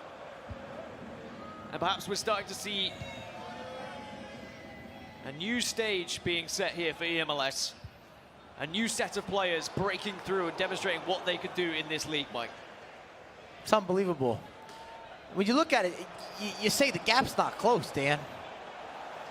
That's where I'm at right now. They don't look like similar levels of players. I mean, the scorelines support that, but I'm looking at all the details. From the way they defend, to the player switching, to how they build up, to the tactical adjustments, to the goals being created, to the goals being scored, to the efficiency of how you build up, the offense that you're generating, the different ways of scoring goals. I mean, we're seeing chip shots, long shots, cancellations, knockdowns. You name it, they have it. Is there any miracles left? No. Christmas is gone. It's done. And you can wish on a star. I don't even think a miracle can help you at this point. Can NR7 get a second one? As Ham does manage to get the shot away. I mean, JAFONSO might pitch a shutout, Dan. When are we seeing a clean sheet? Is it our first one of the day? That's a surprise. I mean, we've seen so many goals throughout this season of Ollelito. And you know what's crazy is, coming into this game, we were talking about Ollelito having the best defensive record in the league. As K1 John looking to try and make it 7, unable to do so. Ollelito, the best defender in our league, on average was only conceding 2.7 goals a game. He's just conceded 5 here against JAFONSO, and it could be 6. Mateus dancing around, and I'll be honest, Mike, and I think you'll be honest as well. It doesn't really matter what JAFONSO does at this point, as K1 John will make it 7-1. He's not human, Dan. He's not human. We got to test him. Put him in a lab. What a performance from K1 John. in his debut season here in the eMLS is going to be going to the grand final. And revenge must feel so sweet. Oh, so sweet. You could hear it. That was the one thing, you said it, he repeated the word revenge 4 times. I can just imagine sleepless This is nights personal. of him This is mumbling, personal. NR7, we must take him down. And he had a target on his back, and boy, did he take him down. A 6-goal deficit. I'd like to go on record, K1 John, I don't want to go against you in anything again. I don't want you to target me. Please and thank you. I mean, I wouldn't want to match you against him in Weekend League, that's No, for sure. no, absolutely not. If you could do this against one of the best players in the world, then I'm scared what you do against a casual player in Weekend League as Mbappe gets a goal for Ollelito and ruins the clean sheet for JAFONSO, but just a little bit too late, sadly, for any sort of comeback. I mean, I've seen crazy things happen in this league, but it would just be too much with the time that is available between these. K1 John has 7 goals, and I think he could have 10. He may still have 10. There is time for it. But NR7 looking to try and get a consolation of his own, and he will do so, 7-2. Just to add to his tally, just to make sure that the stats stay a little bit more fair and true to his name. But one thing that this will mean, Mike, is we are guaranteed to have a new eMLS Cup champion. Neither JAFONSO or K1 John have lifted a eMLS Cup title. We have seen JAFONSO, though, win LS2. He could go back-to-back with titles here and maybe start to think about a streak somewhat of Paulo Neto's. But one thing we can say for certain is that both of these competitors are here to stay in this league. Great signings as well.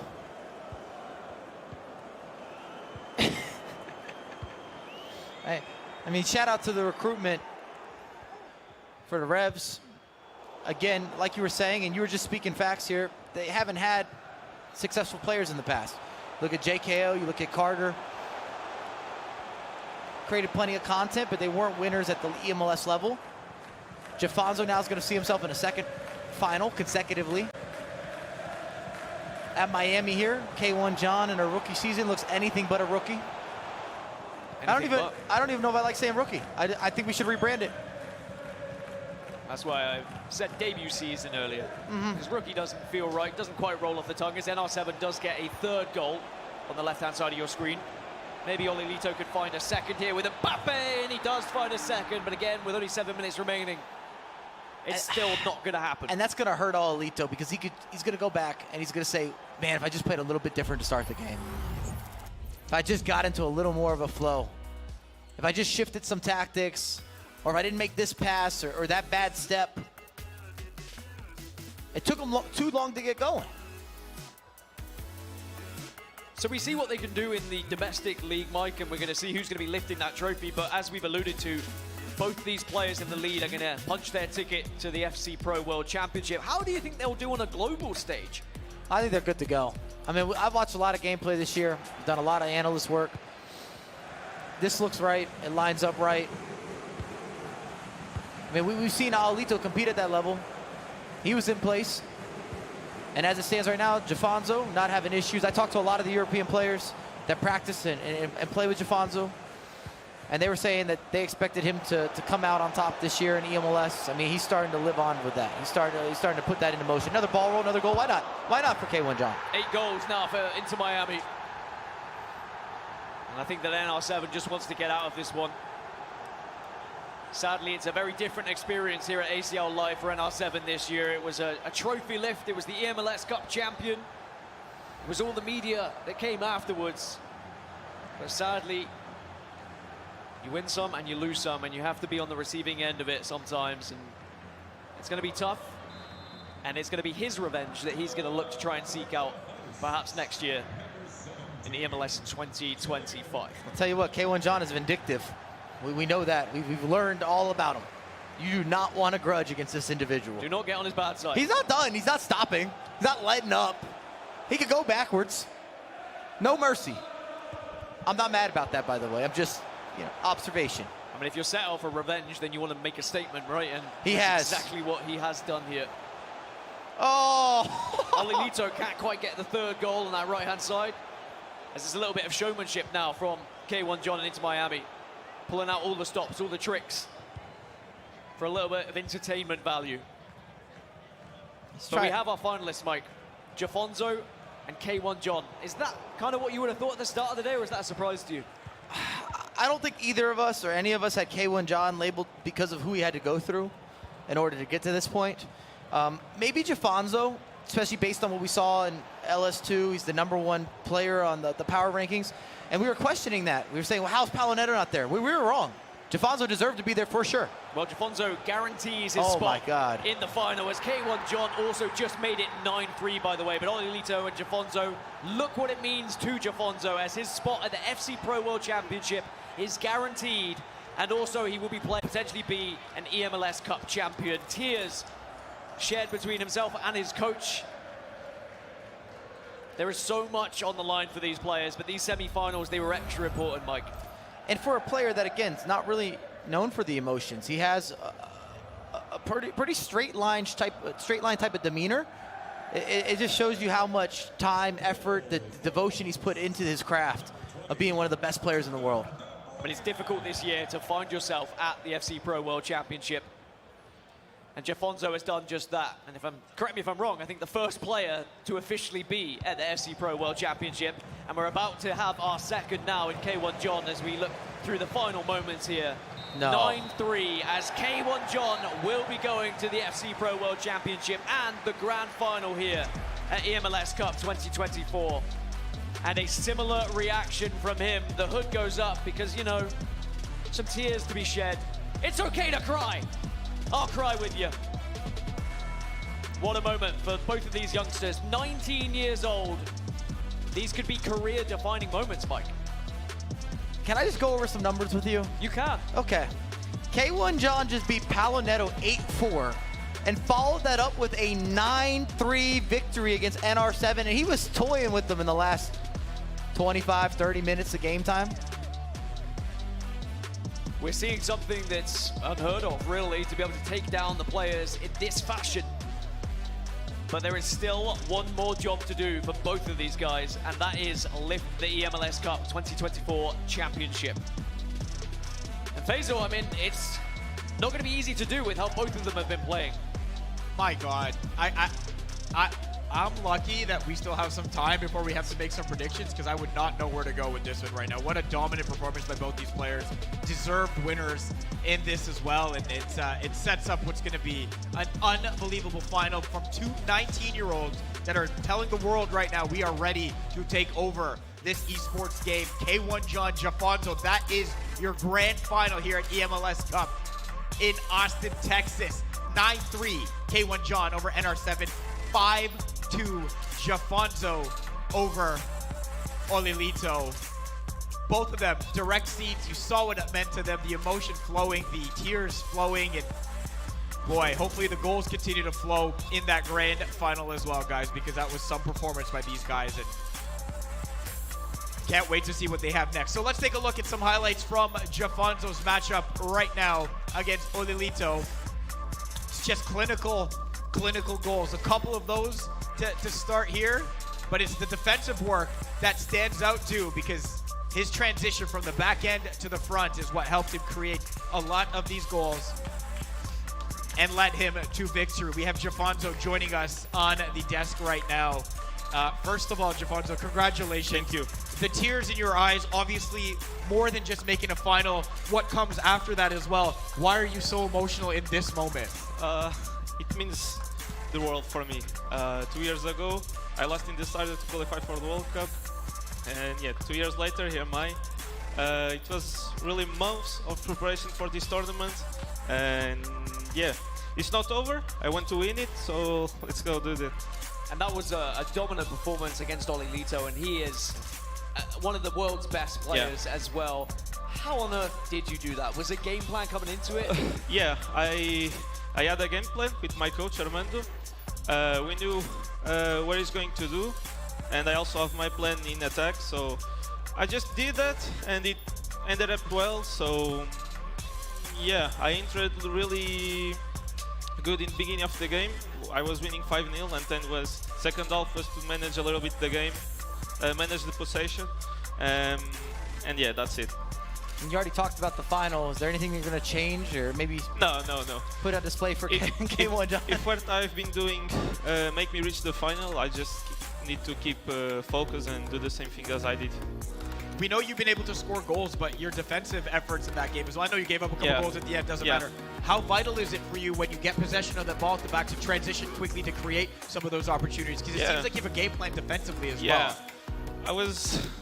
My main goal was to be focused and try to avoid losing the ball that much. I tried to create opportunities with the fullbacks. And yeah, it's the meta of this EAFC, so yeah, that's what I did, and it ended up well. These guys both picked against you. So did Pabs, by the way. I'm saying I'm the only one that believed. Hope they pick against me in the final. That will be good. He knows I'm cursed. Yeah, See? I did it he for only you. said that because he went for you. No, Like, this listen, is still about Faizal. I'm just kidding, man. Congratulations. Well-deserved spot in the final. We're looking forward to seeing it again in what should be a great matchup. All the best to you in there, okay? Thank you. No, we're just playing around with the predictions, as you guys know. Let's take a look again at that bracket, confirming what we had just spoken about. JAFONSO versus K1 John in that grand final at eMLS Cup presented by Tik Tok. Dan, man, I know you asked Mike the question, did you see this coming? So I'll ask you the question, did you see this coming? I did not. I had Ollelito getting to that final, and maybe I underrated what JAFONSO is capable of, but I think that he just put on a display for the entire world, not just for the MLS, but for the entire world, because he's going to be playing at the World Championships alongside K1 John, who also has just been on a demolition crew here. Like, okay, you take down Paulo Neto, you take down NR7, by the way, champion, cup, back-to-back years, and now League Series 2 champion standing in your way, K1 John, but he doesn't seem to mind. And you know what? This makes me happy. Again, as an enthusiast, I feel like we have the most in form and the best players in this final. You look at it, K1 John beat Thiago Capo. He dominated Paulo Neto, dominated NR7. That's how he got here. JAFONSO had a bye, of course, won LS2, so there's not a player in better form. Beat Alan Avi 7-1, beat Ollelito 5-2. I know we're just going over some of the results, but they're definite. There is no chance involved in that. There's not like, oh, maybe something went this way. Or no, what are you talking about? Yeah. These are the biggest separations and margins I've ever seen throughout the best players that we have to offer. These are the guys. I love the emotion at the end. You know, it's not just about winning this tournament. It's about trying to do something more with it after this as well. And both well-deserved. We cannot wait to get to our grand final. But we're going to take a quick break. Up next, though, is that final here at eMLS Cup presented by Tik Tok. That's what's on the line. The trophy awaits and the final awaits. Don't go anywhere.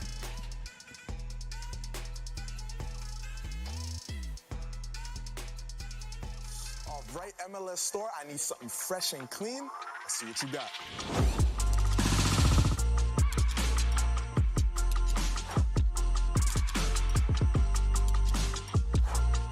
I need that in my size.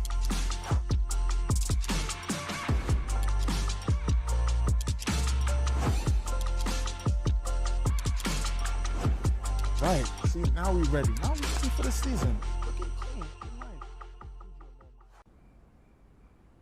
Your batteries are dying. Because all of your batteries are dying all the time. You could let that stress you out.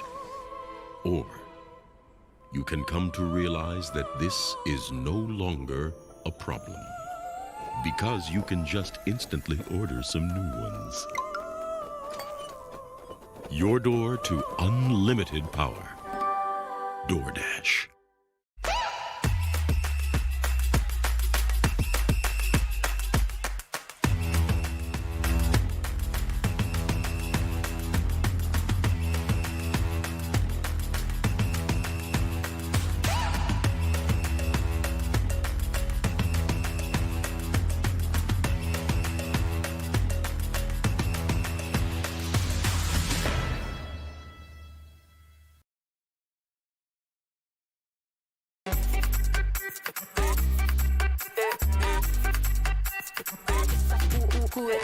Vamos, dale pues, mamá ya, muévete más loco como solo tú lo sabes. Así es, con las manos en la cabeza, sacúdete,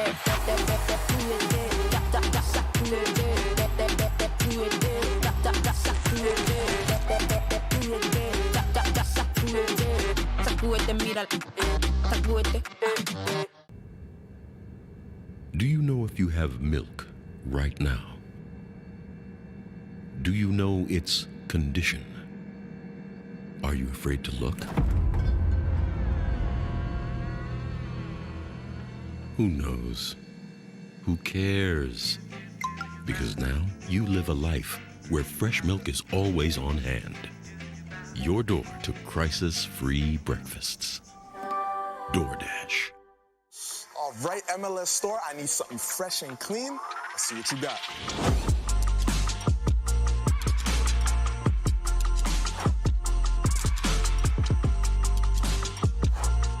I need that in my size.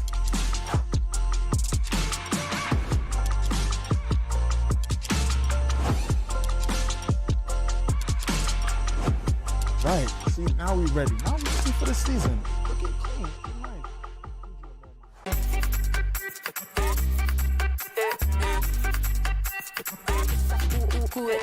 Vamos, dale pues, mamá ya, muévete más loco, como solo tú lo sabes. Así es, con las manos en la cabeza, sacúdete,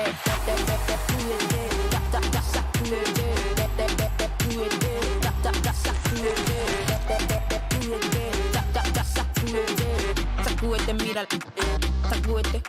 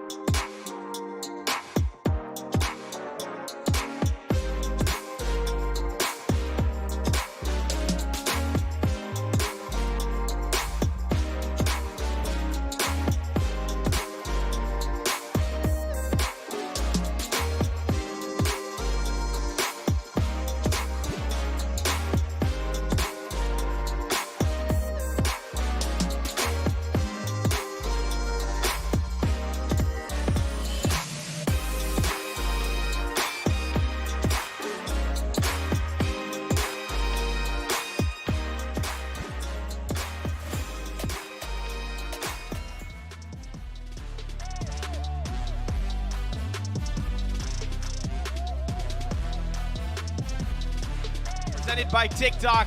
The gameplay has been amazing, the emotion unparalleled, and the drama, well, you already know what to expect when you get here. You're gonna get the most dramatic, the most competitive, the most shocking results you can see, with some nice goals sprinkled in between. It's been such a wonderful build-up to our grand final, and we are nearly at that time to play for that trophy. I'm Faizal Khamisa, happy to be joined by Dan Gaskin and Mike Labelle. We're just about ready, almost there, for the eMLS Cup final. It's been a long road of action, so let's take a look at the bracket to recap all of what has happened in the build-up to this final, where we have K1 John getting set to take on JAFONSO. It started many hours ago with our knockout round matches. Alan Avi and Lamps moving on that right side, while K1 John and NR7 moved on the left. Staying on the left, K1 John taking down Paulo Neto, four-time eMLS champion, to book a spot in the semifinal, while Diogo, the hometown crowd favorite, was bested by NR7 in extra time. JAFONSO made quick work of Alan Avi, while Ollelito made quick work of Lamps. They clashed in a semifinal that went the way of the LS2 winner, while K1 John took down last year's eMLS Cup winner, a guy who was on this stage hoisting the trophy a year ago, now out. Somebody new will be hoisting it here. It's either going to be K1 John or JAFONSO. So, it's a fascinating matchup, a fun spectacle here in Austin, and weirdly, almost like a fitting and Dan to what's been a great day. So let's meet our players for the 2024 eMLS Cup Final. Up first, we have K1 John from Inter Miami. Dan. The man who is on the revenge tour. He made it very clear that he wanted to take down NR7, and JAFONSO may just be the next one with a target on his back. We'll see about that. I hope that he doesn't let off. I can barely hear myself in the arena right now. The band is putting on. As you see, JAFONSO also approaching, maybe on a little bit of a different tour, doesn't know where to go, but JAFONSO looking to go back-to-back. We saw him at LS2. Now, of course, coming into eMLS Cup Final, can he put his foot out, make a real statement, and be the undefeated, well, maybe not undefeated, but undefeated back-to-back champion when it comes to eMLS, and maybe the next even Paulo Neto, kind of taking that next stage, that next step. We see JAFONSO from the New England Revolution on stage as well, both handshake, little love and formality at the beginning, but then it's time to get set up for this head-to-head matchup. Dan, take us through this statistical analysis. Well, a grand final with two players who very much deserve to be here. However, if we talk about revenge tours, JAFONSO has taken down K1 John all 3 times they've matched up against each other so far this season. So K1 John will definitely have that in the back of his mind. But JAFONSO now knows he has what it takes here to take down Inter Miami Man and win the entire thing here, Mike. I think anything is possible. Both the players, you could tell they felt some relief to get through those semifinals, even though they were dominant, just to make sure they solidified their position for the FC Pro Finals. Now they're playing for the big money, the big claim. They want to walk away with the trophy. And it's big for your reputation. I think it's good for your future contracts, your future opportunities. You have that champion pedigree, certifiable. Can't take it away from you. Not to make it about me either, but they get an interview with just me if they win, and not either of you guys. So that's pretty big as well, Mike. I know that they've been talking about what the sounds like a punishment sense has to been me. like on that Yeah. side of the table, and I feel bad for them because of that. You all right? I'm doing well. Yeah, good. You have been doing well. Both of you have as well, taking us through this action. It's been unbelievable. It's been fun. It's been dramatic. It's time. Oh, this makes me really sad. Last one of the season.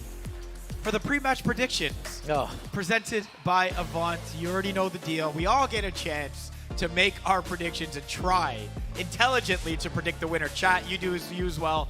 1 or 2 in the chat to cast your vote. Mike, I will reciprocate the handshake. I can't lose. You win this one right now. Thank you. Oh, wow, second time I get to shake his hand. How do you feel? You know, well under 500. After winning last year, I just wanted to make sure someone else was able to win. Have you successfully called just 1 today? I don't know. 2. Okay. Maybe 3. I don't know. We'll have to go to the stats and pick that one out. So we'll see what you got at the end here right now. Mike.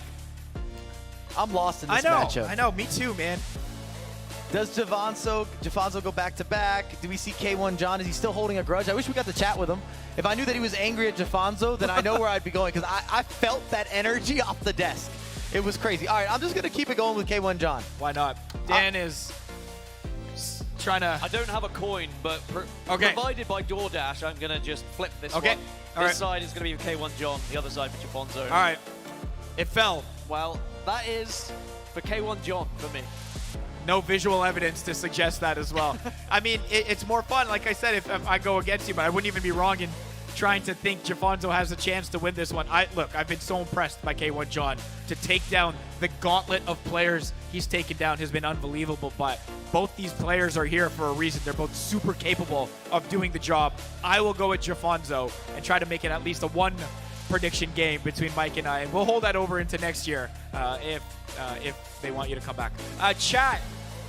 Chat 18 and 14 respectable, and I know that because you're much better than the guy that actually has to call the game, Dan Gaskin. And if I'm wrong and you're right here, chat, we are tied for action here. The chat leaning towards the Inter Miami man, albeit barely, 54% to 46%. It's got the makings, Dan, of a tight matchup. It should be based on everything we think will happen, but we've been wrong here before. We've said that before as well. I don't think we've necessarily been wrong on some of the results, but the score lines just...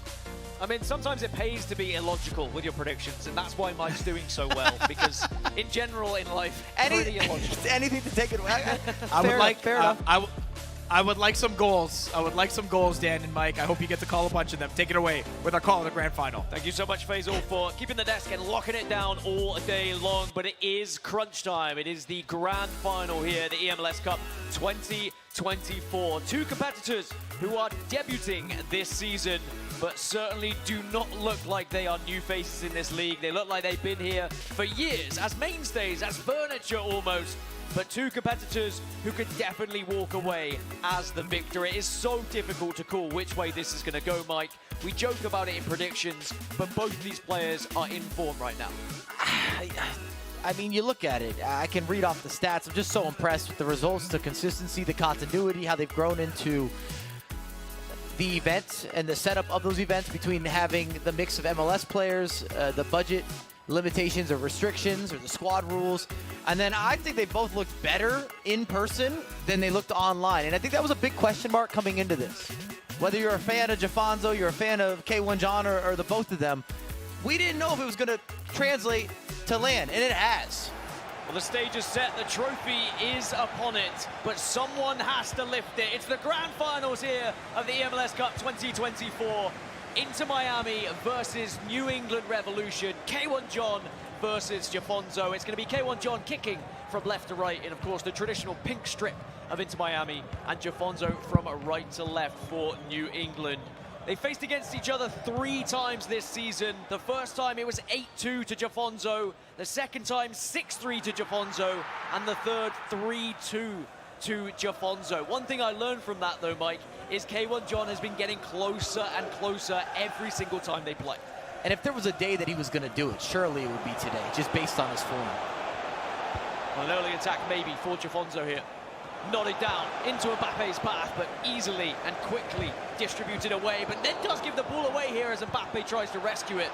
K1 John just needs to be careful. Maybe a few nerves at the back here, but now he can settle down. And I love the inclusion, and we've seen this as a reoccurring theme, and definitely a regular in the lineup when we're talking about JAFONSO, but Cole Palmer as a fullback has delivered the goods.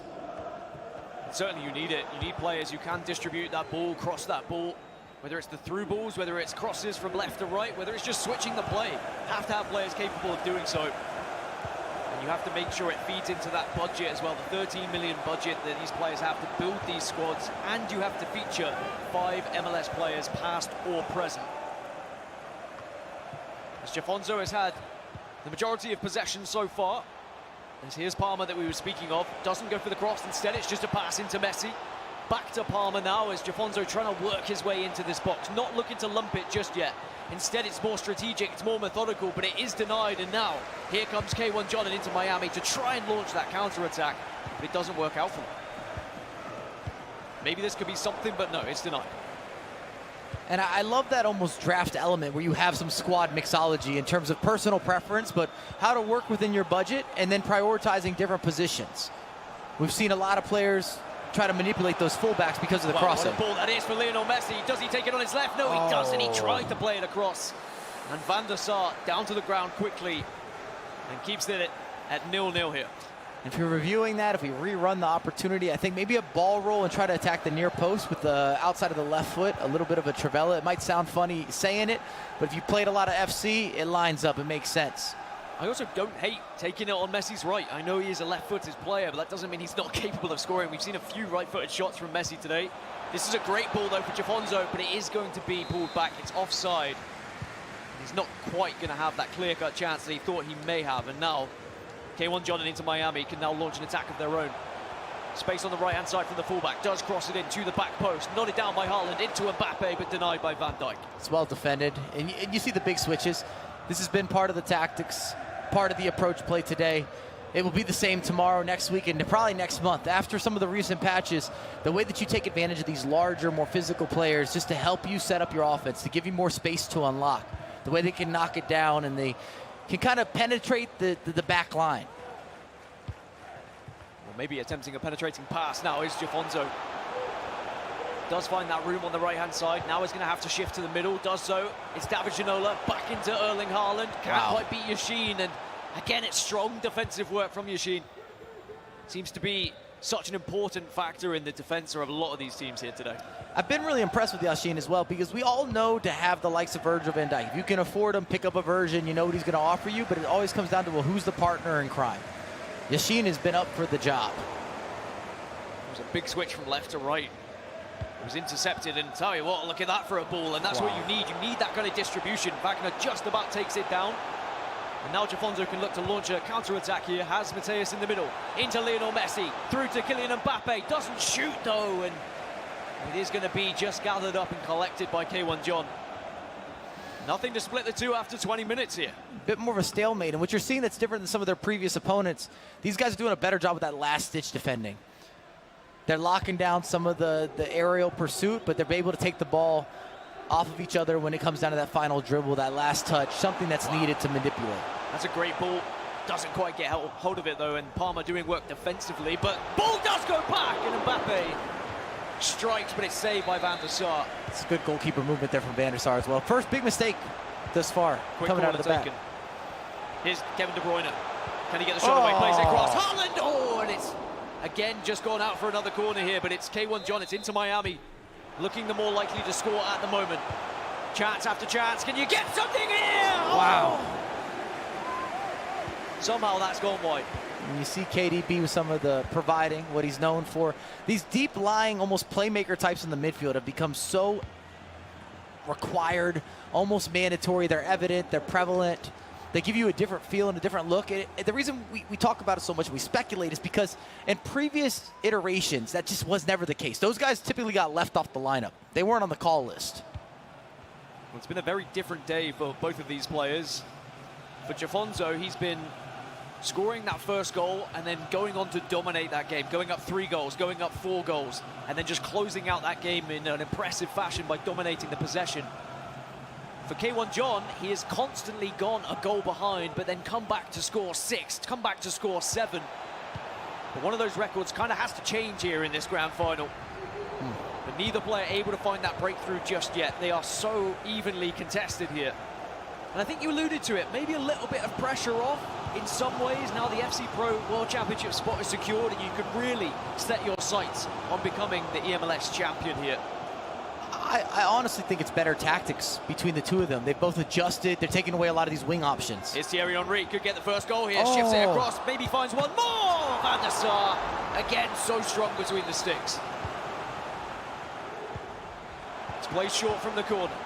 Here's Kylian Mbappe. Step-overs get through, but not far enough as Mateus rescues. And it's that last challenge, that little last piece of space. You can't unlock it. And it's not that they're not innovative. You're seeing a lot of different skill move packages. You're seeing different ways to approach the offense, to build up different runs being triggered. What a ball for Palmer, but do you trust his shot? Doesn't get the chance to get the shot away. Great defensive work, but maybe a second chance here for Kylian Mbappe, but again, he can't get past the defense either. If anything, that might be a detriment in that position. Cole Palmer's got the pace, got good size, but you kind of got to get it on his left foot, which means you need to be cutting inside. And in fact, even with the crossing, you're seeing Cole Palmer have to cut inside to whip in that back post to aim for Haaland. A little bit of a different tactic. It's I don't want to say unorthodox, but it's not that natural in-swinging motion that we're used to seeing. Typically, you would have a right footer on the right side, a left footer on the left side. It does also become a little bit predictable if you've got a player who can only use one foot, but maybe that's why he went for the shot on the right there.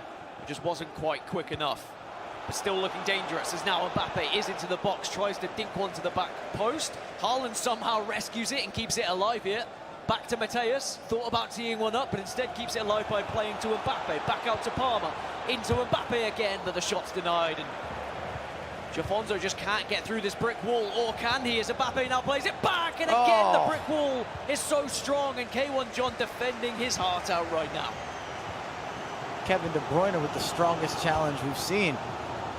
Able to match the power and the directness of Erling Haaland, who's been on display. 5 minutes left of the first half of this grand final, and it's a long raking ball to the right-hand side. It's brought down as well. Kylian Mbappe, can he get the shot away? Goes for the Elastico. Maybe a shout for a penalty, but not quite enough to be pulled back. And now JAFONSO can perhaps find an attack of his own here. And this might be 0-0, but again, if you're an enthusiast around the game, there's so much happening in the details.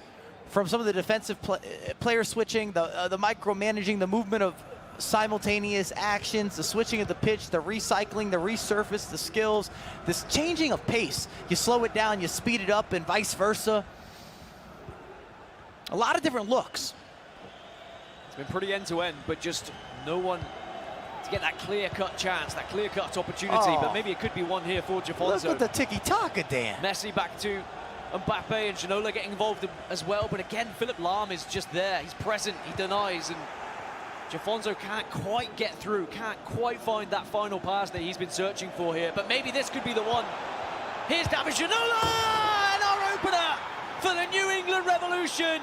It's JAFONSO taking a goal lead in the grand final. And boy, did he have to earn it. He had to battle for it. Big interception, a little bit of a takeaway in the midfield. Couple quick passes. Finally, get through with Ginola, holds off a defender, enough of a turn, generates some piece of space. Goalkeeper reaches, but just not quite. Just before halftime as well. And if we are going to see trends continue today, JAFONSO taking the lead here, is it going to trend towards K1 John going a goal behind and then coming back and battering his opponent? Or is JAFONSO going to do what he has done all day long? Instead of just letting it sit at 1-0, he makes it 2, he makes it 3, he makes it 4. And in the semi-final, he made it 5. As he continues to press his opponent. But 45 minutes gone, 1-0 to New England Revolution against Inter Miami. And JAFONSO has got 1 foot in the door here. And regardless of how the second half goes, I don't think the word batter will be appropriate in terms of a scoreline. Just the way that they're moving, the free flow, there haven't been a lot of chances, and you got to give a lot of credit on the defensive end. Both these guys have moved players, the way they step and they support the triangles that are being formed, the counter-attacking space that they're looking for. If anything, as long as it stays close, you also don't have to overcommit until much later stage. Well, JAFONSO has had a far better defensive record throughout the season. He's actually the second best defensive record that we've seen. Whereas K1 John down in 10th in terms of his defensive record. So it's two very different approaches, because we also know that K1 John is up there when it comes to goals for, but so is JAFONSO.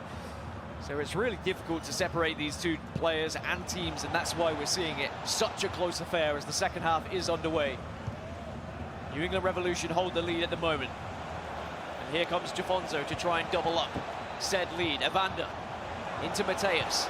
Back to Evander, just working the middle at the moment, hoping that someone can break through and find an extra spot as Mbappe does get past the defender. Oh. And there's almost a calamity at the back, but Coronel holds strong. It was a mistimed shot as well. I don't think it ever had a chance to actually beat Coronel. If anything, maybe being hopeful, hoping for a rebound. You see an early team press on, team press off, an offside trap. There's a lot happening here in terms of the tactical arrangement and everybody trying to outthink each other.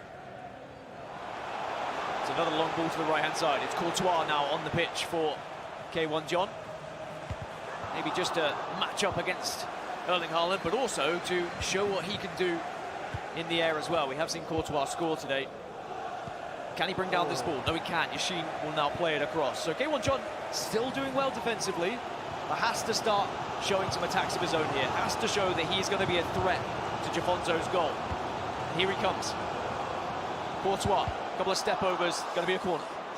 And a little bit of an issue is Courtois as an outlet player, as the provider. He's not ideal. He wants to be a secondary receiver, so it's almost as if you have two Haalands. 6'6" with Courtois, and then the 6'4" option with Haaland for the knockdowns.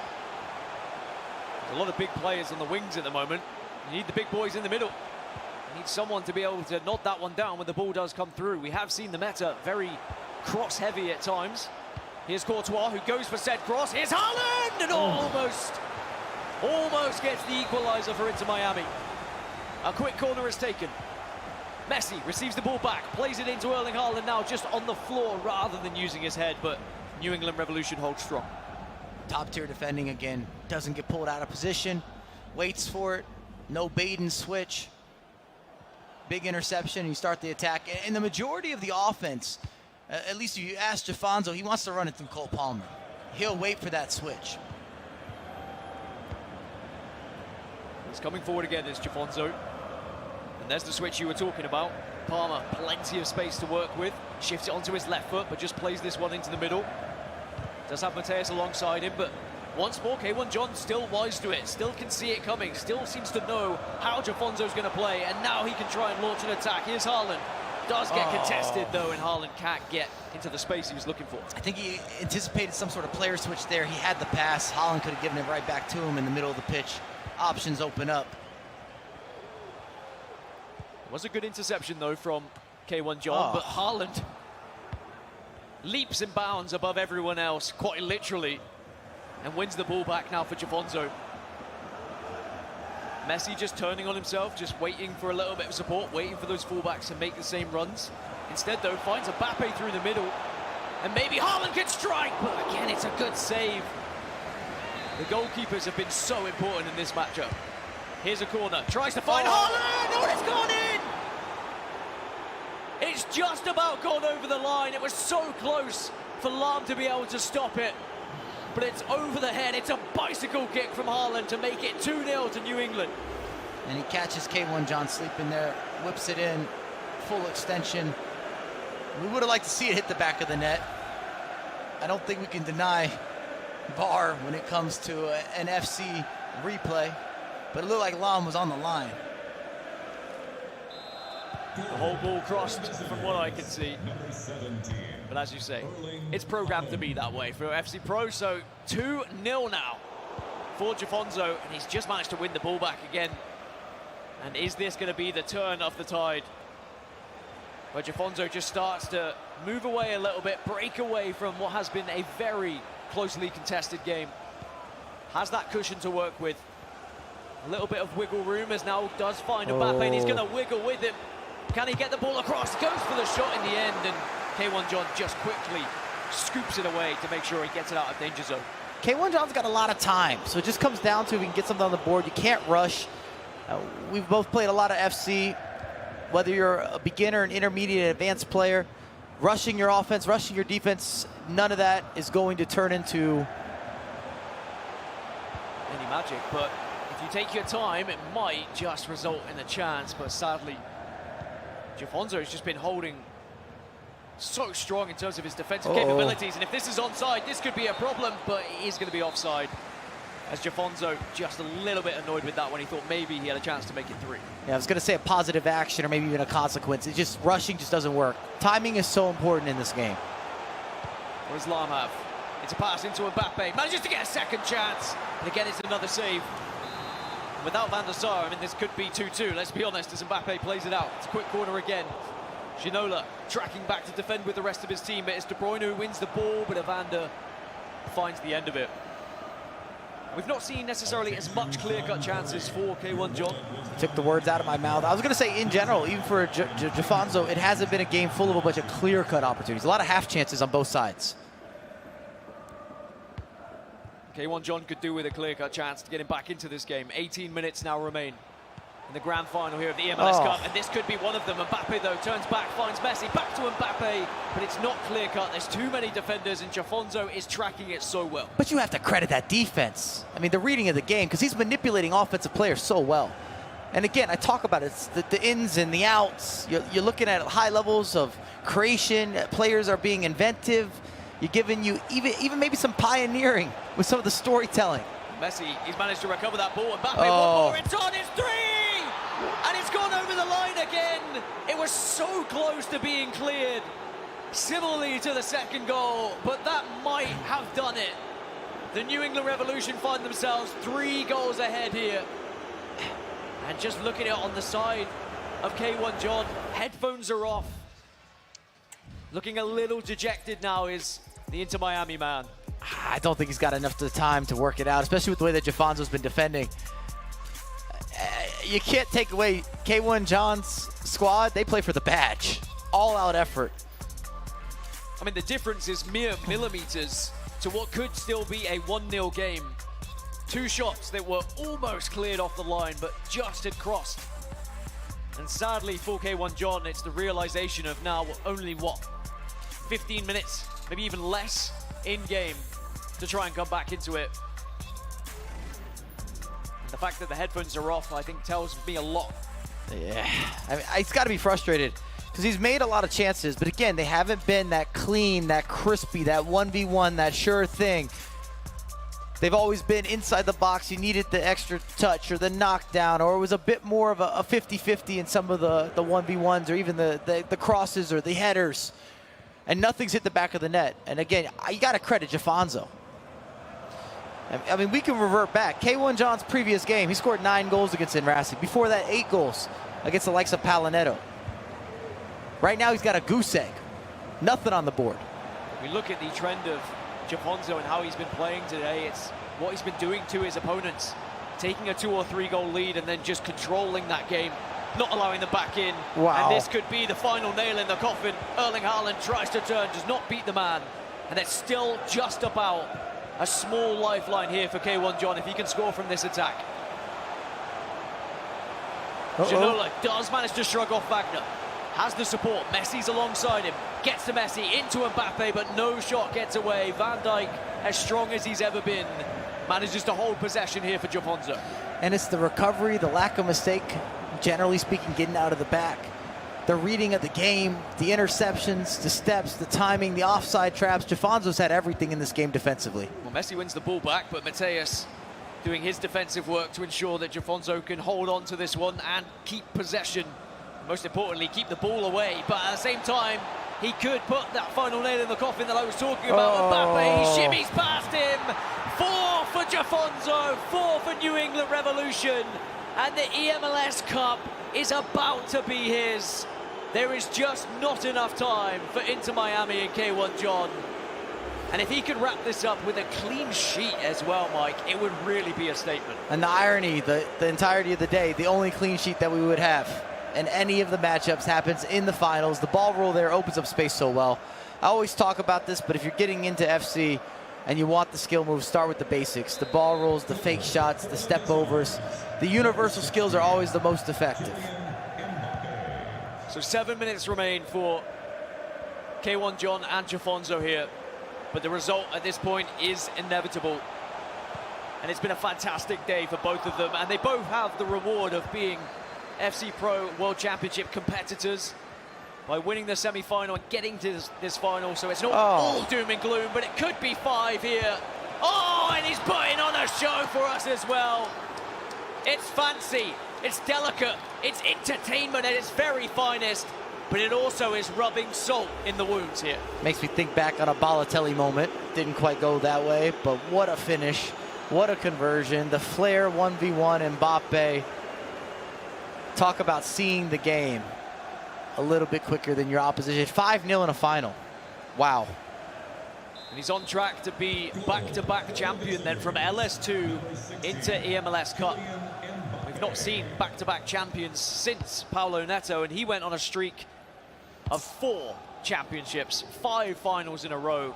And perhaps JAFONSO could be the next to try and break that record, but we'll have to wait until next year for that to happen. For now, we can just talk about what an incredible day it has been for JAFONSO. He has annihilated his opponents here.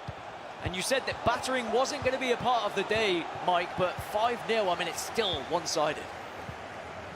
I think if you wanted to use the word batter, we'd have to accept it. It ended up being fitting. And I mean, it's not by accident. Again, it's not as if we're talking about K1 John hitting the post a bunch of times or there being so many opportunities. There's just the steps and the organization and the structure. Defensively, it's been perfect.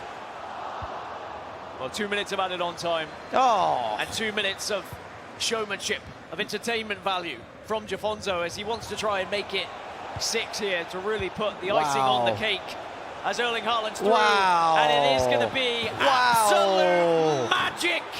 Give him that trophy. Give him that title, because JAFONSO has been undeniably unstoppable when it comes to his gameplay today. Carrying on from where he left off in LS2, an unbelievable player here today. I mean, the touch and go, the build-up, how he gets out of the back, a couple step-overs, extra pass, gives it to Haaland. You see the 4-star skills, of course, with the upgraded Haaland. Takes it with the heel to ball roll around the goalkeeper, slight hesitation, taps it home. 6-0, was there any doubt? My goodness. Well, and as the final whistle blows, a new champion is crowned. Your eMLS 2024 champion, JAFONSO of the New England Revolution.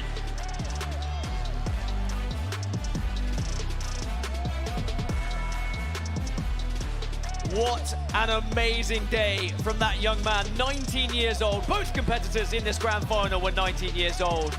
But are we going to see another historic run as he goes back-to-back from LS2 into eMLS Cup?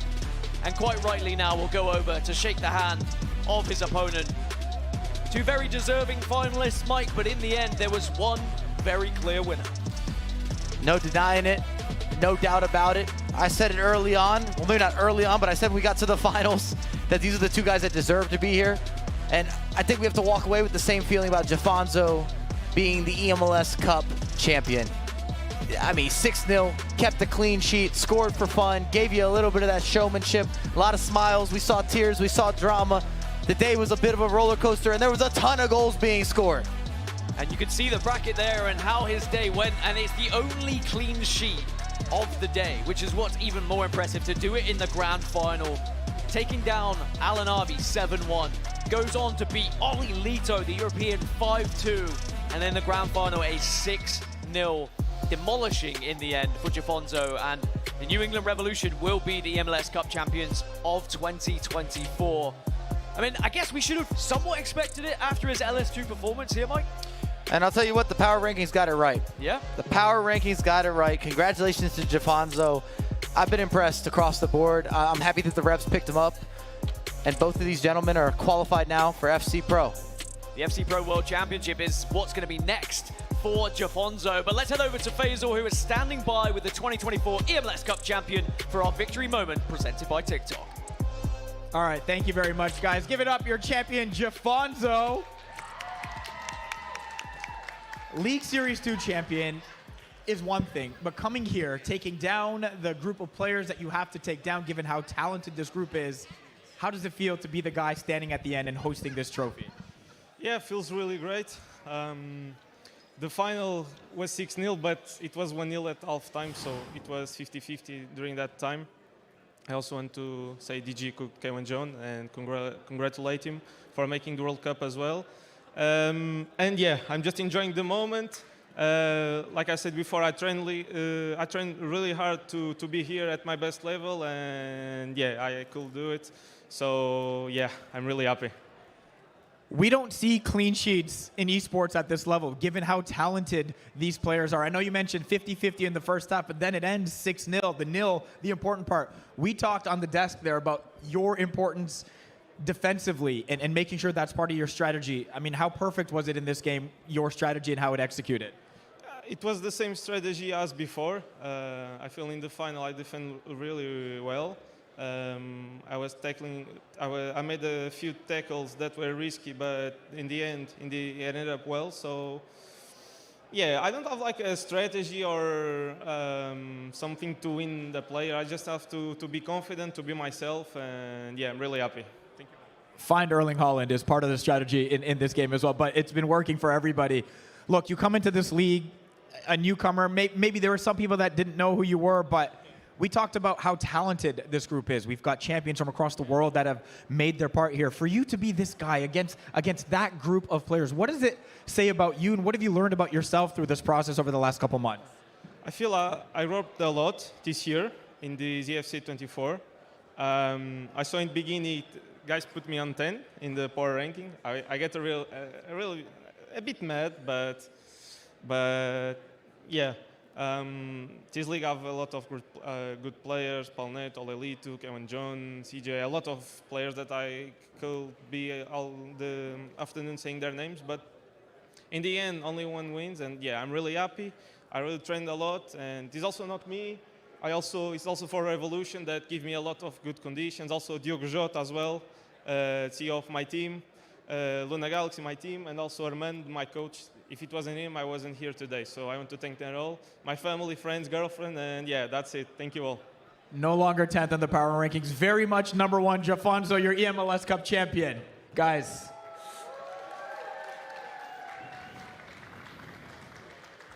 Well, thank you so much, Faizal. A great interview, and of course, JAFONSO, humble as ever in victory. Let's look at some of the highlights though, Mike. I mean, in the end, it was a goal fest, unexpected after that first half. I thought that was going to be a lot closer, all things considered, especially after the first half where they really battled for the opener. But once the floodgates opened up, I'll tell you what, JAFONSO put on something special. But K1 John, you see a couple of the missed chances, trying to work it inside. Holland, De Bruyne making tackles. A lot of big deep balls as well. This is the opener from Ginola right at the halftime whistle. Gave JAFONSO a little bit of that extra confidence, and then he carried that momentum. You see the knockdown. Going for goal. If anything, we should probably give some credit to Vanderstar. Some of the choices from JAFONSO made all the difference. And here's the VAR. There's some questionable. Was it on the line? Was it off the line? 1 is good, 2 is better. Look at the athleticism, though. Courtois went for it. Could have been so different for K1 John. At that point, it would have still been 1-0 had he been able to get those balls off of the line. However, it then ended up being 3-0, and from that point, K1 John had to throw everything forward, and it just opened the floodgates for JAFONSO to make it 5, and then he made it even more. And look at the celebration. I mean, Faizal, you had the chance of being able to interview him. He's a great interview as well. You really can see how much it means to him. Man, you know, thanking everybody he needs to thank, of course, the coach, the team, everyone that made this conducive for him to go and succeed. But the credit at the end of the day has to go to a guy like him. He said it. You guys thought I was 10 in the power rankings, but to be fair, he's new to this league. And so you earn your credit here, and he certainly earned it. We even questioned why he was #1 heading into this one. We all did. Fair enough, right? Because Paulo Neto, you lose once, you probably don't deserve to be knocked off that porch, but we very much have a new #1 and a #1 that might be that way to start next season, given the success that went into this, Dan. And it's wonderful to see. Seems like a great guy that certainly deserves this moment. Yeah, certainly when you get to power rankings and you look at, you know, is it recency bias? Do you focus on who's kind of hot coming into it, or is it the overarching story of who's been playing well across the entire thing, in years, in Paulo's case? But one thing that certainly was answered today, is JAFONSO good enough to lift the trophy? Most certainly, yes. That was an emphatic lift at that as well. My mic is giving me problems. Here We're going to make it work. Just hold it. Yeah, thank you. I have to run around, as you guys saw here a little bit. All right, thanks, guys. We had a few nominees today for our TikTok moment of the day. Mike and Dan, let's watch these and let's break them down. I mean, this is from Alanavi against Dulsta, one of our very first matches of the day. Whoop, whoop, whoop, Mike. How nice was this? I'm not mad at a little turn and burn. It ends up being a rebound, all things considered, but good left stick dribbling to start the day. Got underway. All right, how about K1 John? A bunch of goals scored. He could have probably picked a bunch. Ricky Puig at the end of the day getting it done. Not bad. Again, old school with the left analog stick, the extra pass, floating it into space, able to take it around the goalkeeper.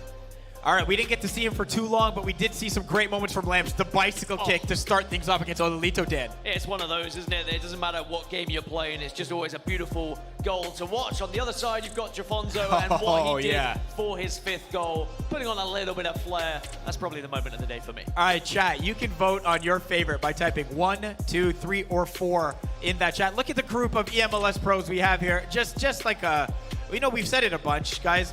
This is a great group of guys. You know, they're friends with each other. They support each other when they're not playing against one another. I know they've got to be happy for JAFONSO. They're happy for each other when they succeed. And it really is a wonderful group, Dan. I love this league. I love the players. Yeah. It's so nice to see outside of the game, them all interacting. Yeah. And, you know, they went and played golf with each other before they play a game.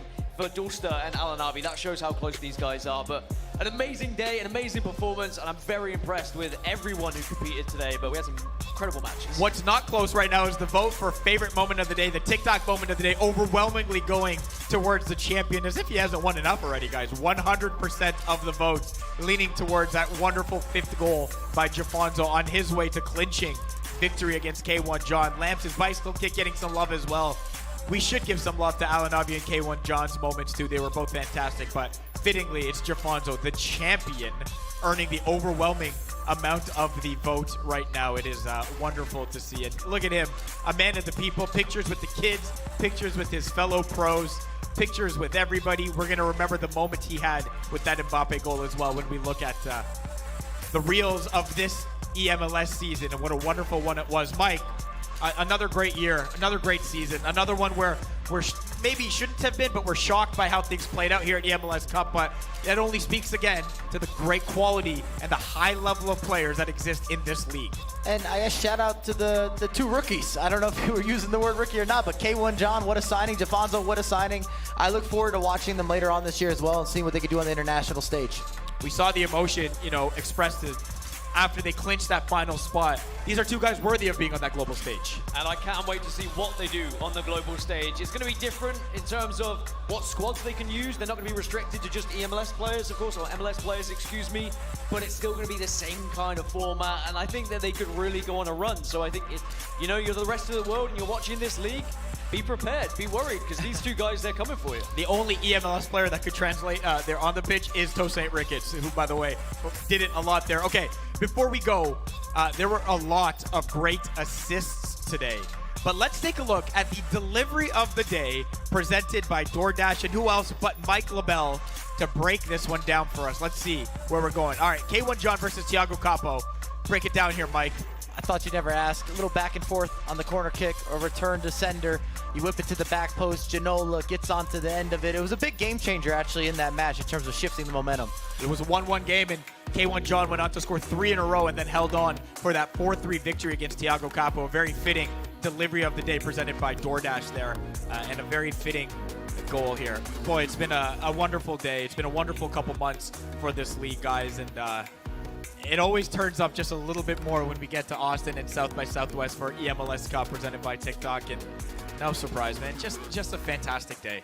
Yeah, it's always the best. It's so fun to be able to commentate over these games and see these players and what it means to them as well. And especially when you see the reactions just in the semi-finals there of these 19-year-old kids, tears in their eyes, being able to play at the World Championships, which is what all these players dream of when they start competing in this game. And then to be an eMLS Cup champion, I mean, we have now had so many different champions. You go down in the history books, and now the attempt is to try and retain that title. It's not easy to do. No, it's not. I mean, as any of the last few champions, if it's easy to retain all of it through the course of the year, it's just not. You guys did a wonderful job too, Dan and Mike, two of the very best in the game, doing exactly what they are meant to do. Look at how great this is, eh? JAFONSO giving everybody a chance to touch the trophy. That's what I'm going to do next. Yeah, I'm going that way. All right, we should wrap up then. That does it for us today at eMLS Cup presented by Tik Tok. We thank you all so much for watching. Congratulations to our eMLS Cup champion, JAFONSO, for getting it done. Dan Gaskin, Mike Labelle, for both of them, I'm Faizal Khamisa. We'll see you next time. Peace.